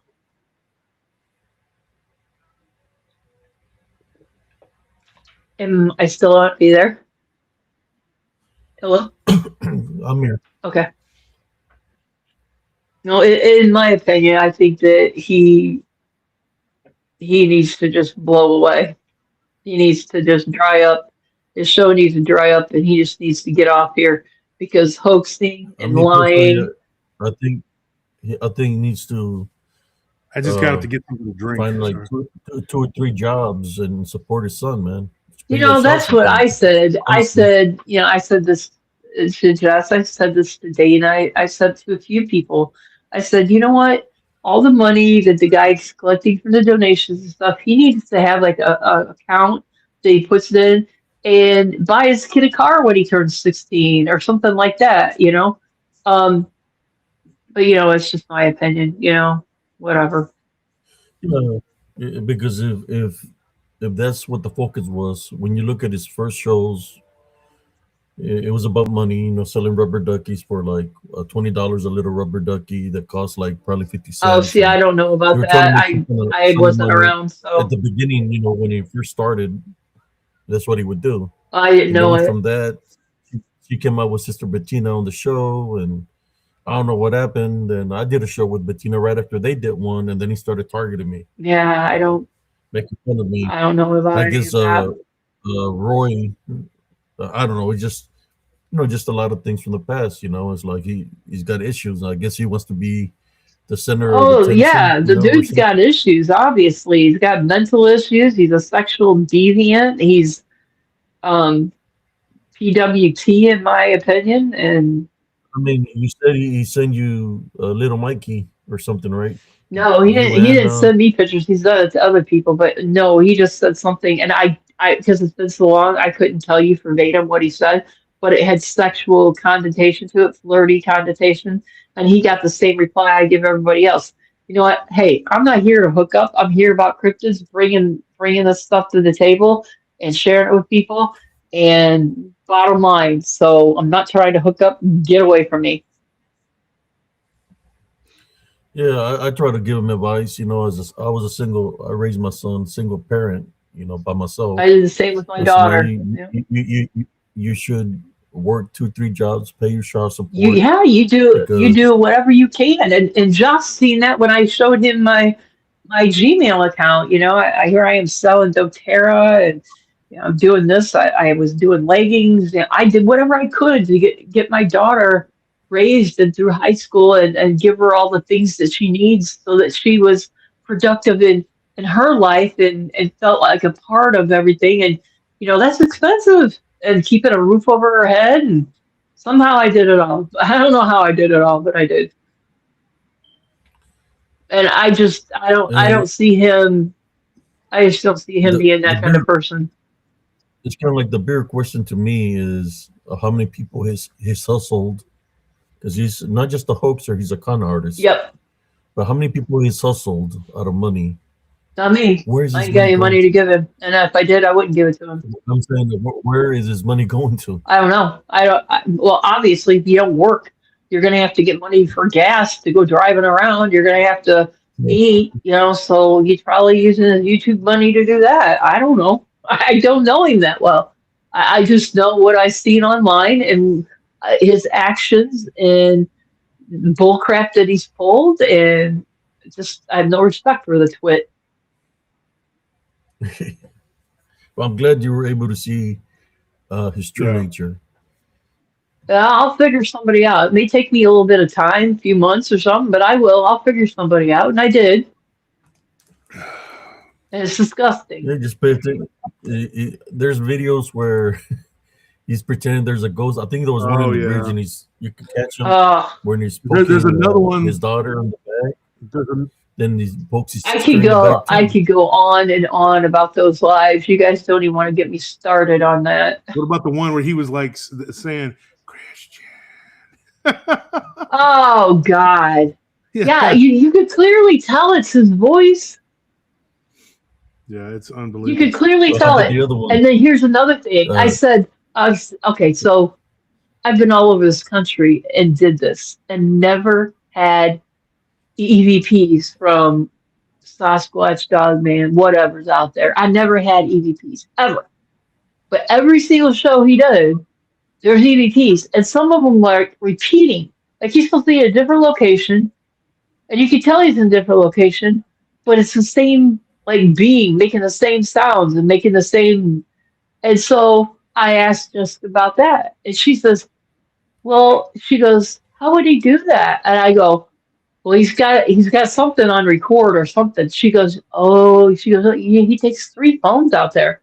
One he's recording with, I'm on the other one in his pocket." She goes, "So yeah, there would be a third phone that would be available." She goes, "You know, now that you mention it," she goes, "I would be talking." And she goes, "I try not to talk much because I didn't want to over talk any noises or anything." But she says, "I would hear rustling right before one of those EVPs." She goes, "I started questioning it myself." And, you know, so I don't have proof that he did it. It's just what I know. And I'm going to stand by what I know. And I'm going to say that's bullshit what he's doing.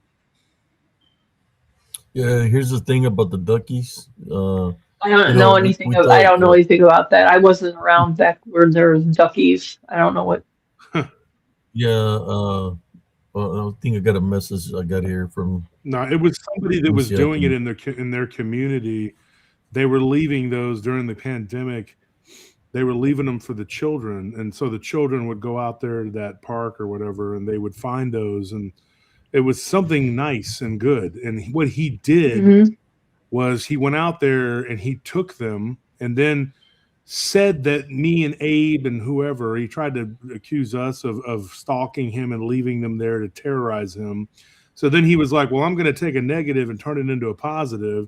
And so he took these and decided that he was going to sell them for $20 a piece. And the bigger Oh, ones, good grief. he sold them for $50. And he fleeced his audience with that, which most of his audience is these older women that live on a fixed Yes. income. Yeah, that's what I said. I said after sitting in his lives, it's like all these women. I mean, there was a couple people I got along with. For the most part, I didn't get along with most people. It's like they're just catty old bitches. Sorry, but That's I mean, that's really what it was like. I mean, I felt like I was defending myself every time I said anything. yeah. I could go on Jessica's show and I could talk, and people didn't give me any hassles. But in his show, man, there was always one woman just ready to go on the attack every time I typed. And he's got a guy named Randy Petticourt that he called Randy Petticourt that he was using to attack me, Abe, and Bettina and Help and Holler. And then we ended up finding out that it was a guy named Michael Bernard. And that guy dropped off. And then he had Scott Boomel, and Scott Boomel had to, because he got supposedly, now this I don't know for sure, but supposedly he was hacking. And then he went away, and now this other account called Infinite 7 showed up, which is weird. Infinite 7 give me attitude. Like, they friended me on Facebook, and they started giving me attitude. And I made a funny post about something random. It's not about any person or anything like that. It was a funny post. I like funny stuff. And he come on there and just like got all nasty with me on it. And I'm like, I don't want to follow with you just because you're in Mike's show. I blocked him. And next thing I know, he's made a moderator, and he starts coming at me. And last night, he was positive in Jessica's show towards you, and for the first time, he said something decent to me. And I was like, where you been all this time? There's a mess of crazy people over there, honestly. And he was claiming that us and Abe and people that he didn't like basically were attacking him and going out to where he does his investigations. I know. It turned out that one of the vehicles. And I just thought that was absurd, because I was like, okay, I'm an investigator at heart. That's what I do. So on these nights where he's doing this live or whatever, and he's saying that they're out here or whatever, you know what I did? I click off and I go over and I'd see if you had a show going or if they've had a show going or whatever. And typically you guys were online. If you were online, Abe was in your show, and I'm like, all right, I'll go back over here. And I'm like, oh, I don't think it's them. Actually, I know somebody that's giving him a really rough time out there. I tried to tell him, but he didn't listen to me. And as far as like those little dots and stuff, if it's not that person, it's definitely him. But yeah, I didn't think it was you guys at all. Yeah, I think he does that to himself. Aren't you like 500 miles away from him? You live like in Austin, Texas, right? Yeah, I live outside of Austin. And I live in Temple, Texas. Okay, so to get over to where he is, it's like what, 4.5 hours. Well, it'd be like a 5-hour drive getting around some of those cities. But the only thing I'm interested in Oklahoma is going to the casino. That's about it. Yeah, my family, because they're from Arkansas. I still have family in Arkansas, and they jump over to, they go on the reservation and go over there and gamble. Choctaw. Yeah, my grandma was Choctaw, and my grandfather was Blackfoot Sioux. So I have heavy Native American. My dad was actually half. So, yeah, my family will go over there and do stuff on the reservation. Well, according to But Mike, I've never gone. Yeah. I really didn't like Oklahoma when I was there. The experiences I had at Honobie, I don't know if you guys ever heard that show, but there were some crazy Sasquatch there. That's all I can say. They did some outrageous things, and yeah, I thought Oklahoma was a little rough when it comes to the cryptids. They're a little bold. Yeah. Do you think it's crazy people that are out there? I do. I have a theory.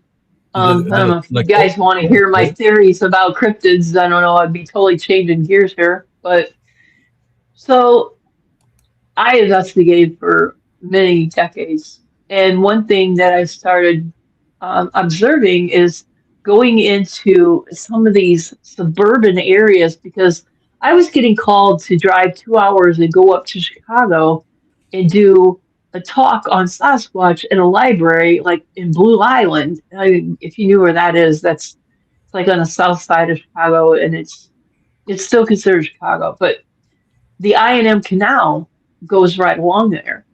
And I was like, $1,000 to go talk an hour and a half? Yeah, I'll do it. No big deal.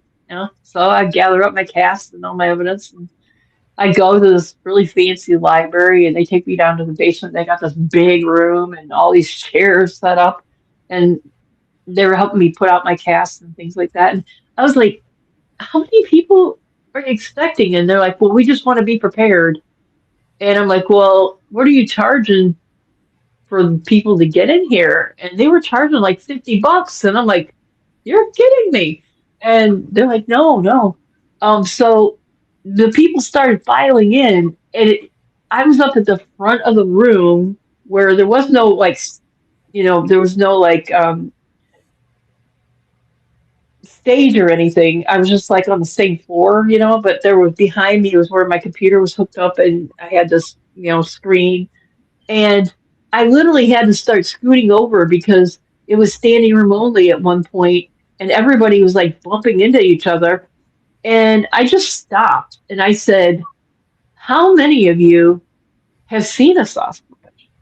And the majority of the room's arms went up. And I started saying, you where, you where, you where, you where. And so they started telling me something, and it made me want to go investigate these areas. So these people that live along the I&M Canal in these old communities, these old Polish communities, and these Italians and the Irish, their houses are real close together. I mean, you couldn't even get a lawnmower between them. But these people have little gardens in their backyard. Some of them had like little swimming pools, and they were catching Sasquatch getting into their garbage, getting into their gardens, turning on their water hoses and leaving them go, and seeing them, and actually getting them on video and stuff. And I was like, holy cow, so we have the urban Sasquatch. And that was years ago. So I started, digging into the urban Sasquatch and started investigating all along the I&M Canal.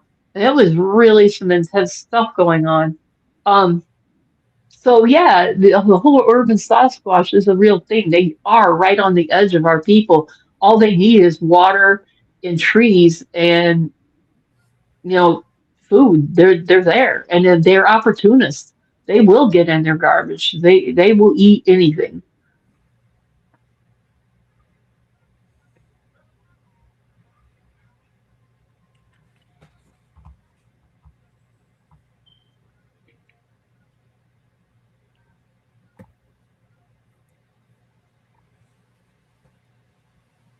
And this was in Arkansas No, this was up here in Illinois, or in up by Illinois? Chicago, the Illinois and Michigan Canal, all along the I&M Canal, and it comes into the Des Plaines River, the Fox River, it goes into the Illinois River, and once you get into the Kankakee River and Illinois River, the Kankakee backs up into Indiana, which I'm not far from there either. I go over there. There's they backed it up with a dam, and they caused this big swamp. It's a huge area, and man, I have a lot of fun over there. But anyway, yeah. So these things are living like right on the edge sometimes, and it doesn't matter where you go. They're going to be there as long as they have those things, as long as there's tree cover, as long as there's good Water. food sources and water. That's all they need.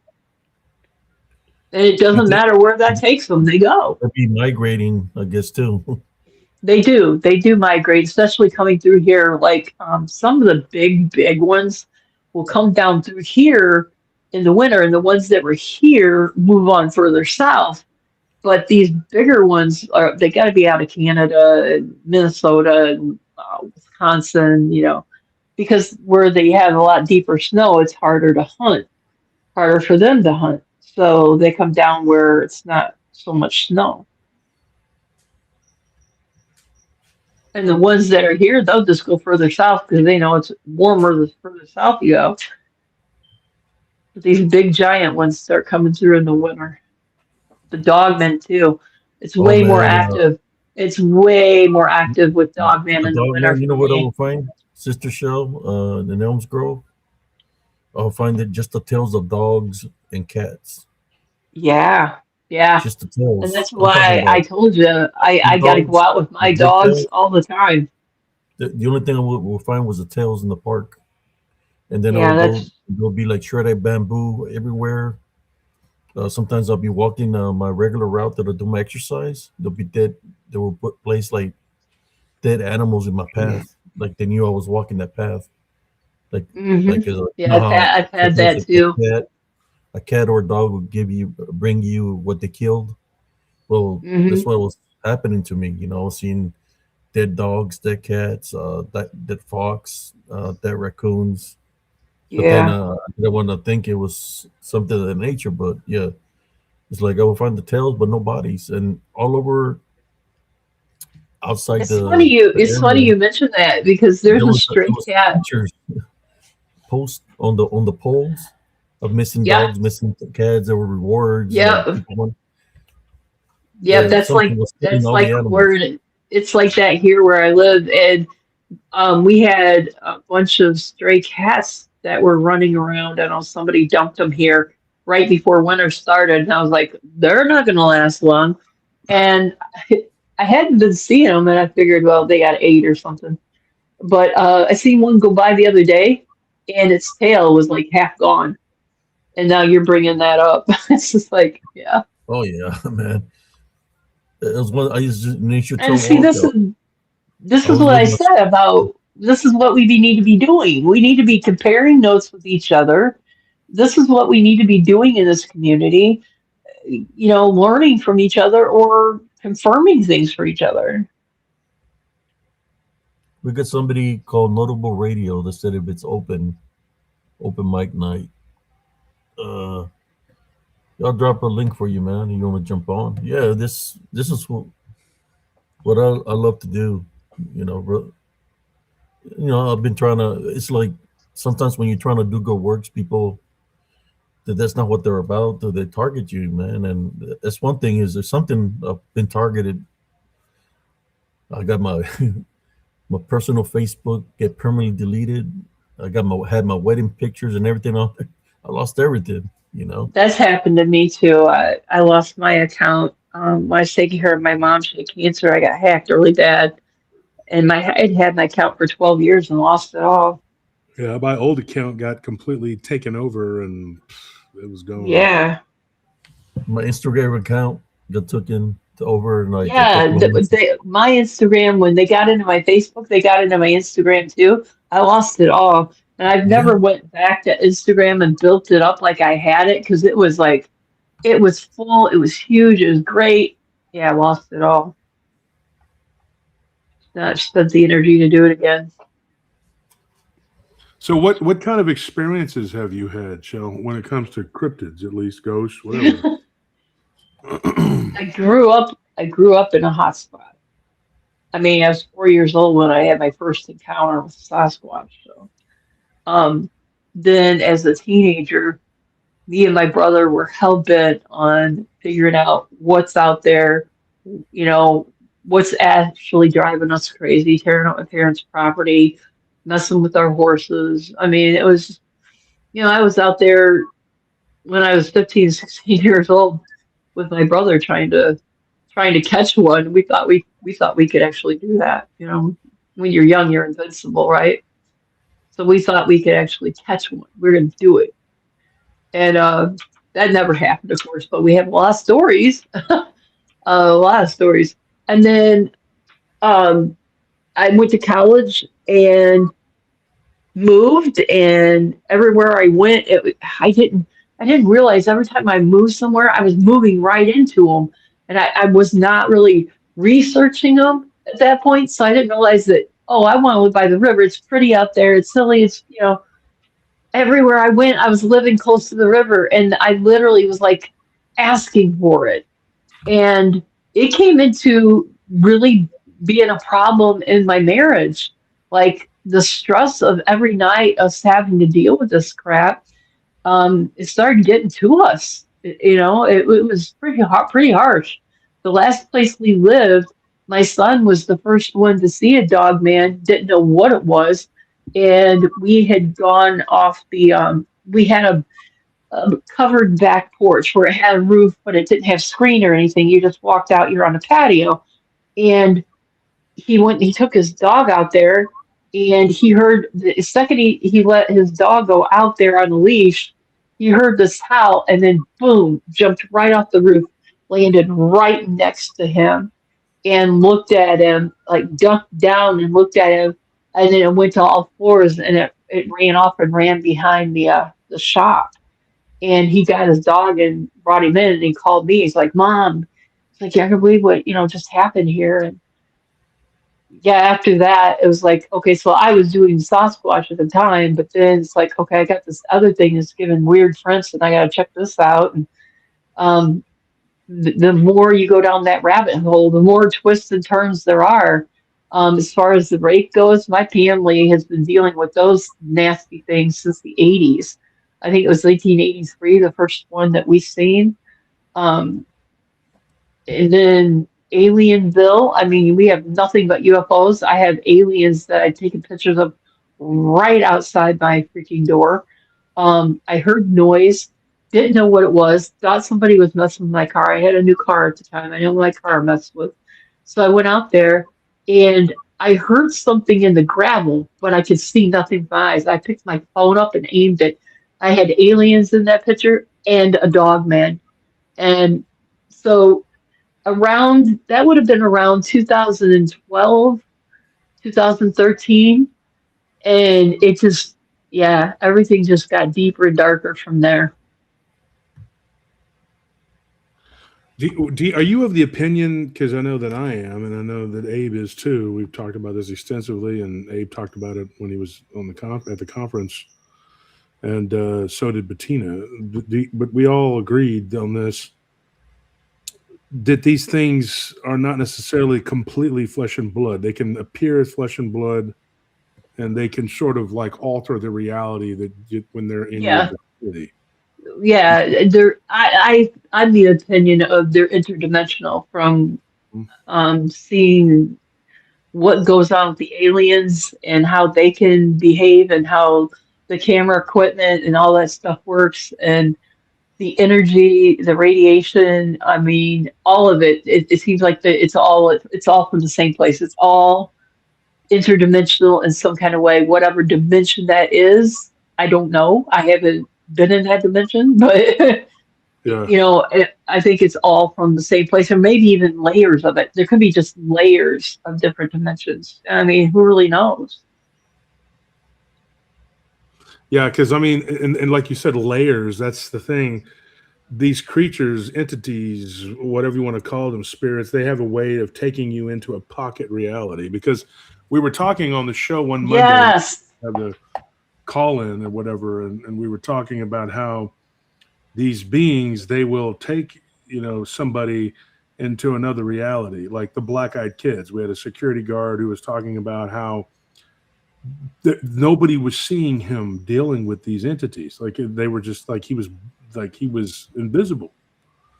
And like he's been pulled into their reality. I've had some experiences. I mean, it's getting kind of late here, but I could talk about it another time.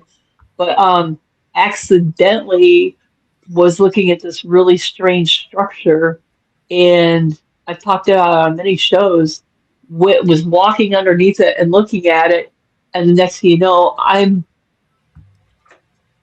500 feet from where I just was, and I'm in the middle of this river in December on an island, and I'm stuck there. How do I get past this raging water, this cold water, and get back to where I need to be? I mean, it was very intimidating, very scary situation. But I guess that was a portal that we walked under or through, and nothing looked different. You didn't feel nothing. It was just the structure. And the way the structure was, it was stuck in the ground, and at the top it had like a double fork. And then across the top of that was another one just like it. And then on the other side was one shoved in the ground, and it had a fork at the top too. And it literally looked like a door, but it was huge. It was like 13 feet tall, I remember. And it was wide because I remember David and I both walked through it at the same time, walked underneath it. And that's how we ended up somewhere else. You said Uh, David? But here's the thing. It looked the same. Everything looked the same. It's just that we were in a different location, Mhm. in the same.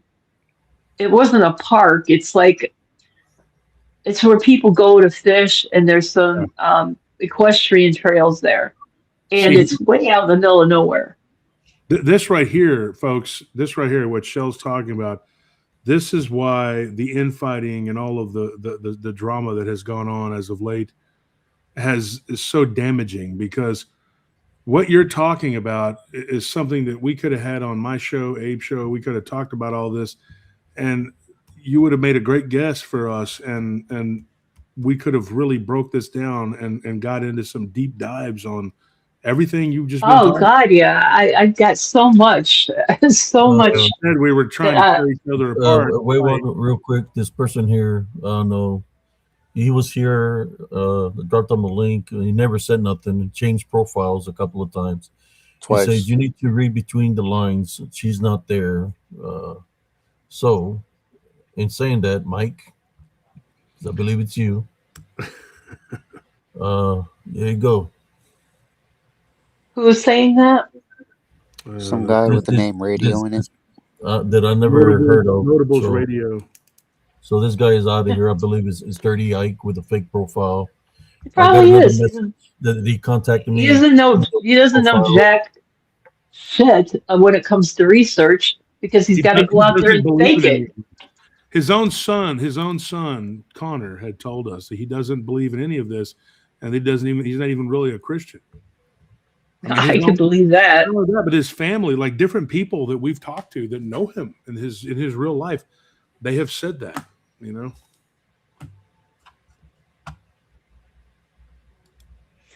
I don't know. It's at the end of the day, I'm glad to just be away from it and not have my name associated with it. Yeah, I was getting other messages through Messenger from somebody else. He got so many fake profiles that I got another message that said it was somebody, but it had a different profile. Why you come to contact me with a different freaking profile, Mike? He probably has lots of them if he's walking around with 3 phones. I mean, and a computer too, and no telling how many he's got. So, he said somebody named David Graham. I'm not buying anything this woman is saying. A wolf in sheep's clothing. That's Mike right there. I don't care, and I don't care. I don't care if people believe me. I can give you my experience. Take it, leave it. I don't care. Yeah, I got it right here that I'm reading it off my phone. You try to contact me through Messenger with this fake profile. I stopped watching. I can't listen to her anymore. Totally ruined the show with her nonsense. Man, get out of here. Stop contacting me, man. Yeah, I gave you the opportunity. And who is that? What's their name? David Graham. He uses fake profiles all the time. Yeah, I don't know a David Graham. There is a David Graham, and he's I don't know if this is him, but I have a David Graham on my Facebook, and I kicked him off recently, and he's a real guy. Like and I've talked to him, but he's real politically active as a leftist, and so that explains it. I had to quit talking to that guy. But here's the thing that got me, and I'm not saying that this is the case, but there was a group of these. There was him and another guy named Brad Smith, and there were several other people, and they were all leftist-leaning people, and they were all big, rabid supporters of Barton, and they were attacking us and saying that they were defending Barton. And I was like, what in the hell? And so when I mentioned that, you know, that's what you were talking about. To me, that's not cause for Barton to go spinning out into outer space the way he did, because I didn't go after. Let me see that. You know, I can't speak. I cannot speak for Barton because I don't know what his trigger was. I haven't had that conversation with him. I just know what was posted about the guy and Charlie Kirk, and that was it. That's the first time I ever commented on anything. That was all I knew. I don't know anything prior to that. On my friends list, but that's what he does. He always sends me stuff, man, with his fake profiles. You know, he's a piece of crap. You know, that's why I say the things I say about him. It makes sense that, you know, well, these leftists, I'm just going to say, maybe he's one of those that I got rid of that was on my timeline, because I'm perfectly fine with leftists being on my timeline as long as they don't try to spill the apple cart and start a fight with my people are already there. If you start fighting on my timeline, you're gone. Yeah, especially if you're the left side picking the fight and saying some stupid crap, you're gone. So maybe that's what that guy's beef is. Maybe he's one of them. I did it too. I don't know. I can't keep track of all these people. So here's what I'm going to say. While this thing was going on with Jessica, Mike was messaging me, and I'm not going to get into everything he said because he sent me probably a dozen, more than that, messages, and he tried to call me. But I gotta hear it. One of the things he said, this is all around Barton. Told you. Oh, Barton. Yeah, he hates Barton. He hates Barton, and he was trying to put me. That's why he was trying to get Jessica to unfriend me and block me and stuff. He kept saying she's a Barton Team Barton. That's what it was, Team Barton. And I'm like, you know what? I'm not Team anything. I am Shell. Okay, I'm me. I don't have to be on anybody's team. I don't follow people. They can follow me, or I can comment independently, but nobody's going to twist my arm and make me do anything for them. Not happening. Yeah, he said this. He said, I told you Barton doesn't like me. They wanted me to back Barton against you, and I said, no, I'm done. You know, and that's something else. I mean, the guy's paranoid because Barton has never said anything out of line. Hang on, I gotta plug my phone and it's going dead. Well, Barton will team up with anybody if they'll hurt me. I mean, he wants. No, he never did. He never teamed up with Mike. I don't think he ever trusted him. You know, Barton's not stupid. Well, Barton had literally called up Krista, you know, from Blondes and Booze, and just went completely off on her. And cussed her out and told her we were all going to federal prison for kidnapping Mike's son. And that's the truth. Yeah, I don't know any of that. And to be honest, it's none of my business. I don't.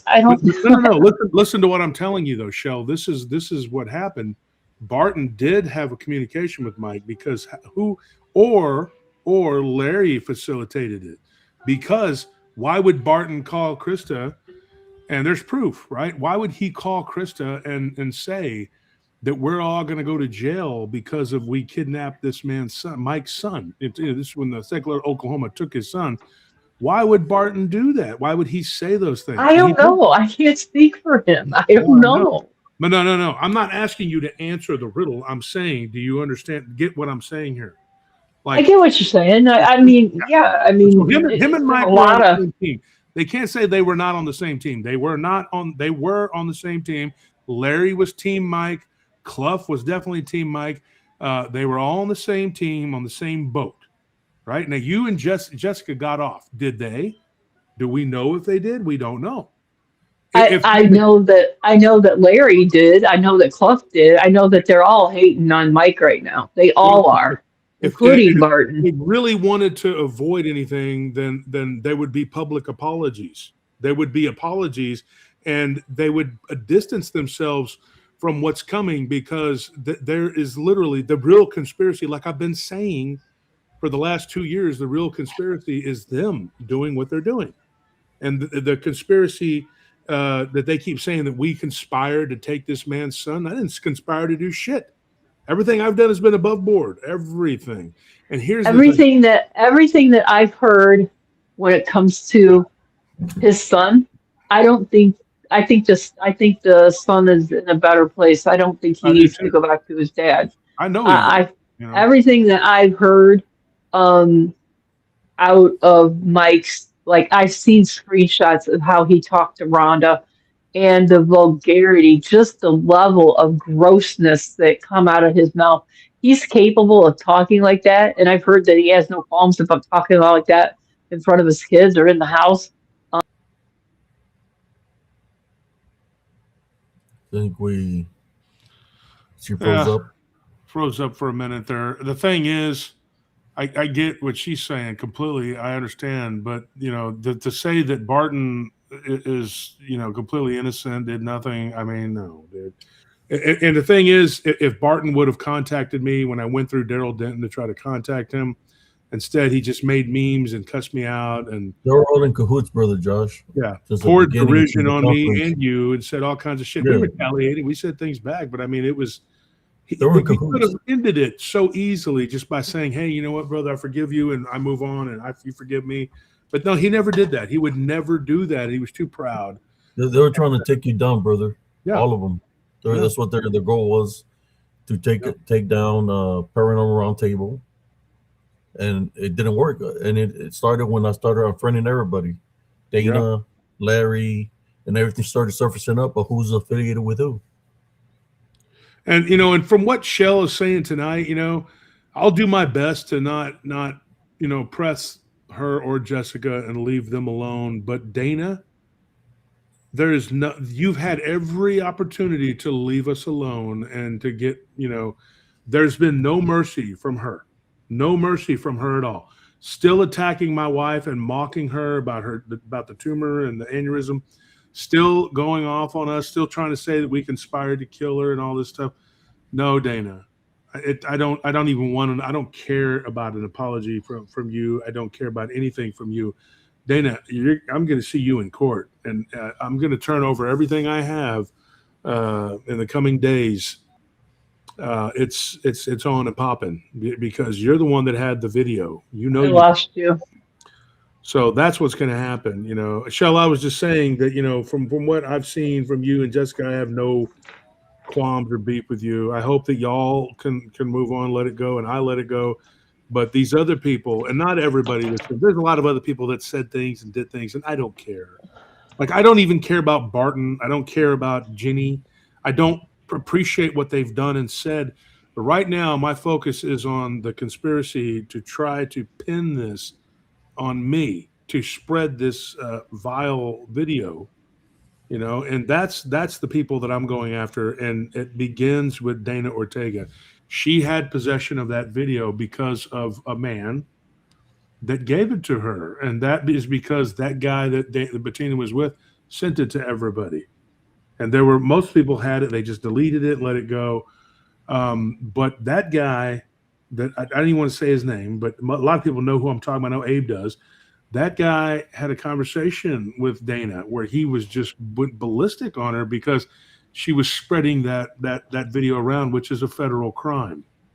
And now that it's come out, through the recording that Jessica had, that they were trying to use that, man, I'm telling you, it was bad enough with Janice Blake trying to pin the felonies on myself and my nephews, but now that's the nut job right there. I mean, she's crazy. What I've seen, she is a nut job, and she's all about Mike. I mean, this is an old woman that's madly in love with him, and she's in Jessica's room the other day fighting for Mike. I mean, she come in nasty. We just let her. We just let her. That's her stage name, folks. If you see Sunshine Moreland, block the shit out of her. Yeah, that's the woman. That's her. Yep. And she is a psychologist from Virginia. Isn't that ironic? Isn't that crazy? Yeah, it was me. It wasn't me. It was my wife and a couple other people that sent letters to this, whatever. And she lied. She lied to the board of psychology, folks. She did this. I can prove this. She lied. I And she heard that from told somebody her, else. I heard yeah, that. She I don't lied know with, who. Somebody else told me that. she lied with papers, with documents of psychological treatment. Yeah, somebody told me that. I yeah, can't remember who, but I did hear that. I wouldn't be surprised. She's vile. I mean, and weird. I mean, what old woman gets infatuated with somebody that you're old enough to be their mother? yeah. And Um, it's they just perform sick. a fake character, like I'm psychology damage. So they make the paper and they go to courthouse with that statement, official. Yeah. Do you realize what she did too? She took pictures. This woman, Janice Blake, ladies and gentlemen, she took pictures of a woman that was in her care that cut herself because of her psychological condition, and Janice plastered them everywhere. Who does this? That's unprofessional. Yeah, People without I have the people But proof. I'm not who does surprised. that Everything is that I've people seen who and seeing her mouth going, and she could not open her eyes and believe that Mike was capable of and has been pulling the wool over your eyes because you people don't know research. You people they don't know use they cryptids. use The they behavior that is going on out there in they those woods use with him medicine. is not cryptids. It is not. They use It's medicine. him, and he's making crap up. He's They freezing up, use man. medicine sedatives in order to have privileged information, in order then to blackmail anyone. If you think about this Epstein phenomenon, it's information phenomenon, to have privilege, incriminating information in Well, exchange HEPA of. laws, yeah, HEPA laws are supposed to be protecting all of us. Yeah. And if she's breaking HEPA laws, she'll lose her medical license. Yeah, and she Well, should. And when she was turned in, she wrote a big old paper lying and backing up everything. She literally, in the paper that she wrote to the Board of Psychology of Virginia, get this, folks, and we have the letter. We have the letter. She accused me and Bettina and Nellie of lying, and she said that she was defending herself and her friend that I called an engine, that he keeps pumping that bullshit lie that he's an engine. I never said the word engine about him. Yeah, I've heard that rumor, and I was like, I've never heard it. And if you said that, I would expect somebody would have the Wasn't about screencaster him. somewhere, and I never seen it. I would have taken offense to it.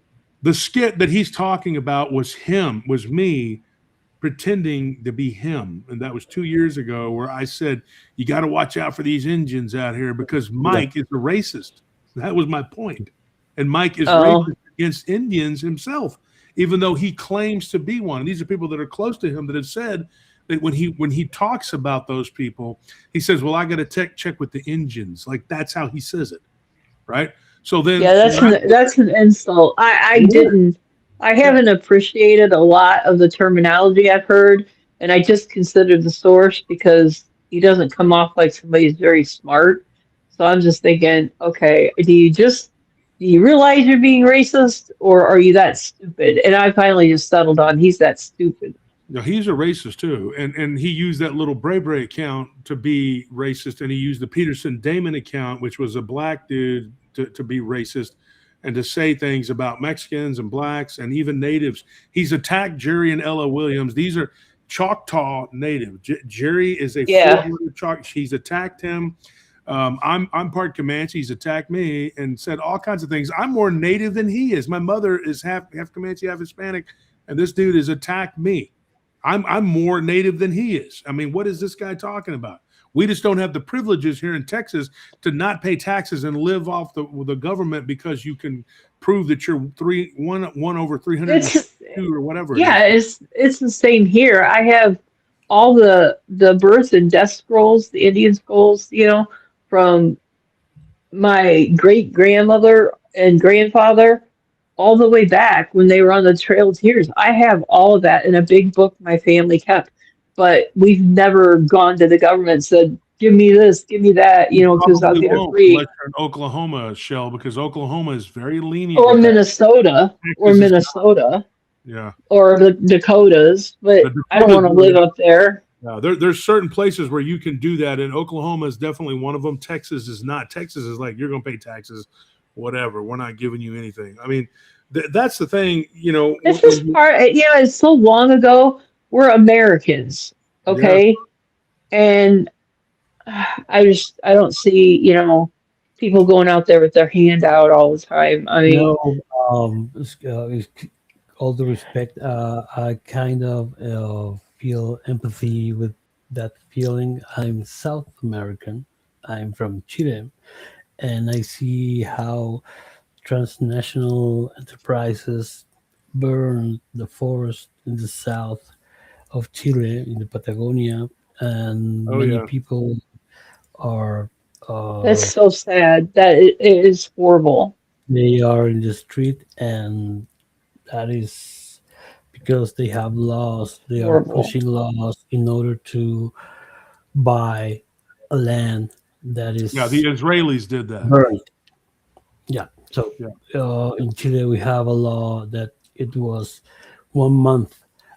After 1 month, you can buy a you can land buy the land. because Yeah, it's burned. So, okay. Now, the law for push that timeline in 5 years, it's sleeping in the Congress since 3 years ago. So when you say we are American, when I think and feel I'm South American, uh, Uh-huh.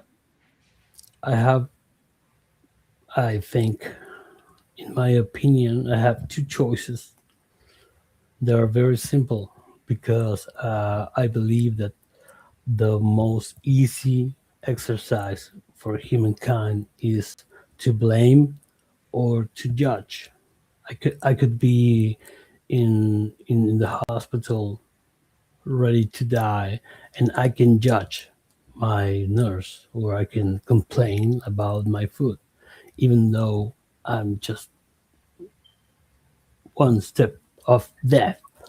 So, with that being said, my point is they they want to us in a glue, a kind of glue where we are fighting each other with some opinions. In some other spaces like this one, there's respect and criteria as a fundament. So now I'm still speaking. Otherwise, they were interrupt interrupt me like, what do you know, third world, Chilean, coconut, Indian? So my point is, we are in the era of fragmentation. You, ha- we always knew the left and the right, and now inside the left, inside the right, there's divisions, fragmentation. In fragmenting order in the right. to It looks like fra- people that frag- support Israel and those that don't. fragmentation, it doesn't matter the narrative. The thing that matters is who owns the narrative that it's provoking and spreading fragmentation with your neighbor or with your brother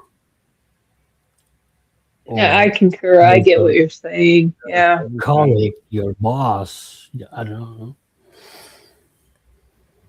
Yeah.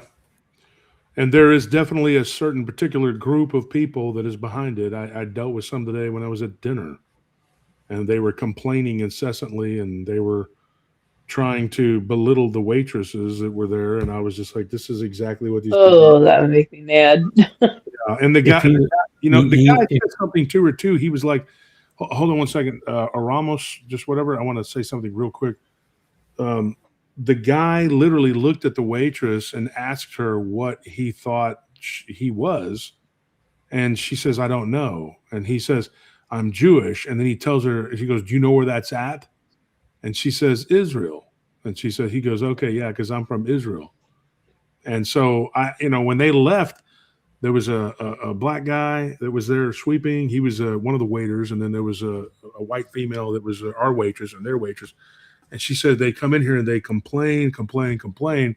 She says, "This is the first time I've had to wait on them, but they're very rude and they're very, whatever." And I told her, I said, they have a way about them of being like, "I'm better than you." And that's what they were doing to these They people. do. And it was They do. My daughter actually manages a restaurant up in it's close to Chicago. She goes up there and stays for a few days and works. And it's in an area where it's like when you go there, it's like you're driving in another world. Like all the signs change and everything is wrote in Islamic and all the names and everything is just, it's crazy. There's Palestinians, Jordans, I mean, and she manages this place and she's there by herself at night and they are so racial. Um and they will be mean to her like my daughter is Native American and I married Native American plus I brought it too so my kid really looks Native American but she gets mistaken for being Mexican and so they were making racial comments to her because she was talking to the cook, which is Spanish, Mexican. She's speaking Spanish to him, and so she's fluent in another language. So they automatically singled her out and thought that that's what she was. She had to call the police on them because they were literally like taking over the restaurant. Yeah. And it was all very, very bad racial. And yeah, this country is really going to hell in a basket. Oh yeah, there's Yeah, I whole almost enclaves of people. I almost lost the connection right now. It said it's like it was trying to boot me off. So I Wow. went over here trying to shut some of these things. my friend, He they will. said, "Oops, connection If lost. you're, Oops, connection lost." if you're, Well, I didn't. I had no intentions on coming on tonight. I mean, I popped in the chat. I was in bed, and Abe said, "Come on, speak." And like, okay, let me go get my headset. Let me get up. Let me get a blankie. Like, okay. Yeah, I had no intention on talking this long, this extensive, but yeah, thanks That's the for way it having goes me and sometimes. It's just the show when we speak, it just goes. Go with the flow of things, yeah, yeah, especially when you start talking all this stuff, it gets deep. No matter what our I, topic was uh, tonight, it all I, goes deep. I appreciate your sharing. I really do Oh, thank because you. those kinds of real scenarios are not in the news. But I really appreciate that you take the time to explain it because it's weird somehow.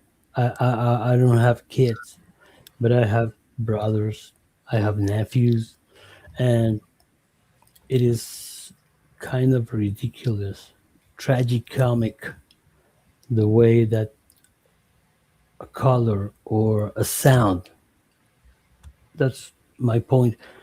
Now it's infecting the psychic of everybody with the sound. When they hear Spanish, they Automatically think bad. Yeah, exactly. They automatically think when bad. you say some words, they instantly put that in a locker. It's like almost unconscious. I Yeah. see You that, know, and it's phonetics. So because the phonetic, the frequencies of which sound uh, hits the water inside the body, in your body, 70% water. And so when you complain, it's different sound. Oh, rah, rah, rah, rah. When you celebrate, it's different sound. Hey, yeah, those frequencies are the repetition and the on Well, and on and on. there's this experiment. Well, actually, we're more than that when it comes Yeah, to our human makeup. We're more water than that. the But there message was of this water. experiment where they took Book. 2 glasses of water and they made all these college students do this. One Yeah. glass of water, you talk nasty to it, say negative words and everything Hey, else. you know, And then and the other one, they said positive things to and kind things. Well, the water that, after a week of this, the water that was spoke to nasty ended up being dingy and looking terrible, but the water that had been spoken nicely to was completely clear. So, what we do, it affects our human makeup, our human bodies, this frequency and the vibration that we're exposed to. That's why when you're around narcissistic people, it starts harming you. It literally starts harming the brain. And this is happening all across the board. If people could just understand that, and if they could stop looking at people's skin and start looking at people's souls, then I think this world would be a better place. Even when we deal with our animals, if people can just realize that is a little soul there, even if it's a giant horse, he's still like a 3-year-old little kid. We're at It 5 hours and 14 minutes, folks. Okay. No, I'm just saying, that sometimes when you talking, time flies. Yeah, it's I know. understandable. yeah, Abe has some because of shows that go on and because of on the and sound. on. When you hear certain Yeah, sounds, so there's Cromos, like a I think what Cromos is talking about, and it goes in time with what Shell just said. They're talking about how sound vibration creates reality. Yes. God spoke the world into existence, and so when you're looking at the sounds and the frequencies, and my wife tells me this all the time. She's like, honey, if you get angry and you speak angry words or whatever, it's going to speak it into reality, into existence. So she's always Yep. trying to tell me not to get upset, because sometimes these workers, uh, man, I love my employees, but oh, damn, they you will you, push you you buttons. you can get upset, but Oh my to make gosh. a sound out of it is Yeah. different. You can get upset, but uh, I scream to the pillow, but Yeah. I let it out. I scream to the towel. I smash something, not Instead of putting myself, it out there into the ether. but Yeah. without sound, not rah, no. And then you can release it to whatever you want, but the sound spreads. So when I drive in the city, it's like "Rah!" because I want to scream the guy who's cutting me off. Yeah. And Kramos, where do you live now? Are you living in Chile or are you living here in the States? yeah, no, I'm in Chile. I'm in central Chile, Viña del Mar city, next to the sea. Yeah, right there by the ocean. Yeah. So that's cool. I mean, and so I know that you probably a lot of pescado there. That's probably the main diet. Right? Yeah, well, we have a lot of sea here. Yeah. All of our country is sea and mountains on the other side, the Andes and the ocean. The Andes on one side and the ocean on the other. Do you So worry about? I'm sorry. Go ahead. no, you go ahead. Go ahead. No, I was just going to ask you if you worry about tsunamis. I'm expecting the big shake after 2010, 2010. I'm expecting the same one or stronger one every day because it's the one phenomenon that I think equals everybody, rich, poor, successful, or failure. They are the same human, afraid, terrified because they are poor. and that's is putting neutral on everybody. Yeah, I And could I'm see where it expecting would that. be like terrifying. I would be scared. The sound for me was the most terrifying thing, not I can the only breaking, imagine. the underground sound. It was like, and I was Yeah, I've heard hearing that that when sound we years ago. when we Now have earthquakes, it growls. There's a growling sound. I think it was a very nutritive exercise when all the people were in the same frequency of fear, terrify, panic. And then you call other things. Please make this stop. Please make my family safe. They are reaching for a higher power in that fear crisis, so that make everyone equal. They're wishing something more powerful to make safe of them, of their families, whatever. Now we are infested with so much information, and I understand. I'm hooked up in the fucking cell phone, bro. And I see news, I read some things, or I make ridiculous, humorous, stupid videos. I try to make the joke out of it, but I know it's serious. But Yeah. the seriousness doesn't mean, in my belief system, that should be fear, to be afraid all the time. And sounds in the news, they condition the fear. Oh, we have a murder here. Oh, they shot in the back here. Oh, wow, there's some protesting here. And Well, yeah, it's fear mongering. All this fear is generating more energy for the negative entities around the world, and you said it yourself, you're expecting a big one, and that's just going to cause more fear, and people are going to be asking for I'm protection. not spreading the big one is coming, but I'm just confessing and sharing here in a quiet place. I'm not my YouTube channel or any social media that I have. I'm not, oh, it's coming, the big one is coming. And I see many channels that do that to build Promote fear. thing, Yeah. fear. I don't Fear do is that. a spiritual Sharing opening. with you, but I'm expecting it because I almost can feel it because it's fucking necessary for the people to stop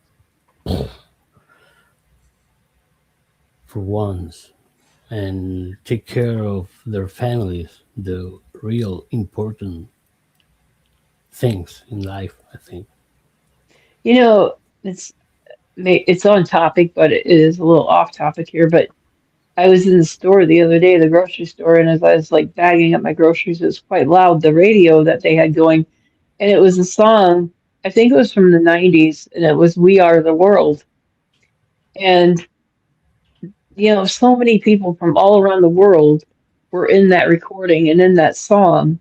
And then you think about ICE and you think everything that's going on right now, the world is so opposite from what people were trying to get it to be. Even back in the 90s, they were trying to get the world to come together in unity.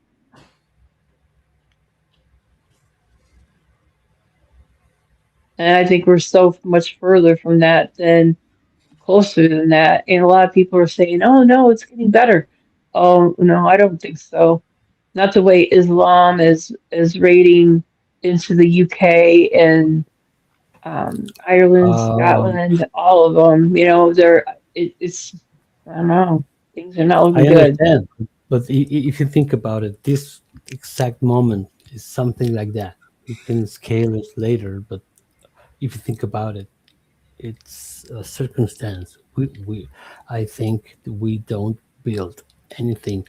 We just inhabitate circumstances. Life is a infinite change of different circumstances. We don't build anything. We just choose which one to inhabitate and I can participate in it. And the thing that you just said built this for me, right? Concert, We Are the World song. Hmm.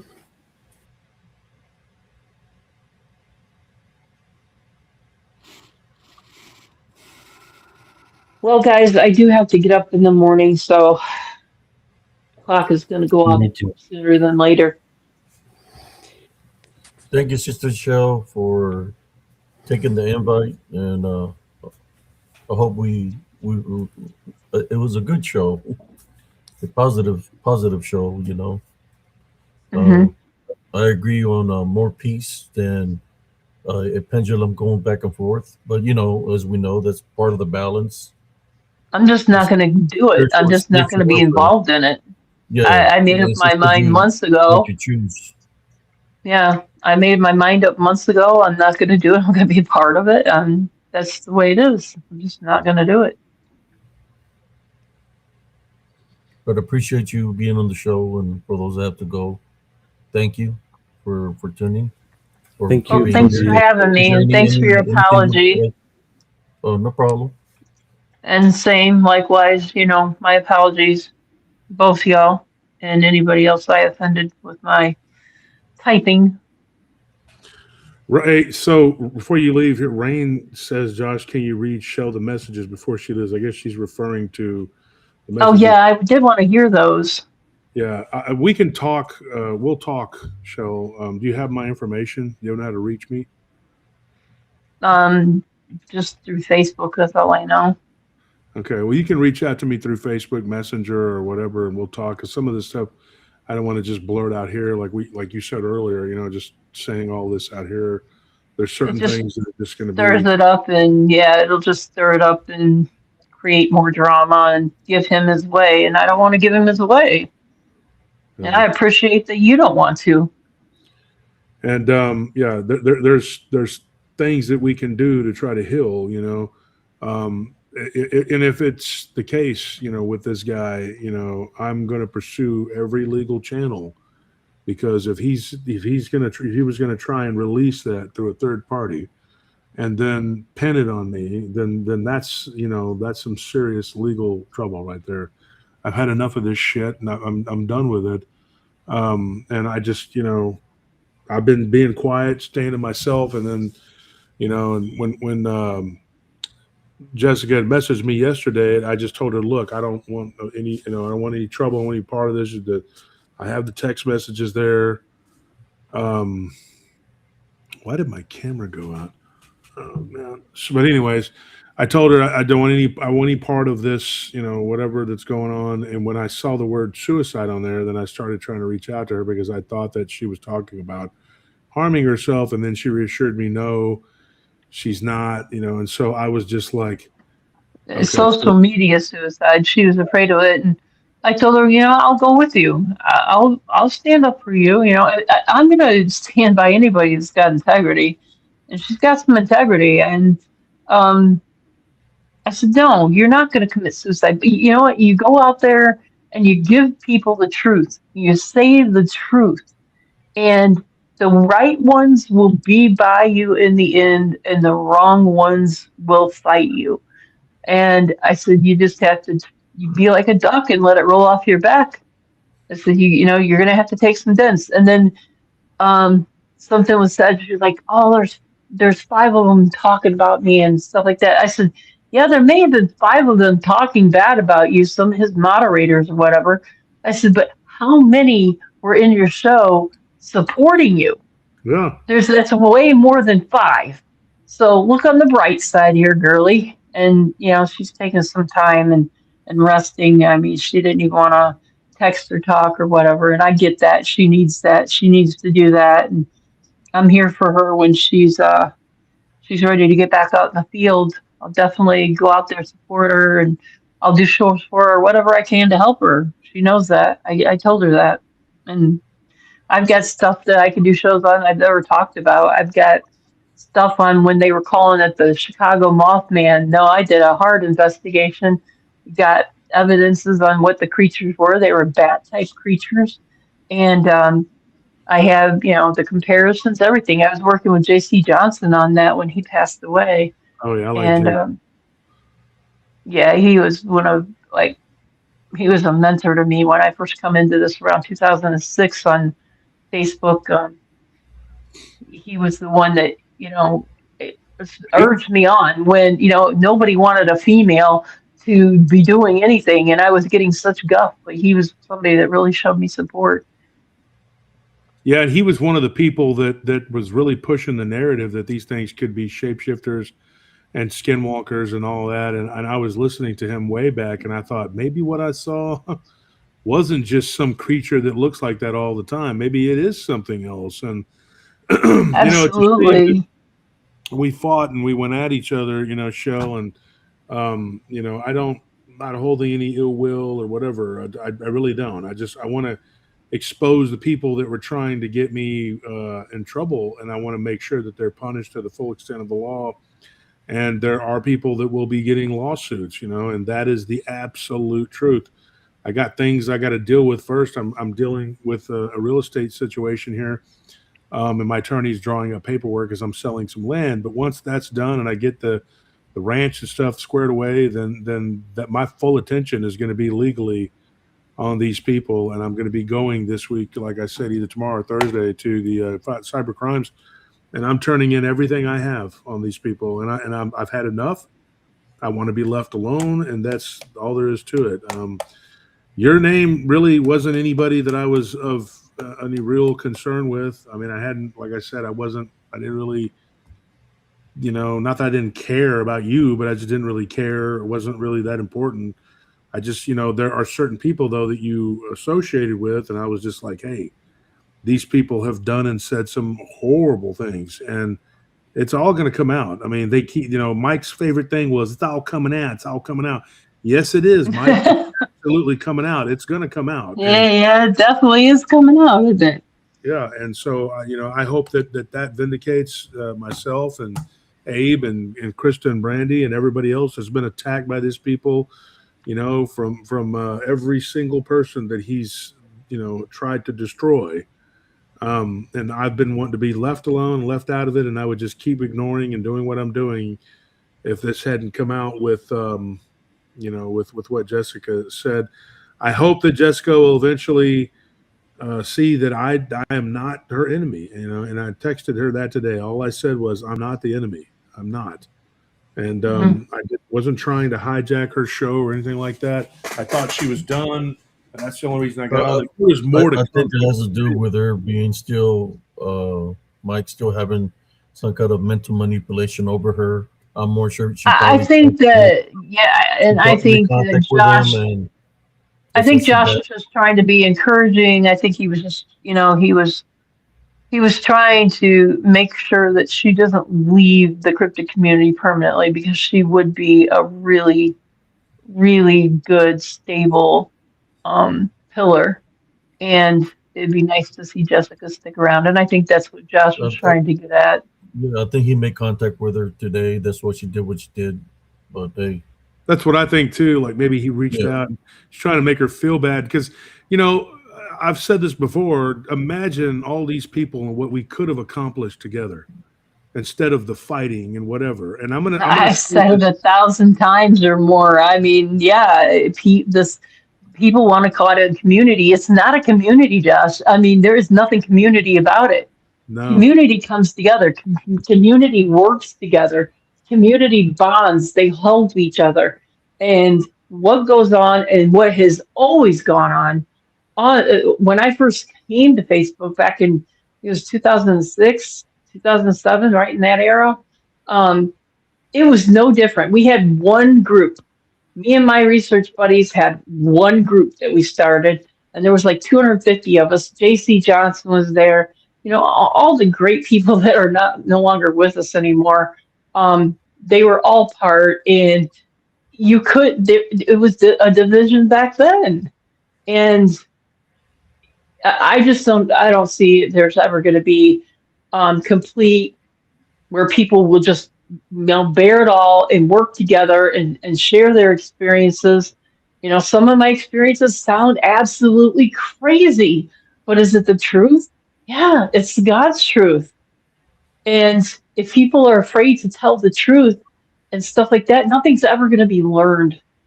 And people just need to bare bones start telling the truth, start sharing with each other, and putting the puzzles together. Because Yeah. it's like the Tower of Babylon. If otherwise, it's going nowhere. It's really frustrating for me because I spent so many decades with that goal, so many decades of working so hard, trying to bring the truth, trying to make people understand. And to see it today, and it's like, dang, looking back, where did my life go? I spent so many hours and, just so much of my life doing this. To see it is like, it's a waste. I could write books about it. It'd have to be volumes. I couldn't write just one book. But who's going to buy that? I mean, they're all gonna read different books, and none of these books are gonna match, and it's just it's a rat race. I've so many times been ready to just quit, and here lately, that's how I've been. Last couple of years, it's like I release very little of what I do.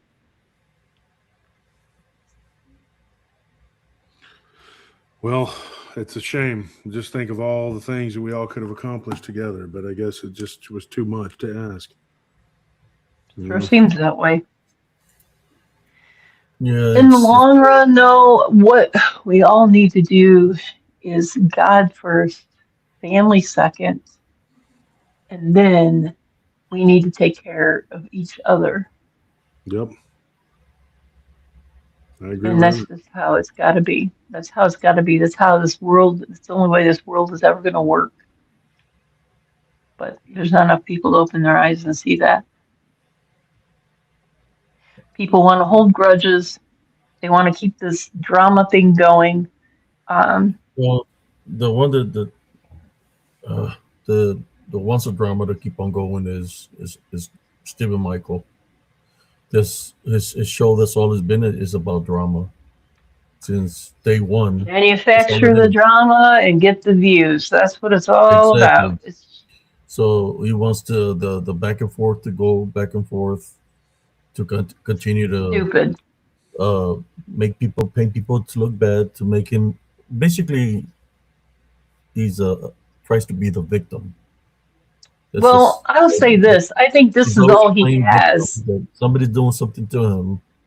If I had a big ass diaper, because adult diaper ain't gonna fit him. But this one will get him is a freaking diaper, because he's a victim of everything. Everybody's targeting him. But it's not Yeah, it's him yeah. targeting Yeah, everybody. he is the victim, exactly. But if you look at the grand scheme of things, and you really look at him, and I'm not trying to be judgmental, don't take me our way, but I think that this is all the guy's got. I think that he doesn't have anything else in his life. He doesn't have a career. He doesn't have a job. He doesn't have like hobbies outside of this. I have hobbies and things I like to do. I'm not all about cryptids. I love photography. I do a lot of that stuff on the side. And, there's other hobbies. I love horses and animals. And there's so much more to me than just cryptids. And unfortunately, when you look at this guy, I don't see that he has much else.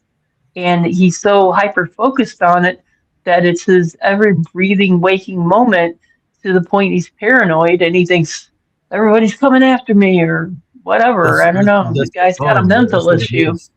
That's the con. He's a con artist. He's a con. He makes, especially with the And he females. definitely is. Because, Yeah, he because I know definitely is. Jessica's not the only one he's talking to, because that's Oh what comes out. no. There's So I've seen he him. gets, I've seen you him with so many yeah, people, so many women, and he always that's goes after the married ones. He always goes after the ones that are like way older. And Jessica even that's said a few things that he quoted. Oh, it's easy to win a woman over. All you got to do is compliment her and make her happy a little bit. She'll do anything you want. And women are all whores. And he says all kinds of it's really an act. whacked out, You crazy know, stuff. and you know where he learned it from? from his mother, Obviously, his upbringing. Exactly. I mean, his mother. You know, I it's don't all know. Yeah, I'm going to say something after that time that you, Abe, you and I and Bettina, and we had Jerry Williams and Ella Williams on there, and then we had Helbin Holler. We had who else? There was somebody else who was on there. There was a few of us that were on there, and we exposed him, with the video where he threw the rock and all that. And you would think, well, that's the end of it. People see now that he's a hoaxer, but that wasn't the end of it. And his mother got on there, and Mike, I know you're listening, and this is the truth. Your mother got on there and defended you, and I thought, this right here is the freaking problem. Your mom is getting on there and fighting your battle for you and defending you when you were hoaxing. And what I don't understand is how people could be okay with being connected to a guy who's a proven hoaxer. I just don't. I'm not. And that's why I got away from it, because I started seeing it myself, and then I'm like, no, I'm not hanging with that. And that's just the least of his shit is the hoaxing. It's it is. There's a whole much. There's so many chapters to. I don't know. What do you want to call him, Stephen, Michael, or whatever you want to call him, Fred, whoever he is. Little Mike. Whatever. From the photo. Dirty Ike. Dirty Ike is, that's one thing that his mom said in that the other night. She's like, there's two coins, there's two sides to every coin. And my response to her was, you're right, there is two sides to every coin. You flip that coin and it lands on the ground. Now one side's dirty. And to me, I think Dirty Ike came to that guy for a reason. That name belonged to him. Well, well, you hit that nail on the head. Because I got that from Tombstone, and not just the movie Tombstone, but if you look at the history of Ike Clanton, he was a dirty con artist, leader of a gang, and all he did was lie, and he kept getting away with all kinds of mess. And he caused so many problems and caused so many people to get killed because of his bullshit, and the Earps finally dealt with him. But it was just, damn, dude. I mean, it was just crazy. And even then, in the end, he ended up as a fugitive from justice, and he left destruction in his wake. And finally, he was killed in a robbery or something. He was trying to rob somebody, and he ended up dying an ignominious end. But there's a good documentary about it, folks. Go check it out. It's called Wyatt Earp and the Cowboy War. And watch that documentary. And everybody I've shown that to has come back and said, that is him right there. And look at how Ike Clanton was. Ike was that guy. So I just started calling him Dirty Ike, and then that just stuck. And I don't give a shit. I think it fits. It fits him because that's what he is. I mean, even people that don't like me call him that, and it's like, well, yeah, I mean, it's the truth. Yeah, you hit that nail on the head. That's a certain. If you want blessings, Dirty Ike, you gotta get good with God, man. Be doing the right thing. Don't be doing all this negative stuff you've been doing, trying to cause division, messing with people. Yeah, I was in a chat with him the other night on one of his shows, and right for God, ask God for forgiveness and repent for your sins. He kind of got into me, got into it a little bit and I think it was his conscience, because I said, you know what, that's not a very Christian thing to do. That's not a very Christian decision to make. And then he come back at me and he says, well, how many times was in the Bible? How many times did Jesus say that? I think it was Job that should be forgiven, and I was like 7 times 7, 7 or whatever. And he's like 70 times 7. He's like, it doesn't matter what we do, we are forgiven. And I said, well, you can't go through life using that as a crutch. Oh, I can just go and screw everybody out and be FAFO and do this and do that, but I know I'm forgiven, so it's okay to do. And that's him. It's okay to tread on people. It's okay to rumor about people. It's okay. All this stuff. I mean, he did it to me. He's done it to Jess. He's done it to a lot of people. And not caring about their feelings and walking through life with no conscience. I mean, the dude don't have a conscience. If he did, he wouldn't do half the things that he does. and he wouldn't treat people. Oh my God, he does not know how to treat people. He's horrible. Did he even graduate? I don't know, but I Eighth doubt grade? it. I mean, 8th grade? he can't even walk to his own mailbox without having the little boys go with him. He's afraid to be alone. That's why he's never alone out there in the field, because he hasn't got a pair. Wow. Yeah, I heard about that. So he tried to get, he always, when something would hear a noise or something, he always has to have somebody else go check it. instead of boots on the ground, would you call them no balls on the ground? No cojones? No, I definitely wouldn't say that. I'm not going to gauge. I'm not going to gauge what sexy is, but I know it's demented, whatever it is. So it's the bottom line. There's people that have balls when it comes to attacking women. That's definitely. Yeah. That's why he don't like me, Sister Chill, because I tell him how it is. Women don't tell him how it is. That's why people don't like me either, Abe. That's exactly why people don't like me. I tell him how it is, straight up. That's why he don't like me. That's why a lot of people don't like me either.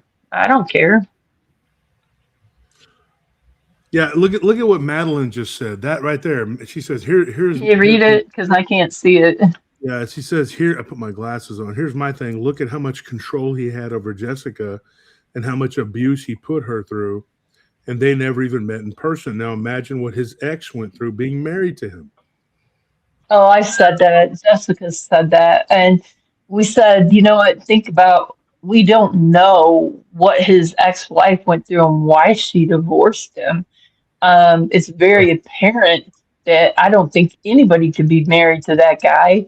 I mean, he's a dirty pig when it comes to women online. And we're not even going to discuss children. I start talking to children and I'm going to get pissed off. I mean, the guy is just a dick. Well, you know what's messed up, Shell, is that we did a drive for his son's birthday for Hunter, because Hunter's been through hell, with all this crap he's had to go through. So on his birthday in October, we did like a donation drive, and we raised $400, over $400. I think it was like $430 or something. Of course, YouTube takes their cut or whatever it is, but we gave them the money. And he threw an absolute fit about that. And I was like, dude, you should be glad that we did that for your son. Instead, you're pissed off. Yeah, I thought that same thing. I thought that same thing. I mean, it was a jealousy move, because obviously the judge was probably told him you can't have any contact, you can't buy gifts, you can't talk, you can't text, you can't do nothing. And then, his rival is giving his kid a birthday gift. I could see where if it was me, it would eat me up. I could see that, but it was also a really good gesture, and it was really nice for him to see that kid that happy. That's all that mattered to me. When I seen the video, when I seen the thank you video from him, I thought, all that matters at the end of the day is this kid is happy, that he's excited. But Mike can't even be happy for his own kid. He's just gonna see his jealousy in it, and that's that. If it was me, and somebody did that for my son, he sees dollar signs. Yeah, because if it was me, and somebody did that for my kid, no matter who they are, I would have just been like, you know what, thank you, because But the truth is this: he can actually give money to help his kid. He just won't do it. He will not. He collected money, free Hunter, bring Hunter home. And he did this birthday thing, and then he didn't give them a dime. He didn't give them a dime. He's allowed to? You're saying he's allowed to? Yeah. Yep. He can actually give the money to Melissa, which is what I did, and Melissa can give it to the children. And she gave every dime to Hunter.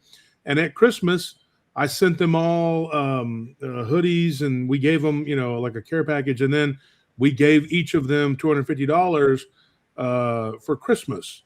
And so, he could do that. He could literally take some of that donation money and give it to them. He won't do it. He could give it to any of them. I can tell you why. I can tell you why you don't do it.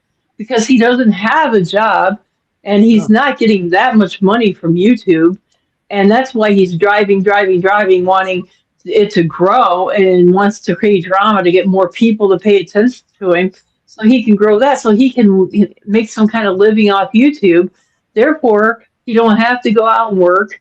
If he's ill or he's got some kind of manic depression or problems or anxiety or whatever the hell it is, then he can't go, get off his bum and go to disability and say, take mommy with him. Take your mommy. She'll hold your hand. Take her. If you can't go alone and you're afraid to be by yourself, go to the Social Security office. Get yourself examined by a doctor. Let them decide if you have a problem that needs disability or something. But literally everything he's getting from YouTube. He probably doesn't have money to live enough money to live on his own. He probably doesn't have enough money to give Connor even a birthday card. Yeah. Or Hunter. I always want to call that kid Connor. I don't know why.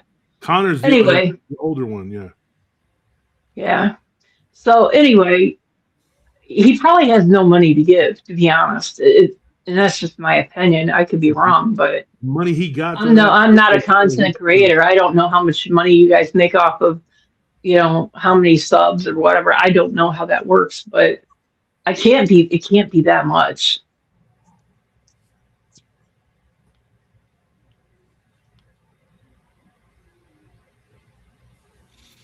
Yeah, I just know that if it was me, I would. I don't know. I know it would be. My kid was everything to me, and she still is. And she's grown up. She's going to be 25 this month. And I'll tell you what, I bent over backwards, twisted, jumped the leaps, sleepless days, everything to make her life the best I could. Give her the best prom dresses and winter ball dresses and go to events, take trips with class trips. And I just always made sure that she's taken care of, keep a roof over her head. I'm not living with mommy. If I could do it, anybody could do it. Yeah. Well, if anything, I hope that you see too, like, whenever Larry was posting things, saying that you said this and you said that, I know he's not the most truthful person, but honestly, I thought that you had said those things because that's what he kept saying you were saying. No, I didn't say that. I did say my bush caught on fire. Something did catch my bush on fire. And something just recently also caught my, they're not mini blinds, but my blinds are like wooden slots, if you know what I mean. Because I do live around the cryptids. I shut it up like Fort Knox. Otherwise, they come right up to the windows and look in. I got pictures of them doing that. So anyway, on Christmas Day, the next day after Christmas, we had really warm weather up here. So I opened up the windows, and in my bedroom, I had pulled back my shears, and the curtains were like to the side anyway, but I pulled it back. And then I went on to my son's. I left the window open. I thought it's nice to get some fresh air in the house. My cat will enjoy it, whatever. Then I come home that night, and I closed the shade, and I was, fixing my, bed, getting ready to climb in it, and turned around and looked at that shade. Thank God I had moved that curtain back. Something burnt it from the outside in, and there's this big, I can show you a picture. It's this big ring of where it just turned brown, and because they're non-flammable, it just wouldn't burn. So, and you know what? It's close to that bush. That bush is just around the corner from it. So something, I don't know if it's like a plasma ball or what, because I've got some weird pictures of that stuff too. I don't know if that's what did it or what, but I was just stating my bush got burned. I don't know how it got twisted up that Josh did it. And like, how would that be possible? I mean, I know I do enough studying and all of this metaphysical stuff that I know that if anybody astral projects or astral travels or whatever, they're not going to be able to affect the physical world at all. Yeah, I keep on So smelling. anyway, when that was said, I was like, I don't know who said it, but it was like a screenshot or somebody said it or something, and I was like, what? Where did that come from? That was Larry. Larry posted it. He Yeah. posted it more than once. He said that I astral projected into a hospital and attacked children, and he just said all kinds of horrible things. He said that Nelly was in a biker gang and got gangbanged by a bunch of dudes, and said that we were into black magic and we were going to sacrifice children to the devil. And he started this whole Leviathan or whatever it's called, Leviathan rumor, which I've actually looked into it since. Here's the weird thing. Since he started saying that, the only thing I knew about it was that it was like a direction of a like a, I guess, an archon of the Shaitan in Satanism. I think it represents like the South or something like that. And then I don't know. Well, and then I found out that it was a Ritual Babylonian god that was worshipped, and it represented water. And Yeah, I was so gonna say, wasn't it from the ocean? Wasn't it like some kind of Yeah. serpent from the ocean? It was in Yeah, the like the Bible, giant- the behemoth yeah. and the Leviathan. So that's the limit of what I really knew about it. But then I realized, like, there's a lot more to this, and people really do worship this thing. But my question was, where did Larry, how did he know about this? It's really weird to me because, and then in that group that Larry was in, get this, Shell, this is weird. One time they started attacking Barton in that first group, and they started accusing me of being a worshiper of Leviathan and a follower of the Leviathan, and then they started accusing Barton of being a worshiper and a follower of Baphomet, and they were like, "Oh, they were once working together. Don't you think that it makes sense that they're still working together?" And I'm going like, "What in the fuck?" Now they're attacking Barton. I was watching that, and I was going like, "What in the hell are they talking about?" Well, what was weird was Barton said, "You know what? I'm out. I'm done. I'm leaving this group." So he left. And then Larry comes up right after Barton left and says, Barton left, he got attacked, and then just started on this big old diatribe about me. And I was watching this and I was going like, wait a minute, isn't Barton like your best friend? So you claim? And you're just going to sit there and let Mike and his people attack this guy and tear him limb from limb? And you don't leave the group? You don't stand up and say, hey, this isn't correct. This isn't right. I don't give a shit what he says about me because I know they hate me. But why were they attacking Barton like that? I didn't understand that. And I was sitting there going like, this mother effer don't care about anybody. He doesn't give a shit that they just ripped Barton's ass and just made up. And I'm going to tell you this 100%. Yeah, and see, I don't know anything about any of that. Yeah, it was all in that group. And I have all the screenshots. What group? I'm completely oblivious here, It guys. was called Truth Lot. The first one, what was the first group called? If anybody in the group in the chat can help me out here. There was one called Truth, Lies, and Deception, or I can't remember the name. I don't know. There were 3 different groups, and then there was one called Truth and Justice for Mike. And it was just then there was the third iteration where they were John Smith and Melissa admitted that, or I mean Jessica admitted that was her. But Yeah. what's crazy is that Larry was on there just palling around with these people that were just tearing Barton apart. And they did it more Really? than once. And I was sitting there. Yeah, if I ever seen that, I would have got mad because Barton is a friend of mine, and I would go to bat for Barton. There it is, right there, Shell. Reign of Cleopatra says, "Truth, lies, and social media." And then Rain says, "Josh literally said that on the live and stuck up for Barton." I did because I was like, "What the hell are these people talking about, man? These people are crazy." And I was like, me and Barton weren't worshiping the devil. I mean, if Barton is worshiping the devil, he didn't do it around me, and he didn't do it when I was around. So I don't know what he did or didn't do when I was that's around. a fabrication. No, that's not how Barton is. You know Think that. about it though, Shell. Yeah, but here's the thing, Shell. Think about it. Larry was the one that promoted that Leviathan rumor about me, and then this whole thing about Barton being a worshiper of Baphomet while I was worshiping Leviathan, supposedly. And then right after Barton bails and leaves, then Larry jumps on there like right after that and says, "Yeah, Barton left. He got attacked. Josh Turner, blah, blah, blah, blah, blah. It wouldn't have been like Josh Turner, blah, blah, blah, blah, blah. It'd have been like, wait a minute, why are y'all attacking my friend Barton? Why are you saying this about Barton? You know, fuck Josh Turner. I know everybody hates him, but why are you attacking Barton? Why are you throwing Barton into this? He never once stuck up for him, not one time. And Barton got attacked in that group multiple times, even after he left. And not once did Larry ever stick up for him. But I stuck up for him on my channel. Even after Barton was ripping me apart, I still stuck up for him. And I told the truth of what I believed to be true. That's what pissed me off about that whole situation there. Because I was like, Barton, if Larry was really your friend and didn't just try to drag you into this shit, which I know he did, and he bragged about it. I got the screenshots of that too.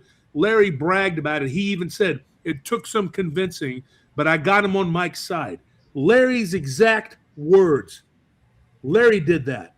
Larry's the one that went around and proselytized everybody to start a war with me. And he did it at Mike's behest. I'm telling you, and I got the proof. And he went to Abe. He went to Bettina. He went to Maddie. He went to Shane Michael Crisp. He went to Brandon Tolbert. He went to, what's his face, Joe Breezy. He went to all these people. I have the screenshots, the proof. And Larry was preaching the word of Mike to everybody that would listen. He wanted this war. And he I'm telling you, he conned Barton into it. He got him into it by making up some bullshit. And I don't know who or which one did it, but they made up some bullshit about what the hell was that called? The Hammer, the Austin of Hammer. What did they call me? The Hammer of Austin. They made up a fake name and said that I was attacking Barton with that. And I don't know which one of these little douchebags did it, but I sat there on the phone trying to convince Barton of the truth. I said, Barton, this is not me. I am not doing this. They're trying to set me up. They're trying to destroy me. And Barton didn't want to have it. He just would not listen to reason. I kept pleading with him. I said, Barton, you're going to destroy our friendship. Me and Barton could have done great things together, you know. And then one day he's on there and he's lamenting that I was the greatest storyteller of our generation and whatever. And I turned to the dark side. No, I did not, Barton. They conned you. They conned you, dude. I'm telling you, I was never your enemy. Never. I'm gonna be honest, brother. I think they were all in cahoots. I was just gonna say, I was easily conned in this thing, and you had the best intentions. You think that you're listening to the truth, and then you find out later you're wrong, and then you got to eat the crow. You got to go back to people and say you're sorry, like I've done with you and Abe. I'm just saying, you know what? I was deceived a lot by this Mike guy and things that they said for him and all his protection and victimism and everything about it. It's just a spaghetti fucking bull, honestly. Yeah, I mean, and it just in the beginning though, Shell, he conned me too. He conned me into fighting against Jessica Cryptid Huntress, and Jessica was my friend. But I thought that was her account because she was sitting there saying #boots on the ground. And then the next thing you know, there were people in there saying, I stand with Jessica. And it was right before the conference. And I said, Jessica, why are you doing this? And it wasn't Jessica. It was Mike. It was Mike. And yep. Yeah, and Jessica to this day, she won't talk to me. And I feel horrible. I wish we could have, turned it around and stayed friends because, I did appreciate her work and I like talking to her. And there are so many people now that the friendships are destroyed. The bridges are too far. We've just gone too far and it's over. I'll never be friends with those people again. And it's a sad thing, and this dude, he hated me and he hated Barton and he got what he wanted. And I don't care what anybody says, Mr. Fisher, Mr. Larry Fisher, you owe us all an apology. You were behind a lot of this. Don't say you were not. He don't say anything about me. I'm not going to say anything about you, but I am turning everything I have over to the authorities. And there is going to be lawsuits, the defamation, the slander, whatever. You guys, not you, Shell, but these other people, y'all bring what you have to the table and let me bring what I have to the table, 130,000 pieces. And let's see whose chips fall on which side, because I want justice. I don't want revenge. That's God's job. I want justice, and I don't want these people to ever be able to hurt anybody in this community again or do what they've done to us. They have wrecked our lives, and my wife's health is not good. She cannot take this stress. The doctor told us a couple of weeks ago, he said, keep her out of this mess, out of the stress. She doesn't need it. Yeah, just turn it off. I mean, turn it off and go live. Go do There you something go, that's folks. not. Check it out. Check this out. Brother just said boots on the ground, right? Yep. The That was Mike. entertainment account. This is Mike here with a You know, I never heard that term "boots on the ground" until he started preaching it, and now it nauseates me. That's why I circled it, because Yeah, that's what he says. This is Stephen Michael. Just Yep. by this comment here. He was making fun of me. Yeah, He was and he talking had to Tina Moss. That's how I ended up into this, Shell. They try to say I started it and that I did all of this crap. No, I did not. And I don't know where Dana and Blake and all these other fools jumped in and started their shit. I don't know why they got involved or what. She was already affiliated. She was affiliated with Mike already. Yeah, I guess she was already talking to him. There was I used to be infiltrating friends you, with brother her. Josh. you know, I would answer, but I don't even know, to be honest. I don't. I never asked her. I never said, where did you begin or how did this begin? I never asked her that, so I don't know. Because we know who it is that says boots on the ground, and here it is, freaking Stephen Michael right here, Mikey or Dirty Ike, whatever the hell you want to call him. Pig. That's what started it all. You targeted me, you know. Oh yeah, and that's another thing. Speaking of pigs, he's always joking around about how they're gonna kill and barbecue and eat my pig because I have a pet pig, and I'm just like, yeah, dude, keep it up, dude. Oh, is that where that comes from? Yeah, I never got it. I would see people laughing, and I was like, why is that funny? I don't know. See, a lot goes over my head because I don't know a lot, you know. I spend more time in my own life than I worry about these people's lives. It's just when rumors start coming to me, you know, rumors started coming back to me, this guy saying stuff, and especially when he said that all my work that I did was AI, man, that lit me up because I worked hard to get the cameras and stuff I have to have the pictures I do. And it was way before AI came around, that's for sure. Just like all the photos that I have is way before AI came out. That's one thing. It just ripened my melon right there. I was like, he's hoaxing, and yet he wants to say my work is not 100%. Hello, show me your work, real work, not stuff you're out there faking, but show me something real that you're doing. You know, it just it just burns me up. But I'm not going to keep letting it get to me. I've said, you know what, I'm just going to put it down, leave it alone. I prayed about it already. I didn't even think about it all day today, honestly. I mean, it's gone. It's in the history. I leave it behind me. That was yesterday. Tomorrow's the future, and I work forward that. I'm going forward with that. And all I can do is suggest Jessica do the same, and everybody. I just wish everybody would do that. I wish we could just all calm down and just not have this drama.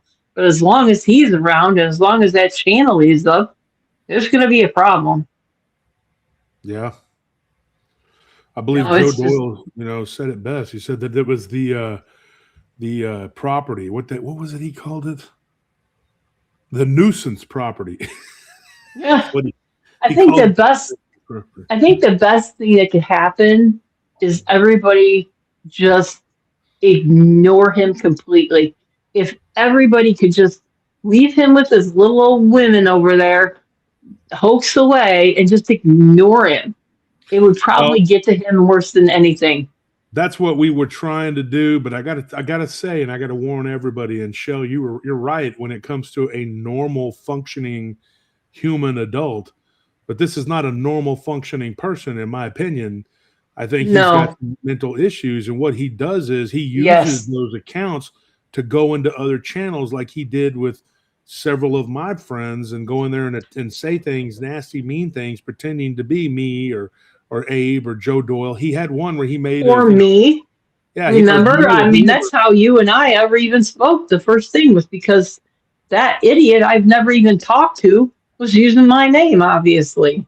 Yeah. So that, as long as he does those things, you can't, there's nothing you can do. I mean, and according to what Rhonda had told us, I believe it was Rhonda. Don't quote me on this, but I think it was Rhonda who had when we first started talking to her. She said that he's got notebooks and notebooks of different accounts, and that he writes things down to keep track. Oh, you would have to. Yeah, you would have to. It's nuts. You would have to. Yeah. I believe it was her that had said it, but there's so many people.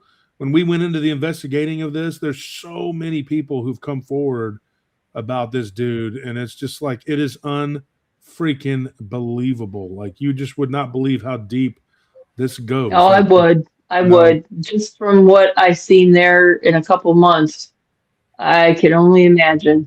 I mean, I think the guy's bipolar or schizophrenic, maybe agoraphobic too. I don't know, but he definitely needs a psychologist, that's for sure, or a psychiatric hospital. Yeah, he needs some kind of help, and maybe an exorcist. Maybe. Before all of that, I said that to Abe. I said, what if something attached itself to this guy when he was out there? Because he can preach Christian all he wants, but he don't walk the talk, that's for sure. The lying, deceiving bullshit, and say, oh, well, we're all sinners and we're forgiven for our sins, and that becomes a crutch. That's okay for you to just rape and pillage everybody? And oh my God, I mean, come on. Yeah. And I honestly, when I saw Jessie up there looking she just looked haggard and tired and tore down, and that's why I got on there. It wasn't to take over the show or do anything. I just wanted to support her, and Krista came on to try to help too, and we just wanted to show her that, look, we are not the bad guys here. We are trying to make this a better community, but he has just attacked all of us relentlessly. And I know, and it's a hot topic. It's a hot topic. Look how long we've been on. Well, my alarm clock's going to go off here in 6 minutes. There's going to be a lot of hungry animals if I don't get my butt to it. Shelby. Yeah, get in touch with me so we can, because I'd be interested in hearing you out about your encounters, because that's why we're all here in the first place, Yeah, well, I got a lot of that. You're always welcome here in Spiritual and Cryptid Encounters. Now that we got peace amongst one another. I'll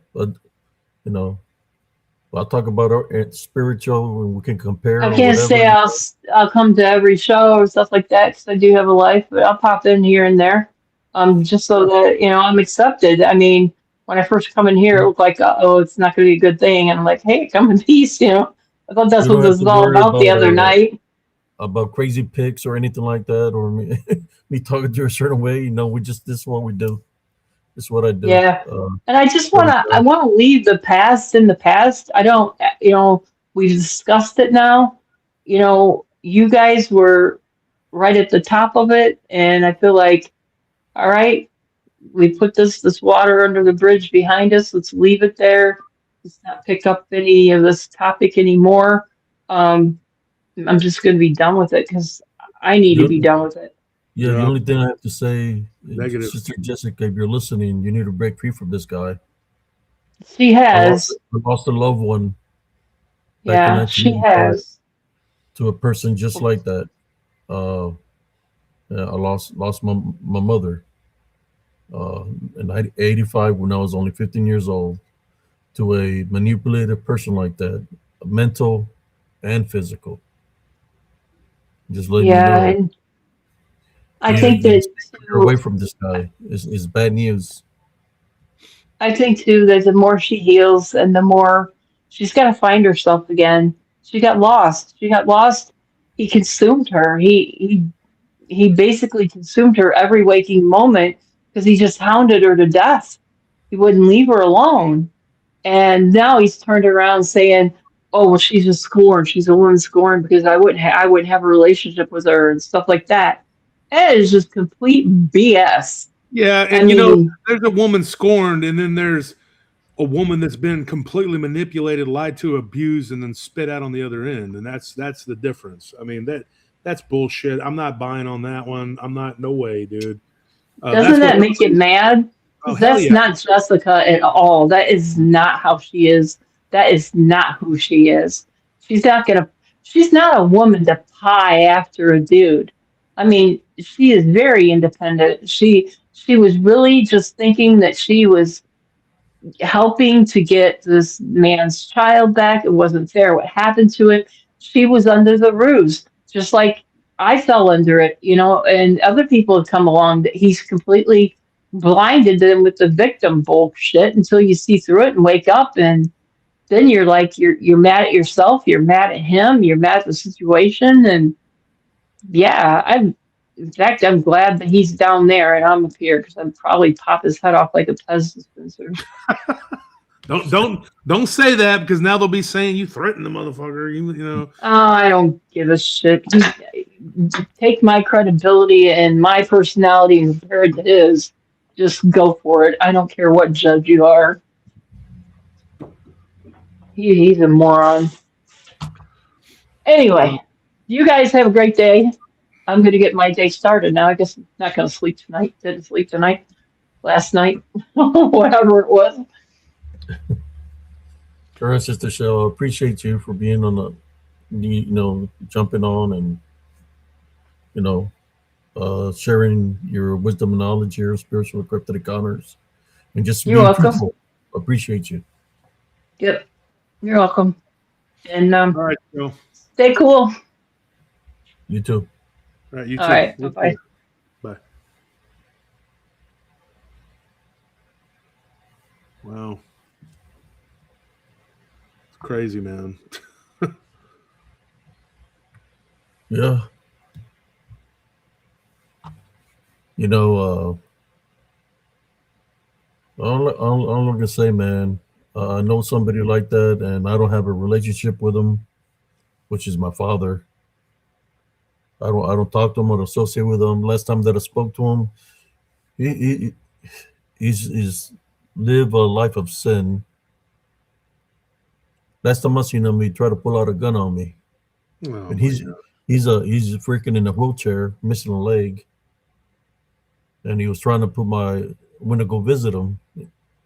When a person has a negative attachment, they can't let go of the past, and they will always talk about things of the past. They won't let it go. They want you to relive their sin, right? Just like, oh boy, that he talks about certain things like trying to act a victim. So he pulled my wife to the side, and he was reaching for something, and I already know he was reaching for a gun. And I looked at him, and I said, "Don't do it. Don't make me defend myself. I don't think you want to do that." And I was looking straight at him. He's older. Of course, he's slower. So he pulled his hand away from where he was reaching for and just looked at me. And I told her, "This is going to be the last time you see me, because I'm not going to come see you no more." That was it. And, I had to distance myself away from him, because either two things were going to happen. He was either going to try to do something to me, or I was going to have to defend myself against him. And that wouldn't have been good for him. But that's what evil wants, right? Wants people to be angry, vengeance, or whatever. I chose my Heavenly Love Foundation. But yeah, that's what I say to you, Jessica, if you're listening, break free from this guy. He's not good. Hunter's home safely with his mother. That's where he needs to be. This guy is unstable. I don't know what you're going through in your life, but don't buy into his BS. He's not going to be dangerous to Josh Turner or to me, as because we're men, we can defend ourselves. But he will be dangerous. If you remember what Sister Shell said, that all women are a certain thing, right? The B word. Well, he will go after a woman because that's the type of person he is. I'm just saying, be careful. Distance yourself away from him. As a matter of fact, we're going to do a prayer right now. Uh, Heavenly Father, we would like to pray against Stephen Michael McGee at this time of any witchcraft or necromancy or any unclean spirits that he might have that might attach himself to individuals like Sister Jessica or anybody that he has some kind of mental manipulation, physical manipulation. Uh, we take authority over the unclean spirits, for demonic spirits. We tie, bind, and rebuke you in the name of Jesus Christ. Leave our brothers and sisters alone. We call upon the heavenly angels and the Holy Spirit to do a clean sweep of our foundations as we place heavenly crosses on the doorways, on the windows, and all of us from head to toe, especially Sister Jessica. Uh, Free her from the bondage, Heavenly Father, of the manipulation of this man, and whatever wrong he's done, for it to remain with him, the sender. This we pray in your name, Heavenly Father. Amen. Amen. Yeah, and I would take it a step further. Everyone pray for the people around him, because he's got his own family. I don't know what his situation is with his daughters, or his one daughter that lives with him, and then I know him and his other children don't really talk. But pray for his children. Pray for Melissa, his ex, and her husband and their family, that they can be safe and be left alone. And now that this guy is under a microscope, he can't as easily and readily hurt people, but he still can try. And like Abe said, we're not afraid of this guy even a little bit. I know I'm not, and I'm sure Abe's not either. But he could still do things and manipulate. And you look at the plan he was trying to come up with. Like, he was going to try and frame me for sending, and then I would be, faced with a felony because they were going to try and do it from another country. Golly, dude. I mean, he was going to try to put me behind bars because, you're a coward, Mike. You couldn't face me, and you wanted to talk to me man to man. Yeah, and do what? Explain to me why you were trying to frame me for a felony? Why you tried to have your insane, haggard old witch, Janice, why she was going to, and I hope you're listening to this too, Janice, you fat bitch. You watch. You think this is over. No. If I have to drive all the way to the freaking courthouse, I'm going to make sure that these people get the papers, because this woman doesn't need to have no damn license. Y'all need to all write letters. I'm telling you. This woman, I'm going to sue your ass, Janice. You watch. You're not going to get away with trying to pin felonies on us. I'm telling you that right now, Janice. Sunshine Moreland. Block that name, that number, remember it. Mike, that's the only ally that you got. Her and Scott Bummel. Yeah, you keep it up, Mike. You're a coward, dude. You're a freaking coward. You want to try and put me behind bars for something I didn't do when you should be behind bars for something you did do. Crazy, dude. I'm turning everything over to cybercrimes. Scott, I hope you're listening to all the hacking and bullshit you've done. You watch, dude. You better hope my shit's not being hacked by you, because it's all going to come out.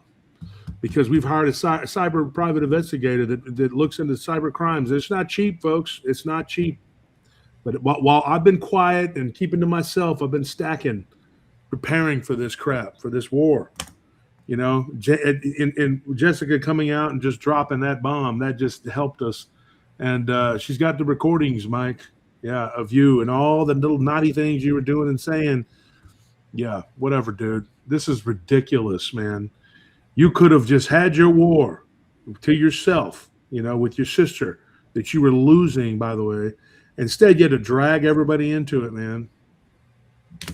Crazy. I mean, it's just unbelievable. You wouldn't leave Abe alone. Every night you had to come out here and harass this person.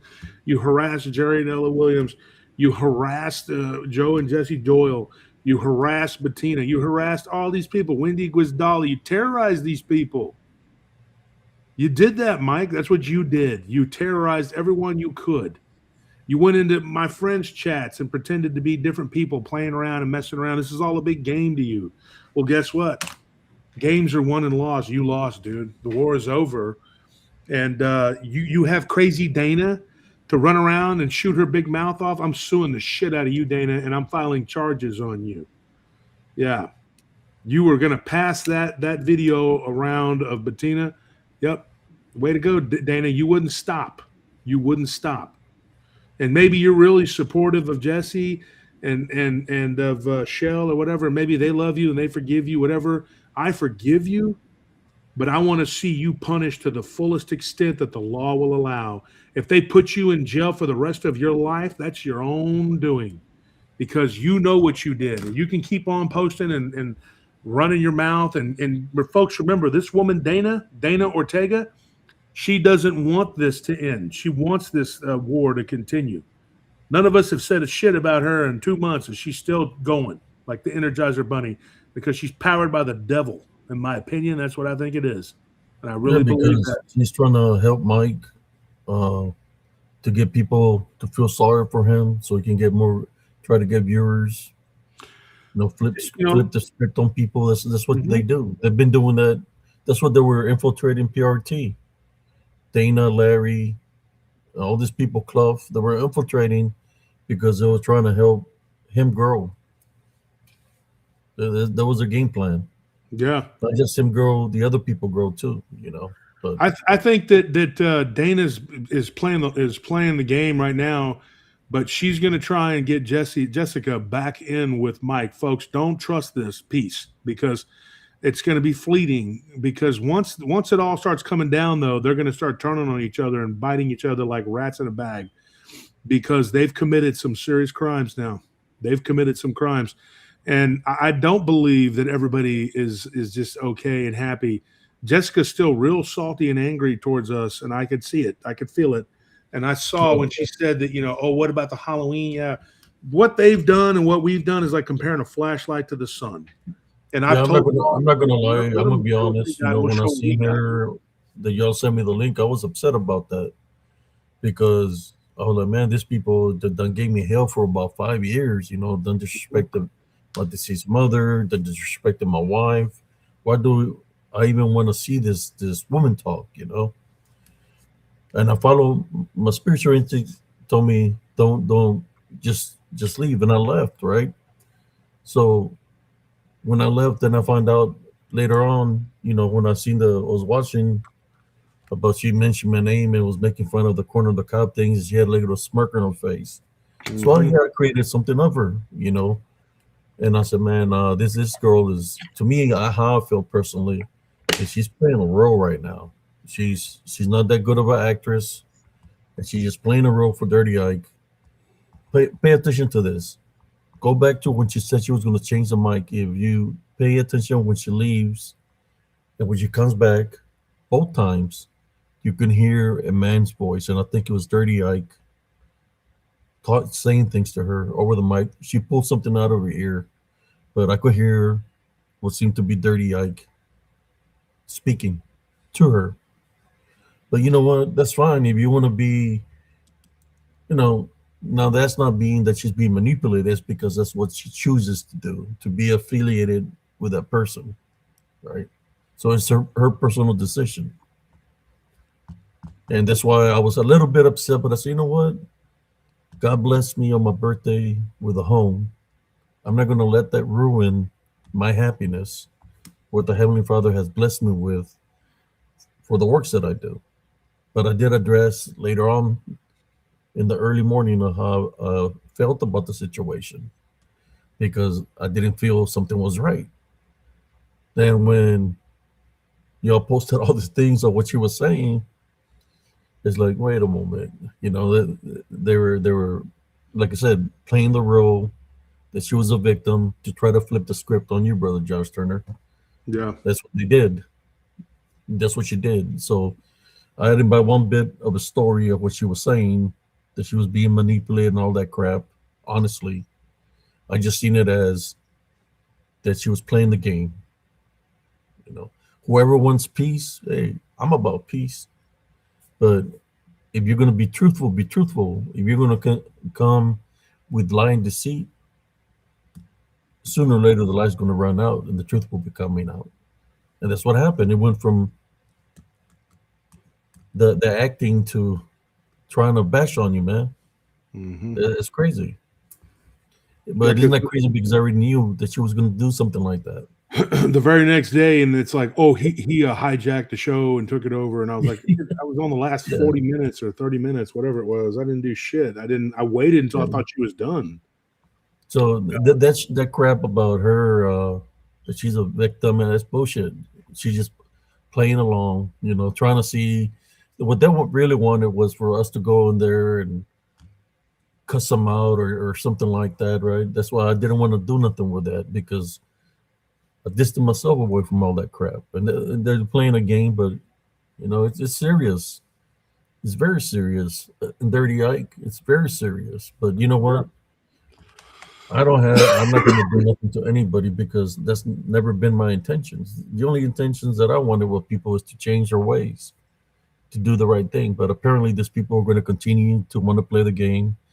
I mean, you ain't going to go to 2026 and then all of a sudden it's like come back like you're a victim or that you were being manipulated. But man, October, you ragged on Madeline for a whole freaking month and you were loving it. That's why I wasn't buying the bullshit, you know.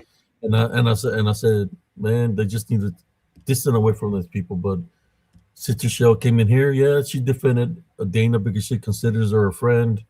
Is she manipulated by her? I believe she is because at one point in time, she was pretending to be my friend too. But I figured her out. But I'm not nobody to judge nobody. Sister Shell wants to forgive her. That's on her. You know. But I just don't trust, and I'm gonna say it like this, straight up right now. I don't trust nobody from the Rose camp. No. Nobody. If you want to say you got peace with me, well, let's do peace. Show me you want peace. But just because you're saying you want a truce or you want peace, you know, fine, let's go for it. But if you're still affiliated with those individuals, then I still got to keep my eye on you. My guards got to stay up. That's how the enemy infiltrates.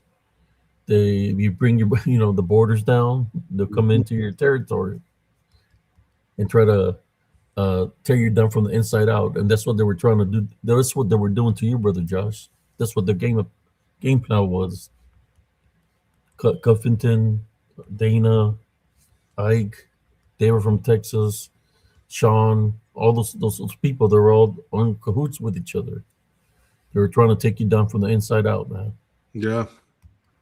And the thing is, all of this stuff's going to be turned over. When I talked to the police, it was literally 3 weeks ago, and they told me just to gather all the information we can when we're ready to bring it to them. And the video of Mike basically, talking, that's so the police will go from there, and then we'll see where they go with it. And everybody that was involved in that little conspiracy, whatever, is going to get, they're going to have to. The truth is going to come out. It is. They're always talking about it's going to come out. It's coming out. It's definitely coming out. And I wouldn't want to be them for nothing in the world. Not only that, but just for the corruption of my own soul, I wouldn't want to be them. I mean, not to mention what's going on here right now. And this idea that he has that he could just do and say whatever to anybody and just, as Shell put it, rape and pillage, and then just think that I just say a prayer and it's over with. That's the problem with Christianity and Islam and Judaism. All of those religions, they foster that belief that you can just do whatever. And that's why I tell people this is not the way that it was ever supposed to be. This is not the correct world. It's not correct.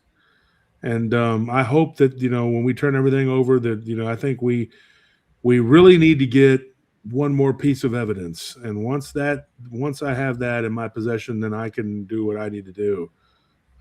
Because I'm going to give the police what we got now, but I need to go ahead and just, and Dana knows, she knows that she's knee deep in this shit. And Dana, I hope you're listening right now. Oh, yeah.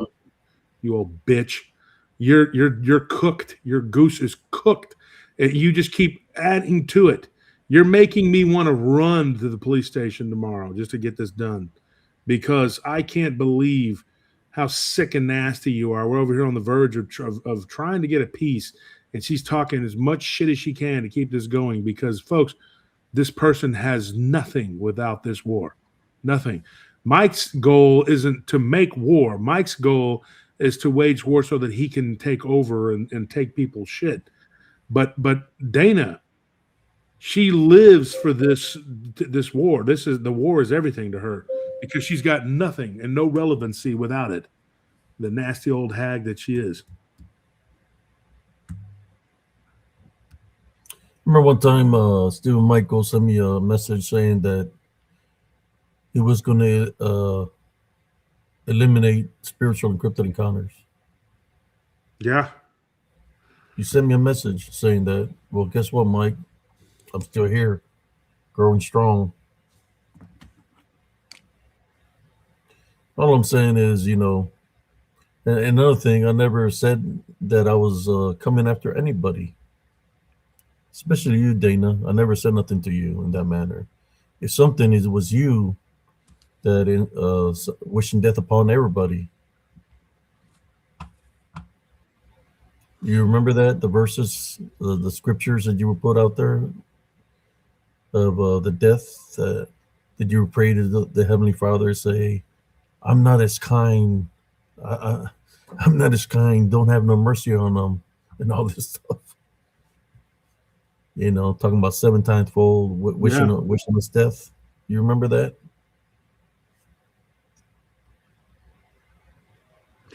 Yeah, and Dana praying that we all die and that God kills us and destroys us. Yeah. It's unbelievable. You see, Stephen Michael, my problem with you, I could have solved it a long time ago. I could solve it right now if I wanted to. But you see, I'm just going to leave it up to the Heavenly Father. And everything was, you can only lie for so much, because the truth eventually comes up. And the truth is upon you right now. You've been revealed that you're a con artist, a fraud, by people from your camp that done figured you out. We've been knowing what you're about for a very long time now. But it is what it is. Just a matter of time before what was the proper word? Karma comes back your way. What goes around comes around, man. Yeah, what goes around and that's life. That's what I've learned in life. You try to do people dirty, it's always going to come back to you, because if the people are being protected by the Heavenly Father, the what you're trying to do, it's going to go right back at you. 3 years now, am I correct? Is it 3 years? Going for 4 years now that Hunter is home safely with Sister Melissa? I prayed for him to be protected because how you were. And guess what? It's been almost going for 4 years now. Been 3 years that Hunter's home safely. How many times would you tell your viewers, oh, I'm fixing to get Hunter. I'm getting him. I'll tell you wasn't going to get him back. I'll tell you that he was going to be with his mother. See, when the Heavenly Father blesses somebody with something, they're not going to take it away from them. You done bless Sister Melissa with Hunter, and this will remain. And you know what? It's been how many years? 3? That's 3 years of back pay child support. You know what happens to people that don't pay child support? Wind up in jail. That might be the karma that you might receive. Being, a deadbeat dad. But anyways, there's so many things that can happen. But I'll say it like this: it's never too late to change your ways. You can always ask God for forgiveness and repair for your sins, but it's got to come truthfully from your heart. And we know that that's not going to happen, because it would have happened a long time ago when Brother Just Turner did the peace treaty with you. Could have stopped way back then. How long ago was that, Brother Just Turner? We did the peace treaty. So that would have been not this past year, but the year before. So it would have been at the end of The year 2023. before was the second attempt, but you had a first attempt, right? It would have been the peace treaty would have been in 2023, December of 2023. And they just started talking shit. They couldn't stop. They didn't. Yeah. So when I seen that video, that's what I'm thinking. I said same thing. You know, they just want to see they can find something that you're gonna say to try, to try to use against you. You know, I mean, they try you hiked at the show. I mean, she invited you to like, who wants to come on? Who wants to come on? I would have gone on the show, but I said, something ain't right with this. How many times have I invited people here? I think Sister Show has more balls than Mike. At least he came on the show. Yeah, Mike's a coward. We know that. He would never. He's never going to show himself.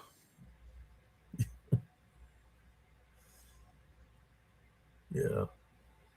But I want to say thank you to everybody that showed up here tonight on Spiritual and Cryptid Encounters. Now I do forgive people daily. I don't hold no vendettas or grudges or anything like that against anybody. But at the same time, in this land that we live, there is laws that we have to abide by, and if there's injustices, well, justice needs to be brought to those individuals causing injustices. And it's what's eventually going to happen. I think when that happens, I don't think they're not going to be, I should say, very happy.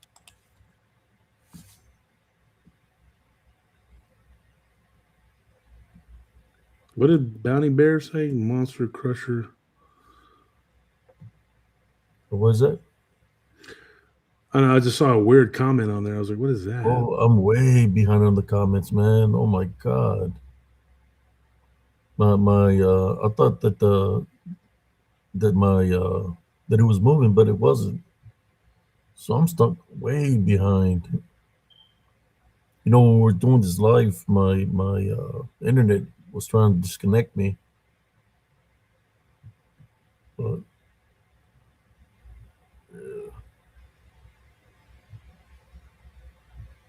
yeah, she's done said a lot of things about my mother, man. That's why I said whenever she crosses over, she better watch out because the spirit the spirit of my mother gonna be waiting for her. You're gonna give her a spiritual ass whooping. Nah, man, your mom's not gonna do that. She's not gonna put herself in that position. No, spiritual is gonna be a spirit thing. I'm talking about in spirit. What does the comment say? What? Monster Crusher wanted to know where I was from. I'm way behind on the comments, man. Trying to catch up to y'all. I'm just reading this like kind of sideline here. I don't know what that is. Wow, I missed so many comments here. Sorry about that, folks.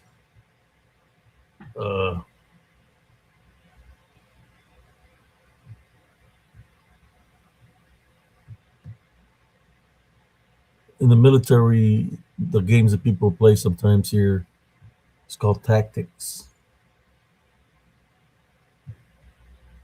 I want to be tactful, right? Yeah.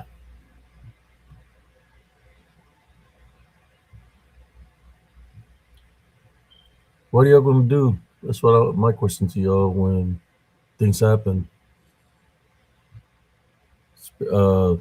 The right way through the law. What are y'all going to do?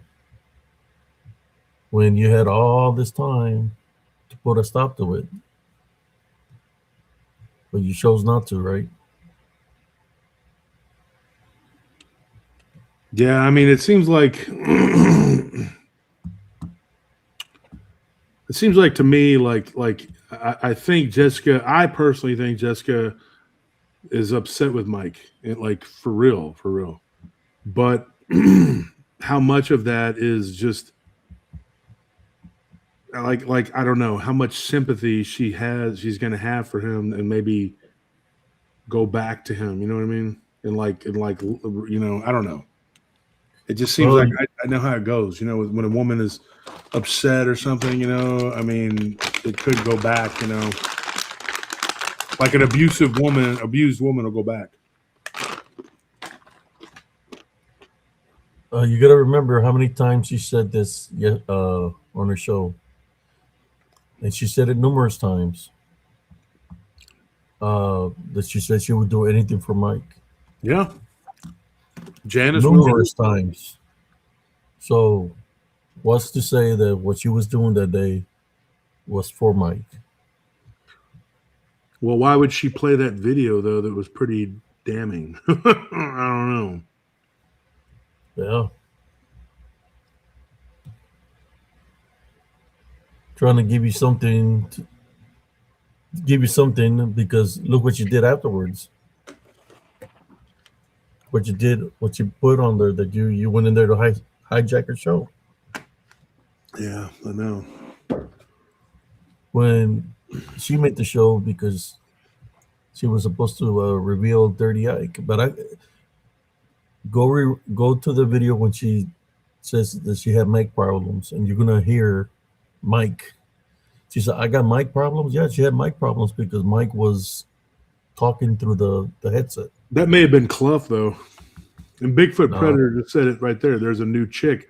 Yeah, there's this girl named Sky something, who's Mike's new co-host, or gonna be his new.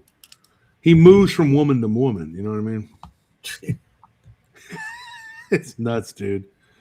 So that's if you don't believe me, what I'm gonna do is if you listen, but she took it down already. I don't know if you got a copy of the video or whatever, but go to the part when the mic, and if you really play it loud, or you're gonna hear somebody speaking through the headset, and it's not her.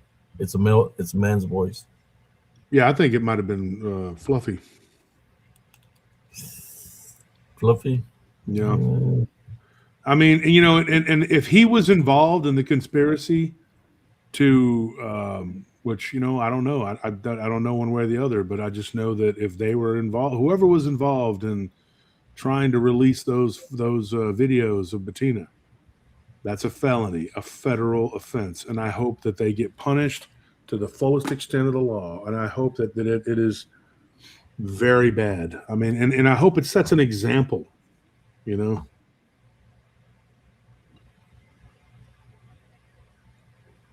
Yeah, I just didn't want y'all to, play these games, man. I said last year my New Year's resolution is just move on forward. I had to work on issues that I'm going through physically, and God bless me with a home on the day of my birthday. I just got to go through the paperwork and through the inspections and all that. But yeah, my New Year's resolution was to work on my health. Get rid of some of the medications that I'm taking, and not put my faith in those meds, but leave my faith in Jesus Christ. Because they're for the last couple of months of 2025, man.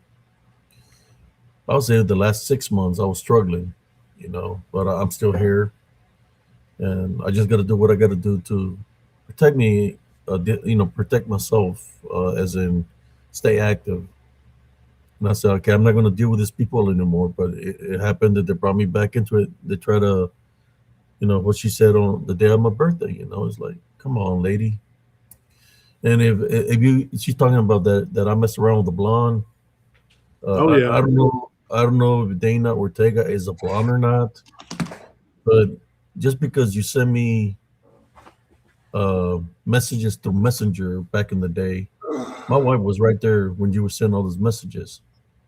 And I would say, just an old lady, I feel sorry for her. My wife knew everything.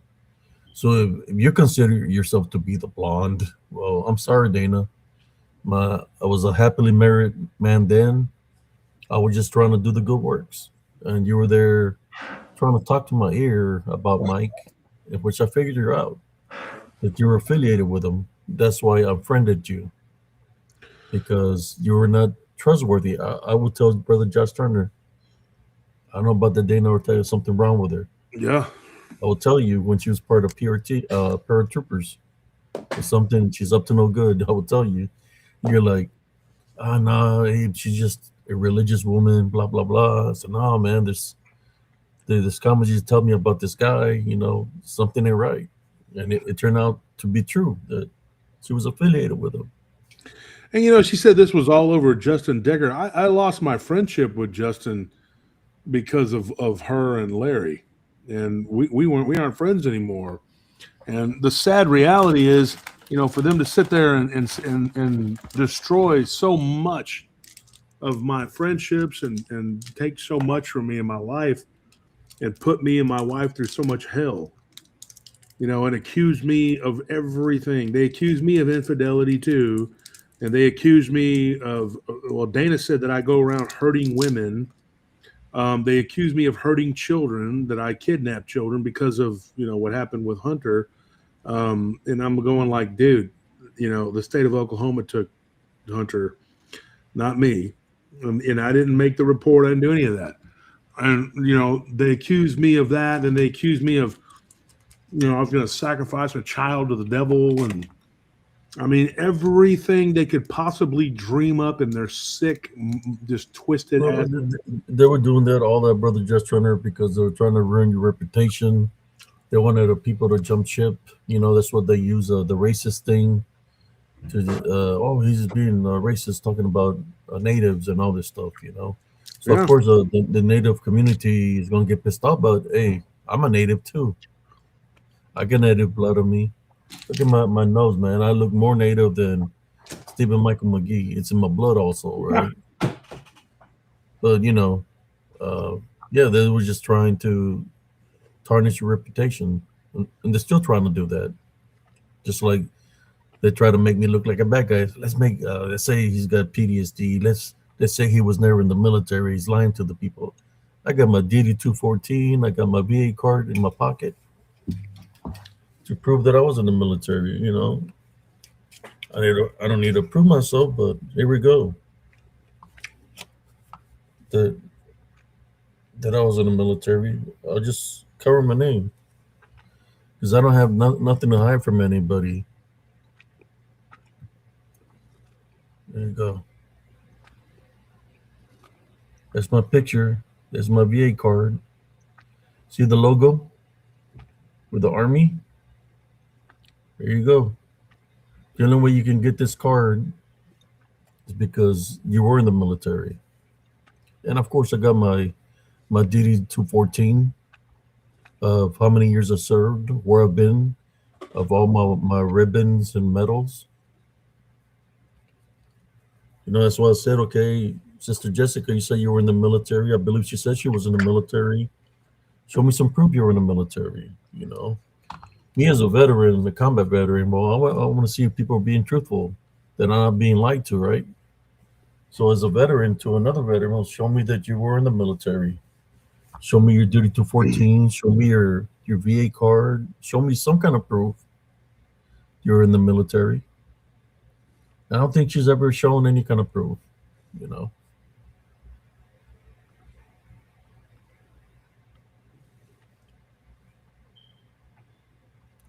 But I'm just saying, man, what they say, I was a potato pillar. Potato I'm pillar. not gonna lie, when you're in the military, there's such a detail called KP. Yeah, KP. KP means that your detail for the day is called KP. So you have to go in the morning, you have to do work with the cooks. Everybody has to go through that. During the lunch and at supper. That's your detail for the day, KP. Once you climb the ladder, then you do head count. You count all the people that go into the mess hall.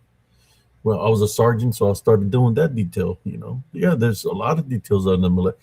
I was a fireman, lumberjack detail. They sent me out to Fort Hood to shut off a freaking fire that was out there. They sent me out there, Brother Judge, with a freaking shovel. There's a freaking fire, and man, where's the water? Where's the air support? And you know, So, the military will make you do things like put yeah, a doorknob on a ceiling just because. You know, it's there's just that. details. Yeah. They'll put you on some crazy details. They'll put you on trash detail, going into the woods, picking up trash out of the woods, going to the housing areas, getting the trash. Details that the units or told to do. So there's a lot of things that I would do in the military. It's not just me being a tanker, and I would do all kinds of different details. Sometimes I would go all the way to Camp Shelby. I was a what do you call it? I worked in the towers. We would evaluators of the Army Reserves. Would let them go down range, and then we evaluate how they did on their runs and stuff like that. So I would do all kinds of work. Potatoes. I remember grabbing the potatoes. I wouldn't. Sometimes I would peel the potato. I'm not gonna lie. I'll peel the potatoes. Sometimes they'll put me, okay, you're not gonna do this. You're gonna do the mopping and cleaning the tables, which I guess you could say not a waiter, but something in that nature, like janitorial work.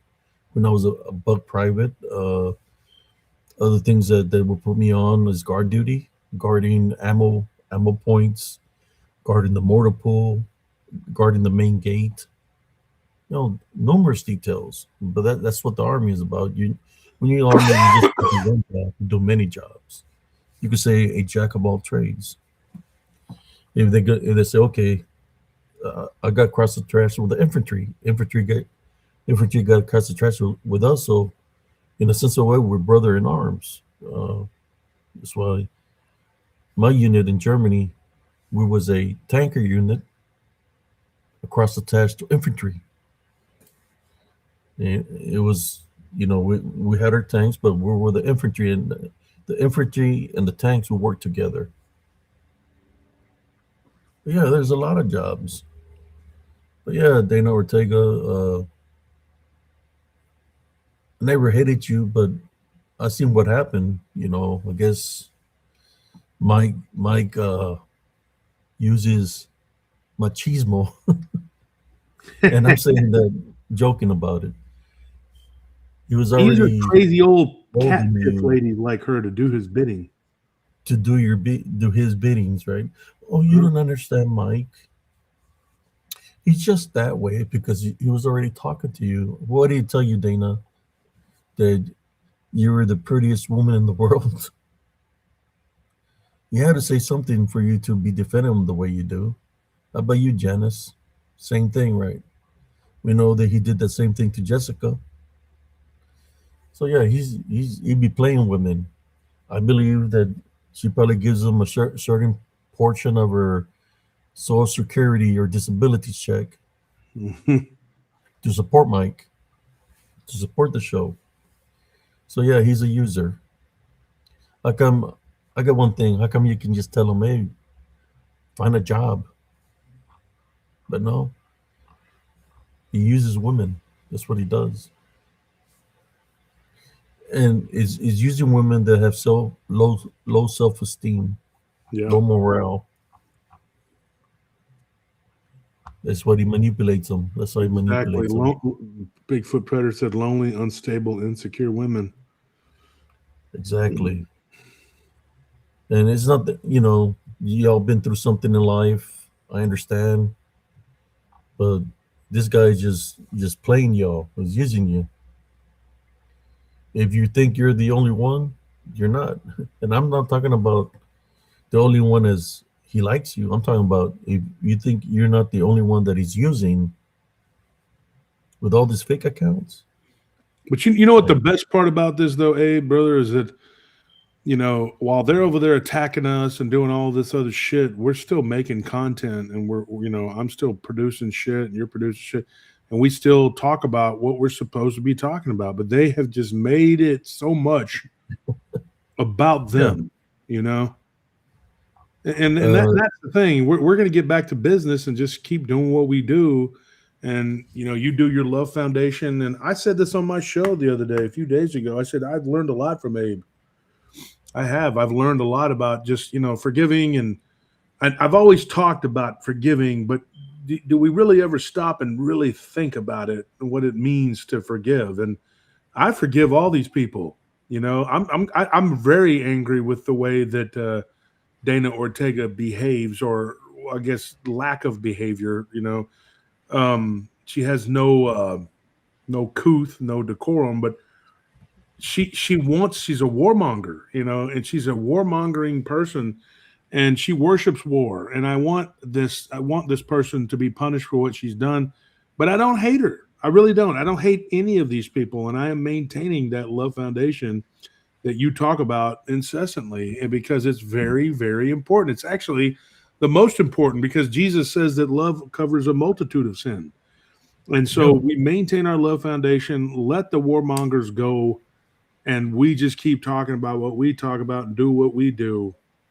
And it's a shame, because so many people have a lot of information, like Shell tonight has a lot of information about cryptids and ghosts and things like that. And you know, we can't get to these people, reach these people, or talk, you know, because they're on an enemy camp, you know, and we're fighting these people, and I don't want any more of this, you know. And I got your back, you know. I know that if somebody comes at you, you know, I'm gonna have your back. And the same thing with Jerry and Ella. Yeah. The same thing with anybody that we've been through this war with, Lonzo Booth. And the thing is, I showed it tonight, the proof of how they started with me, that got you involved, was sort of short about what Mike said. And the main thing that I circled was boots on the ground. That's the thing he says on the show, boots on the ground. And I put that so people can understand that that's him, Stephen Michael. Because he's not, there was one thing about this guy, it doesn't matter what profile he uses, he talks the same in every profile. And some of the things that he says in the profiles is either boots on the ground, who plays a corn or a chicken.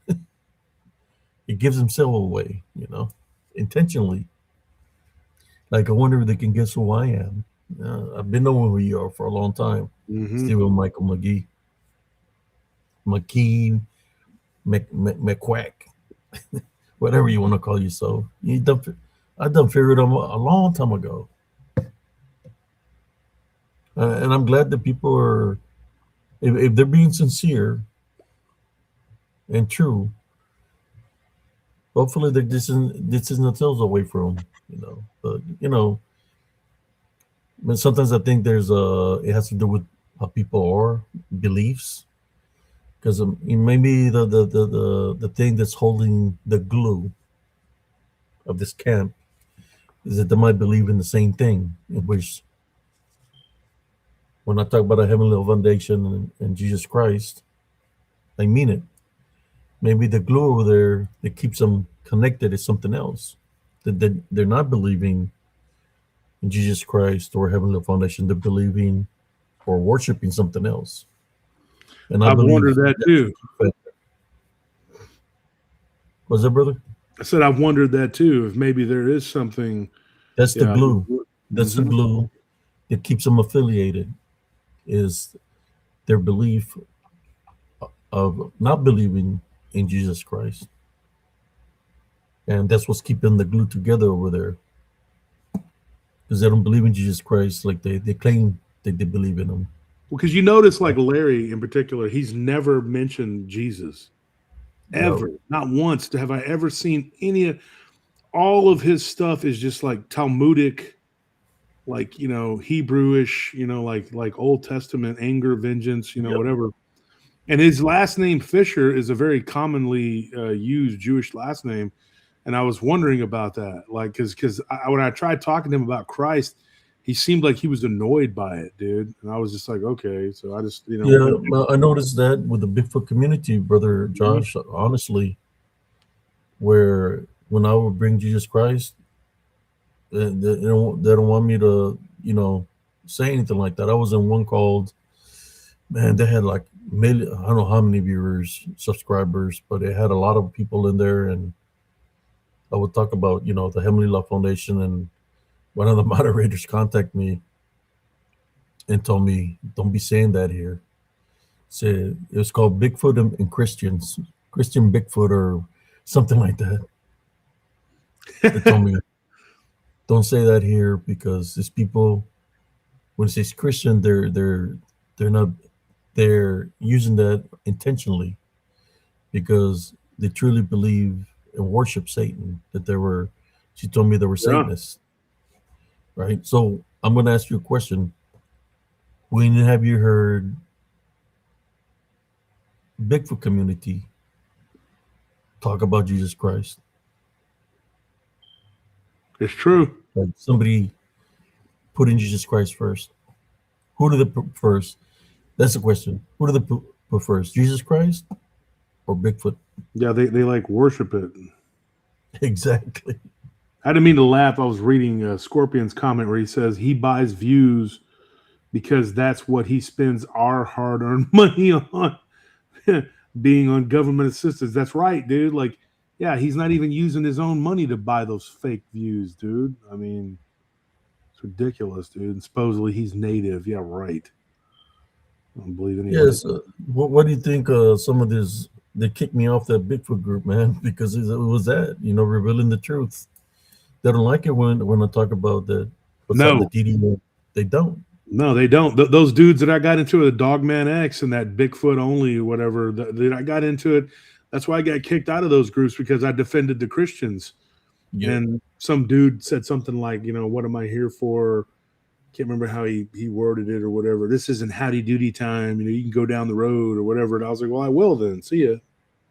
There was this guy that contacted me saying they're real. They're here in Oklahoma. They're here in Oklahoma where I live. They're here. I said, well, I'm doing live tonight. You can jump on, show your evidence that they're real. Show me your videos. Show me your evidence. And you just put LOL. I believe that person right there possibly could be old boy from Oklahoma or affiliated with them. But yeah, it's like they talk a big game, like they can show something, but they never can show anything, any kind of evidence. They'll make excuses like, oh, we got to protect them. We got to protect them because the government's trying to take them out. Yeah. Come up with excuses. That's all I hear, excuses. That's why they're always like, oh, don't kill them. Oh, they're just like people. No, they're not. No, they are not. Corrupted, demonic people. I mean, you hear that, or you hear excuses like, oh, they're a government experiment. The government's got control of them. You hear that kind of stuff. You hear that they're a mother spaceship comes and drops them off. They said that they're the, what do you call them? The recon that they send, and then that the dogmen work with the Bigfoots. That they're their pets. you got people that talk about shadow people. They don't call them shadow figures. Shadow people. Oh, they're my friends. They're in the woods. They have a whole family. So you got I've seen videos or pictures of people taking pictures with trees, pretending that the tree is a Bigfoot. Man, I'm telling you, there's a lot of people that are how should I say, being influenced by this DDN, this unclean spirits that are being demonized. That's why I rather attend my Heavenly Love Foundation. That Dana Ortega be crazy ass, but she's done a lot of messed up stuff. She's gonna have to pay for it eventually. Well, it's going to be paying for it sooner than later, because I'm turning her in. That's what I'm doing. I've had enough of her shit. She wants to shut her big fat fucking mouth. Excuse my language, folks, but fuck her. And, fuck you, Dana. It's on and popping now. Nobody ever said they were going to kill you or any of that other shit. And you want to talk about defamation and slander and character assassination, you're going to get the shit suit out of you. Do you remember who's the one that I'm turning her in. Hashtag my name to the Temple PD? Yeah. Saying that I was doing terrorist. Wasn't it John Smith?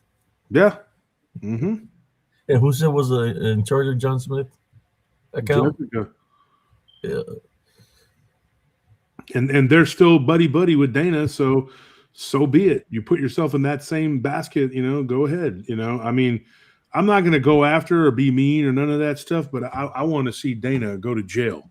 She needs to go to jail. Her and her buddy Larry both, because those two in particular, they have done the worst. They're just the slander, whatever. You know, Larry's just gonna get the shit suit out of him. I'm gonna sue his pants off, and Dana too. You know, but Dana, I believe she's going to be having to answer to the police for trying to distribute that video of.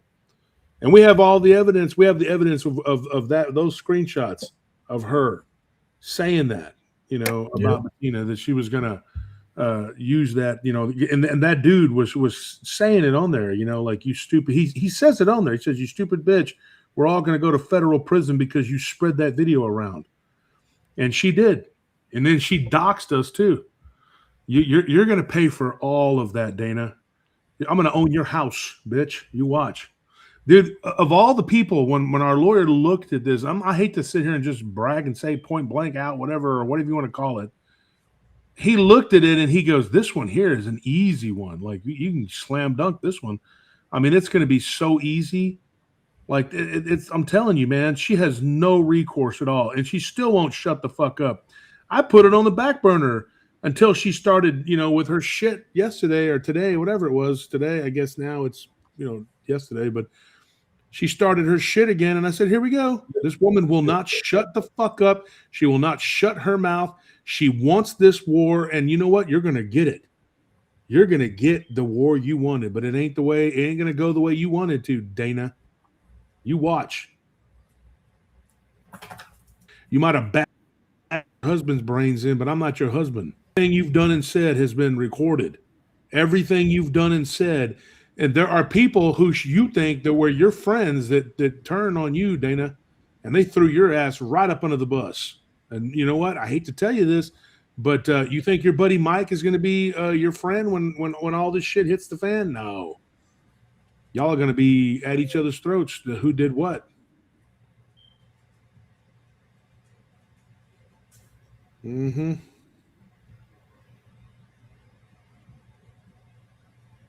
Yep, it's all bad. And they're all connected to that James Tipton, that crazy ass dude. That James Tipton, James Graves, whatever, the one that threatened everybody. Yeah. Dude, these people are they're cooked. Their goose is cooked. 7 hours, brother Josh. Yeah. I want to say thank you, man, for jumping on here tonight, you know, and just hearing what hearing, you know, like I said, you know, we'll see what happens, you know. Just got to go with the flow of things. You know, I'm going to continue to do my show. I know you're continuing to do your show. You're going to stop me from doing my show. You know, I just want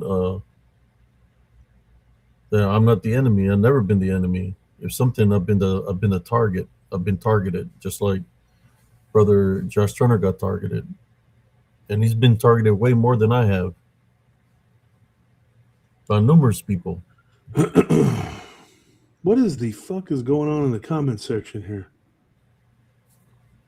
These people is there an argument or something? What is that? Where at, brother? I don't know. It says here, Bounty Hunter says worse things going to be happening than all of this. Your turn. Monster Crusher, just say what you got to say. I'm not into this small bantering back and forth. Like I said before, it is important. I am saying compared to all this shit show, there are... Oh, okay. This is a shit show? What the fuck? Newsflash. The government is trying to take us all out. We are experiments. I'm going down, actually. I'm reading... Okay, Monster Crusher 007 says, what are you talking about, Bounty Hunting Bear? This is not petty to Wolf, Nelly, Abe, etc. What the fuck? Gary, exactly, totally agree. We are running thin on time. There are bigger things coming. This is so petty in comparison. Well, Bounty Hunter Bear, if you think this is petty, why are you here? Because she said this will be. She's talking about the government is trying to take us all out. Yeah, but this is crazy. She said it will be good when this is all completed and over, then everyone get back to helping humanity make itself better. And then Scorpion says we shouldn't wait for this to be over. We should start now, Bounty Hunting Bear. So if you go upward, And then she says, Gary, exactly, totally agree. We're running thin. This is so petty in comparison.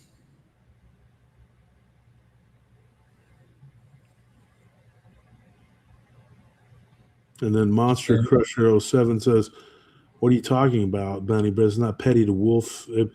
Yeah, Bounty Hunter and Bear, I don't know what you said or whatever, but I don't, if you said this is some petty shit or whatever, it's not petty to me because these people have fucked my life up and turned it upside down. So I'm not real sure why you would say that you think it's petty, because this isn't petty to me. I can tell you that right now. And she said, I think it's a she. It says, Wolf Monster thinks I don't care about you and Nelly. That's not true. I'm just saying we have a lot of other things, new laws, the housing, etc. Well, yeah, I understand all of that, but that's trivializing what me and Abe have been through. You know, I mean, and Ben YouTube and says Bounty is friendly. I'm not attacking Bounty. I'm just setting it straight there that because I saw something with Gary on there too, and then I saw something with Monster. And Monster, he comes around sometimes. I've seen his handle in my chat or whatever for a long time, from the very beginning of my show. And I know Ben YouTube, and Ben YouTube has been around for a long time. And of course, Scorpion is Gary. Yeah. But Bounty Hunting Bear, I don't know you. Where are you from? She pops here all the time on Spiritual and Cryptid Encounters. Yeah, they've been in my chat recently. She used to be called Hunting Bear or something like that. Yeah, she's in my chat too usually, but I don't know her. Yeah. Like I know all these other people. Like I know them. I've seen them around like for a long time. Like most of these people on here, like Law Morgan, Rain, Wendy, like I know them personally. Like Bigfoot Predator, that's Ella, but I don't know who Bounty Bear is. We know Andres, Shade. I think Bounty Bear. I think you're the only one who I haven't seen in person. She says, I understand it's not petty. The things going to happen were bad. I just want everyone to be able to help people. I wish they would stop attacking you guys. It's stupid. Yeah, I do too. I just, I'm sorry.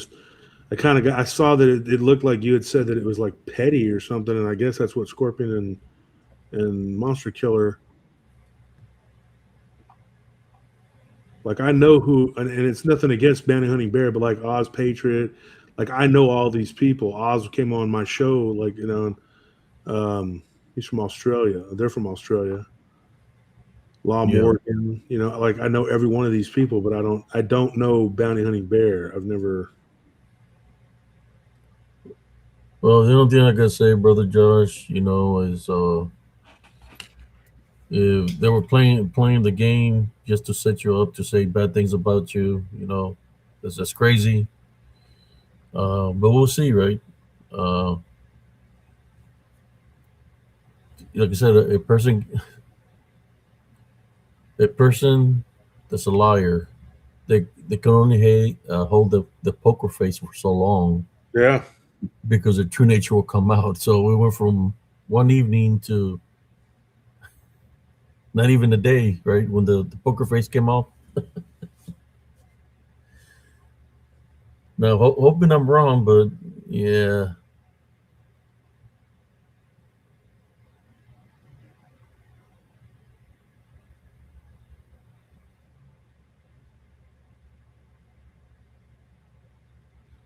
Yeah, all we can do is hope, Yeah, I mean, you can't, it's to me. I just seen that it was an acting kind of thing. Me personally, She also said that she wasn't acting. She said that she's hurt. I mean, how could you be hurt if he wasn't your boyfriend? Right? I don't know, man. To me, it was just an act, and that's what I see. I go with my instinct.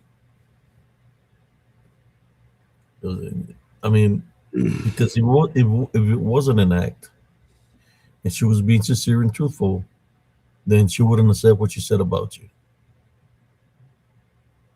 Yeah. So just by what she said about you, that's telling me that it was just an act. That she was trying to find something to say about you in a negative way when you were there really listening her out to what she was saying. So she can flip the script. She can say, "Oh, I was just upset with them. That all the things that I said was just a lie," you know. But she says she's not. She says she's not going to be here. But I know that she was here tonight.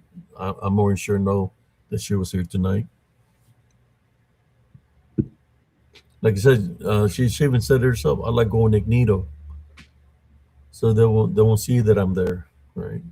I just tune in onto the show.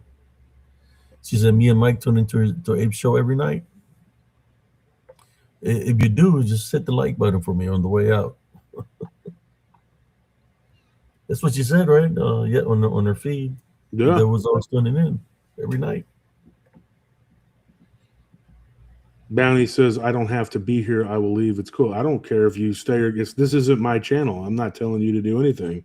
But I think it's funny that they just said, oh, then your first show was you crying in your truck on your birthday. What the fuck does that mean? Are you trying to talk shit now? Yeah, because you can be in this chat, but you don't have to be in my chat. I don't give a fuck. Do what you want to do. You think you're going to hurt my feelings? I really don't give a fuck. I don't know who you are. I don't know what this is. I've known all these other people for years. That's all I know. And I don't know you. And you were saying like this is petty bullshit to you. And one of my personal friends said something about it. I've known Monster Hunter for a long time. I know who that is.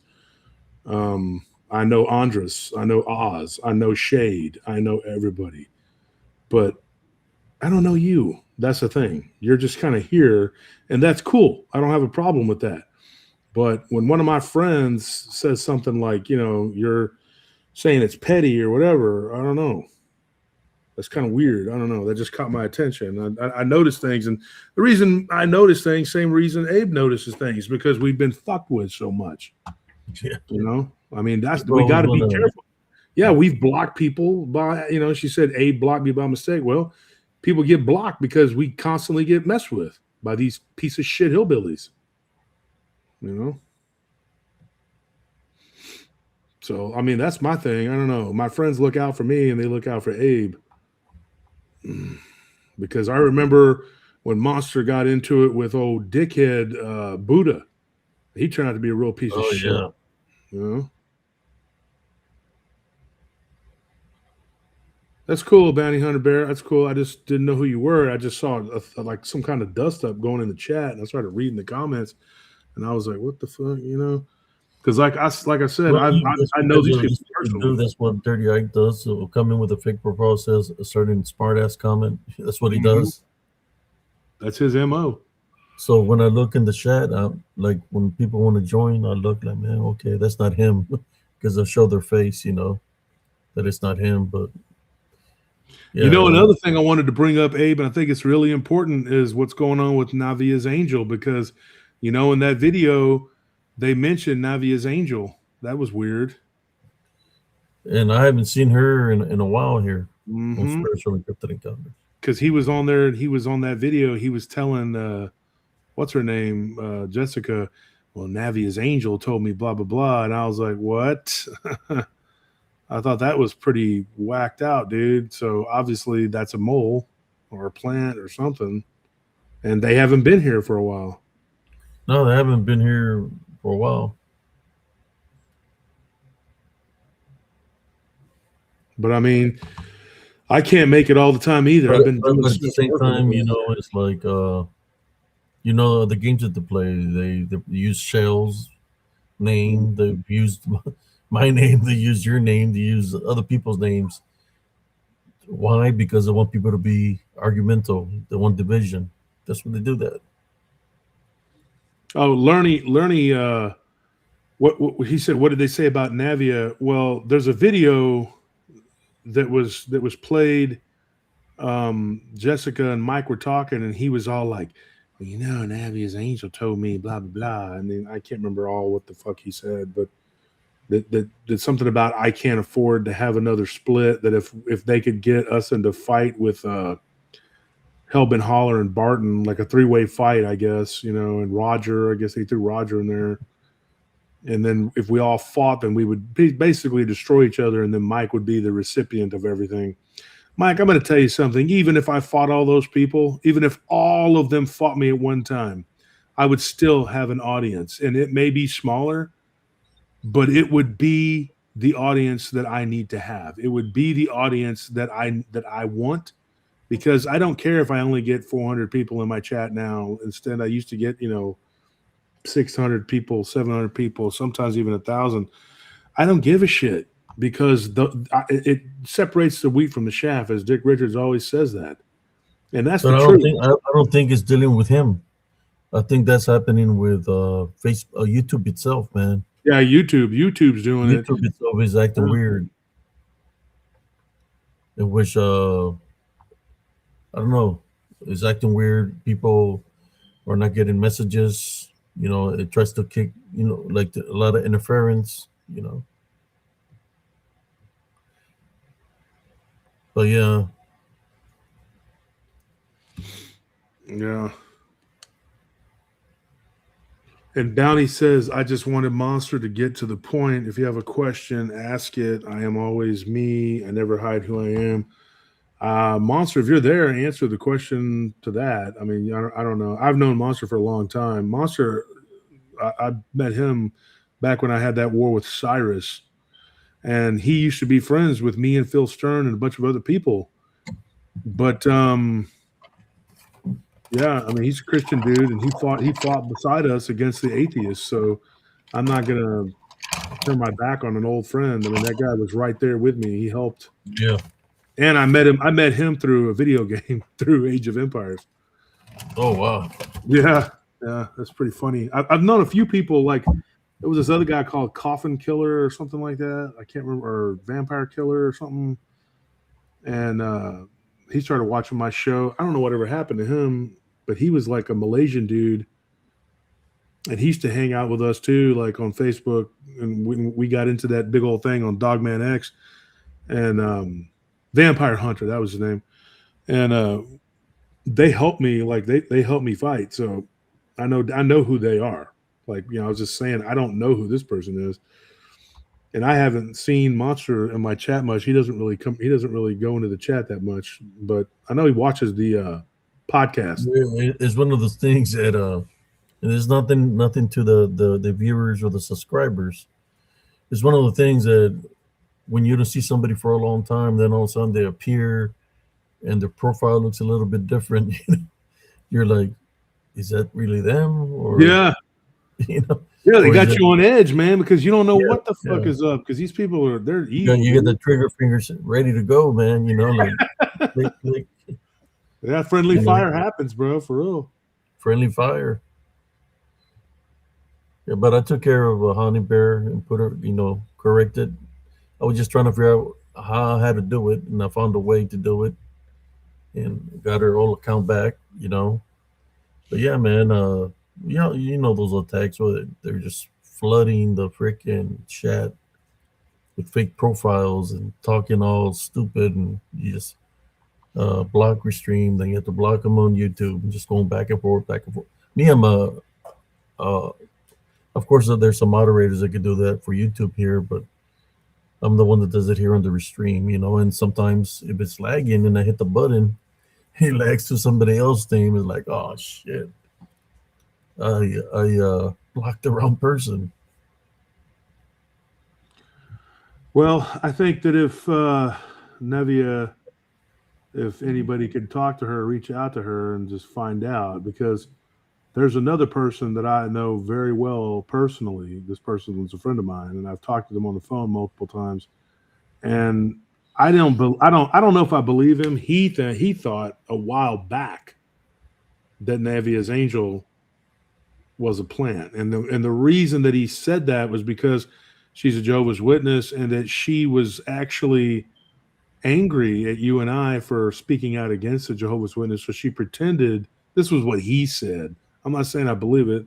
And to the person that told me this, I'm not bad mouthing you in any way. Okay. I'll call him, I don't know what I should call him. I'll call him E. But he told me that he thought that she was a plant, and the reason that she was doing that, playing the other side, was because she was mad at us because we went against Jehovah's Witnesses and told her that they were not correct. And it was me, you, and your cousin. Remember, Jesse? Yeah. Set her straight one night about that, and so she kind of she was cool with it, but then went off and whatever. That's what this person's idea was, and I don't know, man. With this, all this stuff that's happened to us, it's like you said, it's so hard. We can't, you got your trigger finger because you don't know what the heck these people, and when you see an account that this person, then another person, you don't know them, then you're kind of like, well, I don't know. And then when I heard Mike say that about Navia's angel, I don't know, man. Yeah, I'm more sure. I mean, look who we're talking about, Michael. Yeah. When he's ever said anything that's true, I'm telling you, he tries to say things to. But if she is affiliated with them, at least I would, out of respect, is tell me the truth if she is affiliated with them. But I think he likes playing games and he wants division. So I'm not going to accuse her of anything because because we don't know. All I know is what was on that video. Like, I would encourage that somebody to clip that. That we have the copy of it, and maybe she'll probably go off on that dude, man. And see if that guy's full of shit. Michael McGee, you're full of shit. Yeah. You're going to get yours eventually. That's all I got to say. And another thing too, like he could be lying. Abe, he could have been like telling Jessica that, like trying to make it look like, because he could have been lying. This is another possibility. Like he could be lying to Jessica just to try to make it look like he's got all these moles and plants in our camp. Yeah. Like, you know what I mean? Like, yeah, I was talking to Monster Crusher, and he said this, and he said that. Same way he's doing with Navia's angel or something, and talking to people that I've known for like 10 years and shit. I mean, for all you know, you're liable to say that about my own brother. The dude's whack, dude. The dude's fucking whack. Because why would, another thing too, in that context, they were talking about Hellbent Holler, and I don't really understand what Navia's angel, like what Cynthia, let's just call her Cynthia, what would Cynthia have to do with knowing shit about Hellbent Holler and Barton's in the war? Like that doesn't even make any sense to me, dude. I think it was just Mike talking shit, dude. Yeah, the fat bastard trying to cause division.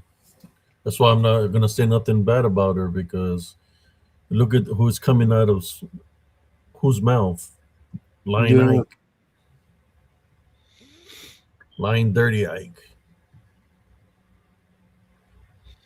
Ben YouTube and says, I wish everyone would stop trying to be people pleasers and do the damn right thing. What do you mean by that? Because I damn sure do. I don't give a fuck. I call everybody. I kind of pissed Shell off earlier and just said what I said. And I read everything that Dana had, whatever. If she gets mad, she gets mad. I mean, she obviously didn't turn away wrath, turn away and be wrathful, so whatever. But when it comes to me, man, I say what I got to say, man, and that's what gets me and Abe into with shit, whatever, because we tell people to eat shit, if that's what if that's what you're gonna do, you're gonna bring it to my table. You drink your own poison. I don't give a fuck. Yeah.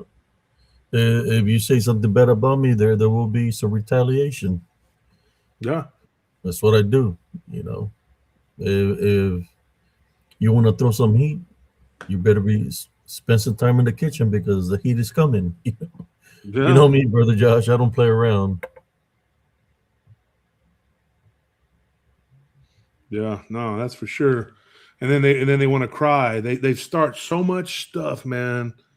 And then they want to cry when they get bitch slapped. It's like, well, you know what? Don't be a bitch and you won't get slapped like one. Yeah, it's like, You know, I apologize. You know, if people are being sincere, I apologize. But at the same time, if they're not being sincere, then the apology can be taken back. Yeah, exactly. Wendy That's just how I said see trying that. to mess with people you know to get you to pay attention to them again. Yeah, it's probably right. Wendy would know for sure because she's been in Jessica's position. Only she didn't do kind of damage that Jessica did. I think the thing with Jessica is it's going to take time, man. It's we're just going to have to wait and see. She may stay salty and let her stay salty. I don't really give a shit. I mean, if she wants to be cool, then I'll be cool. But she says It's she don't kind of trust like PRT. Well, I don't trust her. I don't trust any of them either. you can't expect a miracle overnight. Like I said, Nah, hell no. you're not gonna go from making months video and ragging on Sister Madeline, then just show up one day talking about that you were being manipulated. No, you knew what you were doing. Yeah, and it wasn't just videos of But Madeline. everybody else, Everybody, PRT, yeah, PRT, Anthony. She talked about Nelly. She yeah, talked shit about Melissa, and that was the one thing that really got me was like she was just this venom against Melissa, and they made shit about Rhonda. They made shit about. I mean, they just went on about everybody. Wendy. These people just got. I mean, and I get it. You're sorry, whatever, and I'm gonna give you time to heal. I just think of what could have been because she had a passion for this, and instead she took that passion and used it for months to just make trash videos for about evil. people that at the end of the day didn't really do anything, didn't affect me, and in fact, it made a lot of their people defect and come and say, "Hey, you know what? I'm done with these people, dude," and took off the red sash like on Tombstone and just walked away from it. You know what I mean? They're just like, "Fuck shit." Just Tombstone. didn't stop us, man. It did not stop us, Oh, dude. no. Yeah, Madeline's got a And point on that. out of my defense, if I ever created something and placed that out there, is because y'all came at me in a negative way first. So I just gave you a taste of your own medicine. Sometimes people don't like that. Yeah, and the whole Saint Benedict prayer is literally just saying, "Hey, Satan, drink your own poison." When Mike comes and slithers up to you like a snake, you got to make that shaitan drink its own poison. That's what he is. A Satanist, venomous snake, dude. I mean, What do they say about an unclean place? What goes to where something is dirty? What resides there? Pestilence, yeah, evil. Well, he's a dirty person, man. His vessel is his body is corrupted. Uh, his location where he lives is corrupted because it's dirty. So yeah. So Sister Show was something says something right. Yeah, he's got negative attachments of the uncleanness yeah. because that's what it attracts. Yep. Not just in the Bible, but in pretty much, Yeah. every religion on earth, unclean places, any place where there's ruins or graveyards or places where people defecate, that's the dwelling of unclean spirits, dude. Yeah, my mother used to say, "Casa limpia, cosa buena. Casa mugrosa, cosa mala," Yeah. which translates to clean house, Clean good house, yeah. things, Good things. and dirty Dirty house, bad bad things. things. Yep. Yeah. My abuelita, my tias, they always say the same thing, man. It's the truth, dude. We would clean our house every Saturday, take everything out of the house. My mom would clean, mop, and every Saturday, take everything. And we literally would do like basic training and take everything out of the rooms. Every Saturday, we'd take everything out. She would clean, sweep, and mop, and put everything back in. Yeah, and that's something that was, I don't know. My mom was the same way. She'd work all week, and then she would always take one day to clean. And when she would clean, she would really clean. My tias, everybody, they were always the same way. They clean the hell out of the house, top to bottom. And if I mopped or swept and I didn't move the furniture, oh man, my mom would get so mad. Have a good one, brother. Learning. Yeah, That's why I always say maintain your heavenly love foundation. Don't don't give the enemy what he wants. Because I believe that some of these individuals have negative attachments. You demonize someone, but maybe dabbling in something. That's why I would always tell you, brother Josh, maintain your heavenly love foundation. Keep that. Yeah. Don't, because you don't want to leave an opening to anger, vengeance. You don't want to leave an opening to that, because that's how the unseen forces that really will not infiltrate your foundation. That's how they attack the unseen in spirit, right? So that's why I was say always maintain your love foundation. Don't, if you're never alone, if you have to, call upon the Heavenly Father. Type on rebuke in Jesus Christ's name. The reason I say that is because I've been fighting spiritually for a very long time, and that's very important when it comes down to fighting in the spiritual aspect of things. And you got to be careful of the power of belief. Don't give a power of belief of these things that manifest. I'm telling you, you give them belief. Belief is belief, and they're going to use that as an opening to attack you. When that DDN or demon manifested to look like the black dogman, it was taller than the swing set that was at the park in Elms Grove, and it was looking at me, and I was looking at it. We were like literally looking at each other, and we're like maybe I was up to like 25 feet away from it, and it was looking at me. Then something within me told me, put that spirit to the test. And I said, I tie bind and rebuke you in the name of Jesus Christ. And when I said that, it vanished, disappeared. There was no sulfur smell, but when I walked to where it was standing, there was a black goo that was left where it stood. But I put it to the test. But some were within me, even though I put it to the test. Something within me gave it a little bit of power belief that it might be real. And that's all it took, just a little bit. So what started happening after that is that they started attacking me spiritually, and that's when the war happened in Elms Grove. That I was going back and forth fighting for my life, man. They wanted me gone, and I said, and then I said, there's got to be something else besides me giving it a little bit of power of belief. And then I remembered that I had unforgiveness in my heart. Somebody that tried to assault me with a machete when I was in fifth grade. It was a ex-military, a Korean War veteran. Was a cop. He tried to assault me with a machete, and he was demonized. He said he was a Santanista, a Satanist. He told me that day that I got sent over there from the church to cut his grass and clean up the corral because he was sick and his wife had cancer.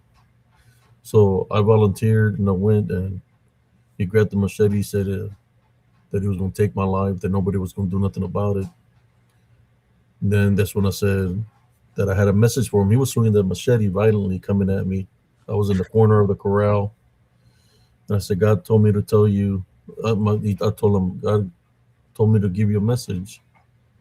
And he said, what is that message? And I said, he told me to tell you that if you take another step, your life here on earth is over. So he tried to take another step, couldn't take another step. He tried to lift the machete to swing at me, couldn't lift the machete. So I was able to crawl over the corral. And as I was walking away from him, he couldn't even turn his head. He was being controlled by the Heavenly Father. He told me, tell your parents what happened here. They're not going to believe you. And he started laughing. I walked, man. I had to walk home. That was like, like 8 blocks, 7, 8 blocks. Made it to the house. I told my parents what happened. They got me in the station wagon, drove back to there. By then, we parked in front of the house, and he comes out of the house. He's smiling, and he's looking at me, smiling. And then my parents tell him, "Is it true what he's saying? What you try to do to him and all this?" And he said to my parents, "You know how kids are; they like to lie." So it's kind of like they didn't believe me and believe my story of what I told them, and I was being truthful of what he tried to do to me. But that man never got close to me ever again. He never tried to come near me because he knew that the Heavenly Father was protecting me. So in that case, I won a spiritual war that day. But what he would do, since he couldn't come near me, he would pay people to come and try to come up against me. You know what I'm saying? Mm-hmm. So yeah, man, that was only freaking what 10 years old, 10, 11 when that happened to me. And this guy, that I had to forgive him. And he was a policeman from the age of 10 all the way till I turned 18. He was always following me around, making death threats. And I would tell him, when I was growing up, so I'm not going to be a kid all the time. So it's going to be a day that me and you are going to settle this as men. So I joined the military, went to war, came back from war. I was in my dress screens. You have that certain look in your eyes when you come from a combat environment. And I seen him at the light in his Bronco, 1985 Bronco that he had. He had a Bronco that was black and silver. And I'm at the light. He's looking at me. I'm looking at him, and I give him a smile. And I go like this, like, "Are you ready?" Man, that dude got so scared. He did a 360 and took off. Because like I told him that I wasn't going to be a kid all the time. That we were going to settle it. He didn't want to settle it with me. So next thing you know, I got since he was a cop, I had like 6. This is after I came back from war. 6 to 7 people surrounding me, telling me I had to leave town, all this stuff. And I said, I'm not going nowhere. Then they got some people that says, if you don't leave town, something bad's going to happen to you. So they got like 20 dudes to come and try to jump me. Small town, to do anything for beers. But I got myself out of that situation. How did I do it? I knew one of the dudes, and I said, "Hey, how about if I tell your friends if I buy you? So I'm leaving tomorrow morning. Nobody needs to get hurt. I don't want to hurt anybody, even though I was outnumbered." I told them, "How about if I buy y'all? Go tell them. How about if I buy you a couple of cases of beer, and y'all can say tomorrow to them that you took care of it, that you beat the crap out of me, but I'll be gone. I'll be gone. Because I'm going back to Fort Hood." So he went out there, and the dude had a weapon on him. He had like a 357. And he came back in there. So yeah. They said, okay. So about the beers, by the time I went outside, there was nobody there no more. It's one of those crooked little towns, man, where I grew up. I've seen a lot of crazy stuff, but that's just a little bit, man. So these people here, like Dirty Ike, he just don't know. He don't know who he's dealing with, man. Yeah, he got issues, but yeah, that's a dude I had to forgive. That cop that messed with me, that made death threats to me, pull out his gun at me. I had to forgive that guy. I didn't know he had passed away. Those things were happening in Elms Grove. I called my aunt and I asked him, hey, because there was a shadow figure that was going up the tree and it was mimicking his laugh, the man's laugh. And I asked him if he was still alive. He said, no, he died 2 years ago. So that's the person I had to forgive. And once I did that, all the things that were happening kind of simmered down and stopped because I wasn't there anymore for these things to spiritually attack me. That's why it's important to forgive. You can give it the power of anger, hatred, vengeance. Yeah, because that negativity, when you meet negativity with negativity, it just, it feeds it, dude. And it's so hard. I mean, I know both of us have sat here. I think one of the angriest, the most angriest I've ever been when I watched your show was not, it was not when Buddha was talking shit. I didn't give a shit about that dude. That guy just was like being disrespectful. Yeah. What made me mad was that time when you tricked me, man. You were on there talking about you were quitting, you were leaving the show, and Man, I was going ape shit. Dude, I was like, what the fuck? I was like, I was sitting there like, this is bullshit. I was mad. I told Nelly, I said, this can't happen. I need to call Abe right now. And then you finally said, I'm not going nowhere. I was like, oh, thank God. I was a little bit pissed. I was like, damn, Abe done just, he's going to pull out. Like, you know, it just. Oh, man. Yeah, I played everybody that day. Yeah. Cousin Jesse was pissed. My sister was pissed. Everybody was pissed. But, you know, I played them that day.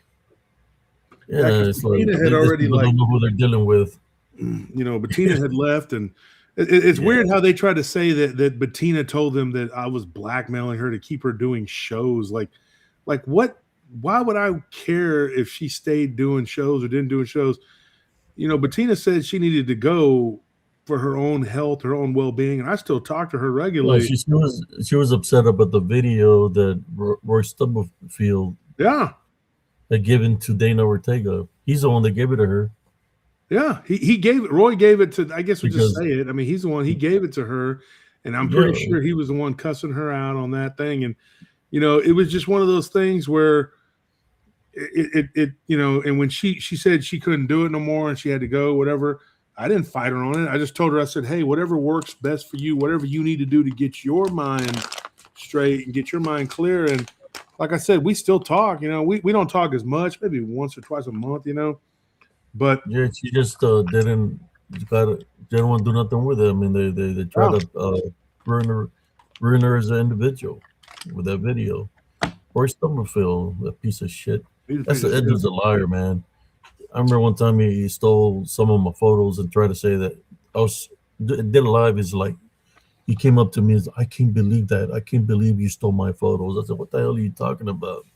These are my photos. So we got into an argument over the phone. And I was like, look, man, this is my photo. I can take you to the location where I took them. But then he's like, later on, he's like, oh, I'm sorry. But you see, he was affiliated with David from Texas. Oh, yeah. He was one of them. Yeah, me and him got into it, too. Yeah. We got into it on the phone. He tries to talk a big game, bunch of shit. I don't care about that dude, man. Yeah, well, he's not here no more. Oh, you talking about Roy or David? Oh, well, David, he's not here no more either. David's not here. He passed away. But Roy's still around, right? Roy's still around, I think. He was talking about the female werewolf story. Yeah, I don't believe his story. Yeah, I think it's if it's true, then how come they didn't have other people that were playing basketball with them verify the story? Yeah. Yeah, and you know, and I told Josh, you know, Inokio and him, but you know, Josh is in a position, you know, he's just like everybody else. Yeah. I mean, it's not up to him to somebody to tell the truth of the story. People could tell me something that's bullshit, you know, and then you know, you retell the story or they tell the story. You know, most of the time, Josh does the same thing I do. He retells it, or they come on and tell it. And you know, that season that we were all together on These Woods Are Haunted, you know. Yeah. We were all there with Michael Sheen's company, whatever. And Roy was on there. He's not an appreciative person at all. I mean, and I don't give a fuck. He talked shit to me, man, and I was just like, dude, I don't give a fuck about you, man, like at all, dude. Like these people don't really know me in my real life. They don't realize like who I am, you know. They really don't, and they talk a lot of shit. And it's like, no, they don't know, you know. And by the same token, they don't know you either. They just talk a lot of shit, and they think you're gonna be scared of me. We ain't scared of you, you know. We ain't scared of you. Y'all come down here and talk a bunch of shit in Texas, and it ain't gonna go the way you think it is, motherfucker. Yeah. It become a permanent resident. All these people talking all this trash, you know, and that's the thing. These people, they didn't say shit at the conference. Like, you know, that dude from Fort Worth or Dallas, whatever, that Stenberg dickhead, he didn't say shit at the conference. When I told him to shut up, be quiet, whatever, he did. He could have made a big issue then. Instead, he comes on your show drinking and popping off and talking shit, you know. Yeah, he said that he was going to come to Temple and kick my ass. I said, well, I'll be waiting. So I took it serious. I said, okay. So I got into my workout regimen to be ready to take care of business, you know. So when we did cross paths, you know, I was going to teach him a lesson of a lifetime. He never showed up. He said he was going to be here for Halloween. That guy doesn't seem like he's into women, dude. I'm gonna tell you that right now. I think he's repressed or something. That's why he drinks so damn much. Cause he just seems like I didn't see him like talking to women or nothing at the conference. That big old fucking party that Jenny's husband threw. And all I did was saw him playing grab ass with dudes. So I don't know, man. That dude's kind of weird to me.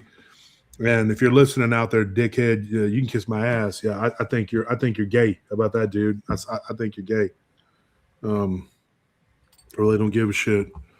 These people are fucking stupid. They say the dumb, stupidest shit, and then they think that, you know, they're gonna get away with it. You're not. You know, I was like, all right, I'm fixing to go old school on this motherfucker. He probably can't. He probably can't get sober enough to drive down here. Challenge, you know. I'm one of those people that I love challenges. It's just when I have a challenge, I like to hurdle over it, man. Like overcome it, you know. So, oh man, this dude is talking shit. Oh man, he's gonna miss RNC. I was getting excited, you know. And then next thing you know, he never showed up. It's like shit. I don't honestly, in my opinion about that dude, I don't think he could get sober enough to drive down here, Abe. I mean, the truth. I mean, he probably have to pull over and pass out or some shit because he's always drinking, dude. Like that's all he does, man, is drink, dude. I was like a fly, waiting for this dude to show up over here. He would have found out what's up real quick. They were like, damn, the Mexican done took out the big dude. Nah, but you know, I just turned freaking 57, so I need to start acting my age. Yeah. I mean, that's one thing, man. The fight is always within us, man. What we've been through in life makes us who we are. The only problem with age, and I'll tell you, it's a big one, is this recovery. You know, it takes longer to recover. It takes longer to heal. Yeah. You know, but if you work out really hard and your body is acclimated to that, it'll heal. You know what I mean? It takes longer eventually, but it also takes longer for your body to get to that point, you know, to where you have to take longer to heal because your body's so used to, you know, always pushing it to the limit. That's what you got to do. Yeah, I'm one of the type of people that I just handle business real quick, man, in a matter of seconds. That's it. You know, that's like when I see like UFC and all that, man. That's bullshit right there. Because a real fight is not going to last that long. In the real fight, there's no rules. Yeah, there's too many rules in the UFC. Yeah. I mean, real shit. It used to be. I had this guy that said he was in the UFC, it was the UFC. He said that he's going to come kick my ass. And I said, I don't think you want to come and find me. And he said, I'm going to find you from your IP address. So I ignored him. It's like I just did a freaking troll. Next thing you know, like maybe a week later, I heard my doorbell ring. And I told him, you know, that I don't play around. So I open the door and there's that dude. And I look at the dude, same dude that said he was going to come kick my ass. And I'm looking at him. I'm not saying nothing to him, just looking at him. And he's looking at me. And I give him a little smile. And he just turned around and got in his vehicle and took off. Didn't want to do nothing with me, man. So that's the best choice he could make. He literally found my home by the IP address. You know, I was ready to teach him a lesson, man. And I told him, don't come out to Texas. If you come to Texas, you better have a freaking will because you're not going to make it back to wherever you're coming from. When he see me, it's like, oh, shit. He got in the vehicle and took off. I'm not saying I'm a big guy, but he knew that you see the face, you see the other side of me. You're like, oh, fuck. I mean, yeah, they ain't no referees in the real fight, man.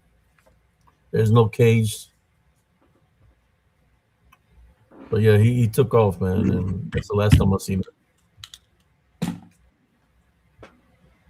Oh man, well, it's been almost 8 hours you've been on the air, brother. Yeah, man. But I appreciate you, brother Josh. You know, Yeah, man, for sure. I got to jump off. I got to get all going. I'm saying is, don't just maintain your love foundation, brother, and hopefully, people, if they're being sincere, they're going to change. If they're not being sincere, their true colors will come out, and you just stay with it from there on. Then, you know, just take it Yeah. one day at a time. You know, That's all we can do. he didn't want to smoke. This happened like 5 years ago. Yeah, he didn't want to smoke, man. This dude see me, got in his vehicle and hauled ass. They're like, oh hell no, because you know sometimes you see somebody on the profile and he's like, I don't know if he was on steroids or he was taking some supplements that it fogged his memory. You know, I told him, look, man, I'm a combat veteran. You don't Well, I want to think a come lot of it visit too me. is like people think they can intimidate, and if they can't, and then when you're not intimidated, and you know, you can kind of tell too when somebody gets set up and ready to go whether they can fight or Yeah. not. I mean, you know, people, you know, it's just it is or it isn't. You know. He didn't say a single word to me, Josh. Nothing. He just looked at me and I was just looking at him. I got in my stance and I was just trying to see what he was going to do. And he didn't want to do nothing with me and he took off. You know? And he had a homeboy with him too in the vehicle. I had enough for both of them. Yeah, and that don't mean shit. That's just somebody that's going to be there watching their friend get their ass beat. Oh, you brought a spectator. Cool. He was coming from a different state, man. He said he had my IP address that he was going to come. That's all right. I'll be waiting. But when he see me, he's like, fuck that. He took off instead. I guess Sergeant Sears was waiting for him. He seen Sergeant Sears looking at him. He's like, oh, shit. Took off instead. He didn't see Brother Ape Sears. He seen Sergeant Sears look at him with a little smile on his face. But you know, that therein is the lesson too. You know, peace is so much better than fighting in war. But these people, they try to force you into the fight, and then when they get smoked, then they're crying about it. You know, it's like, oh yeah, look, this bully. You're a bully. Yeah, I'm a bully. You shouldn't have messed with me. Just like I'm the most forgiving person, man. Don't hold grudges. I always forgive. I love people. But if somebody messes with me and my people, man, I'm gonna do what I gotta do, man. Yeah, you gotta do what you gotta do, man.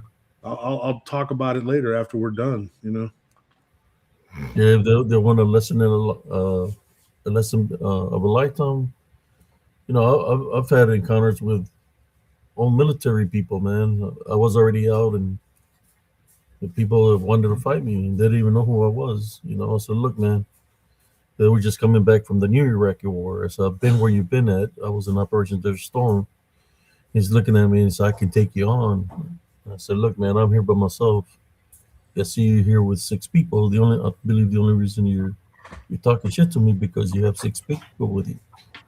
He kept on coming to me saying he's going to do this and that. So look, man. So you're not going to war with me. I'm just going to let you know that right now. So, but what we can do? How about we drink a beer in honor of you making it back safe. You and your homeboys making it back safely from a combat environment. Because I understand that you have that. You're hyped up because of where you've been, what you had to do. And he looked at me and he said, "Okay," and we drank a beer, and that was it. You got to understand, you know, sometimes that the person might have. Yeah. But yeah, we've been here for 8 hours. 8 hours. I wasn't trying to do an 8-hour show, but that's the way it happened, man. Sometimes you just gotta let it ride. Yeah, let it ride, man. So hopefully everything will surface up, and people do want to praise Sister Cheryl. If you're still listening, I hope you can be that person that's gonna try to convince people for the peace. You know, that you say they're your friends. Well, you know, let there be peace. If there's going to be peace, let there be peace. You know, and let us do our own thing, what we've been doing. You know, if you're being sincere, you could be the speaker for that. You know, try to convince the peace. You know that we're just trying to do our own thing. And hopefully, Jessica will understand. You can't have peace with a piece of shit. You know, she's gonna have to face that reality that dude, you know, he ain't worth a fuck. You know, and she's just gonna have to realize it. If she realized it, I think she did, but in case she didn't, you know, she's gonna learn the hard way. Yeah, that's how it is sometimes. People have to learn the hard way, man. You know, it's part of the mental manipulation. Yeah, they can tell you nice things and all this, but look at the works. Look at the things they were saying, that he thinks all women are a certain word. Mm-hmm. Yeah. No respect at all for women. No. So you don't have no respect at all for women. You don't have no respect for himself. But you notice old Dana, she's still fighting for him. She's still cutting for him, which is kind of weird, you know, that if she's supposedly on Jessica's side and Jessica's, you know, done with him, she needs to check her friend because her friend is still cutting for him. Josh has skin tags too. No, I don't, bitch. I do not have skin tags. She took a screenshot of a mole I have on my neck that I've had since I was a child. Come here, darling. Try to say it was a skin tag. No, lady, I don't Look, have sister. Look, crazy Dana Ortega. We're happily married. No, we're not getting a divorce. We got a new home. We're gonna attend. This is my beautiful wife here. So yes, stop your lying, Dana. Are you Good morning there, beautiful wife. Brother just trying to say good morning. Good morning. She's getting ready to go to work. Yeah. You getting ready to go to work? I'm fixing to go to bed. I got to lay it down, man. I got a long day ahead of me. Yeah. Dana's like, there you go. There you go, brothers and sisters. There's the rumor she was spreading is a lie. What do you expect out of the Rosecrans? Nothing but lies. Me, I just give my space for my wife and let her get her rest. I'll do my thing here at nighttime. She understands me, the works that I do, you know, and happily married, man. And so I'm gonna get ourselves a new home that we could say it's our home. But there you go. The rumors are wrong. Crazy Dana. Sorry, darling. All right, Abe, I'm gonna jump off, man. All righty, brother. All Thank right. you. Good night. God bless you. Oh, good morning. God bless you. And God bless you, brother. All right, later. See, Sister Madeline says Dana's mad. No man wants her molded grilled cheese. Is she related to SpongeBob? Is he like cottage cheese? That when she gets in the water, she floats.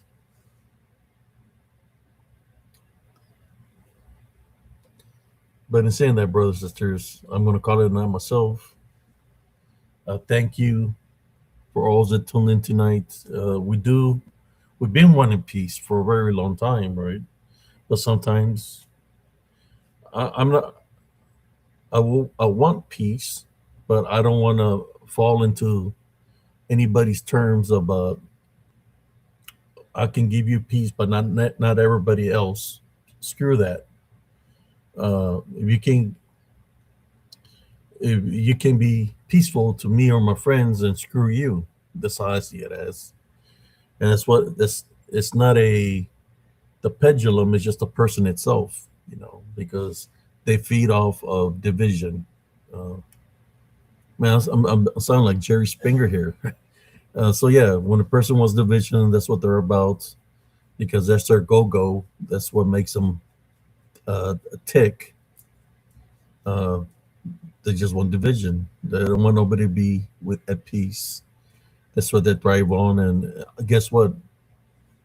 It can't work with when we have a heavenly love foundation, because we place Jesus Christ first, So as we place Jesus Christ first, He's our protector and our avenger. Yes. And I would also like to say thank you to Sister Shell for jumping on, and I mean maybe we can do it again. She can share some stories, some pictures. You know, uh, talking about the things that she's seen. It's up to her if she wants to redo it. Tuesdays and Thursdays we'll open mic night, or if you want to make a day, let me know. Whatever topic you want to talk about, we can make it happen here on Spiritual Cryptid Encounters. Tomorrow or tonight we got Werewolf Wednesday. Hate's final thoughts. I think my final thoughts will be uh, what is your love worth? What is your love worth? What is love mean to you? The love of somebody loving you for who you are, accepting you for who you are, not telling you what to do or to do dirty works for them. Because if they're making you do things in which you say you're being mentally manipulated, and you do it because you say you love them, well, I'm just here to say that that's not real love. That's somebody using you. So that person, what they claim to be love is not real love. It's just that individual will continue to use you to the fullest, and they're not really sincere of them that they're loving you. They're just using you.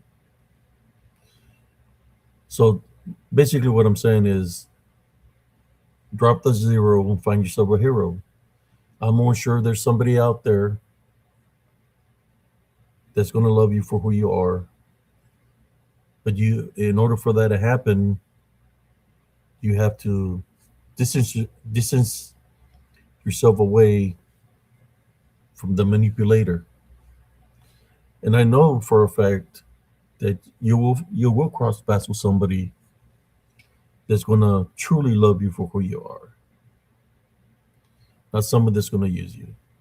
But in saying that, that's my final message for the day.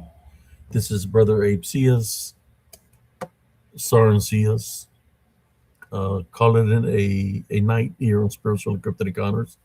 Shout out to Paranormal Roundtable, Brother Josh Turner, Wolf, Sister Nellie, Anthony, Tony, Sister Madeline, to all the viewers here. Appreciate it.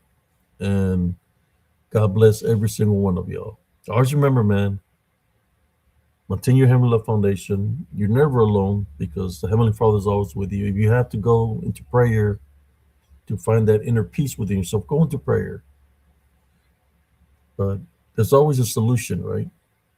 Talking the right way will be the solution for positive things to happen.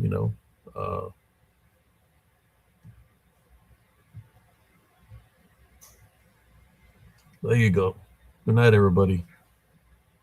Peace out.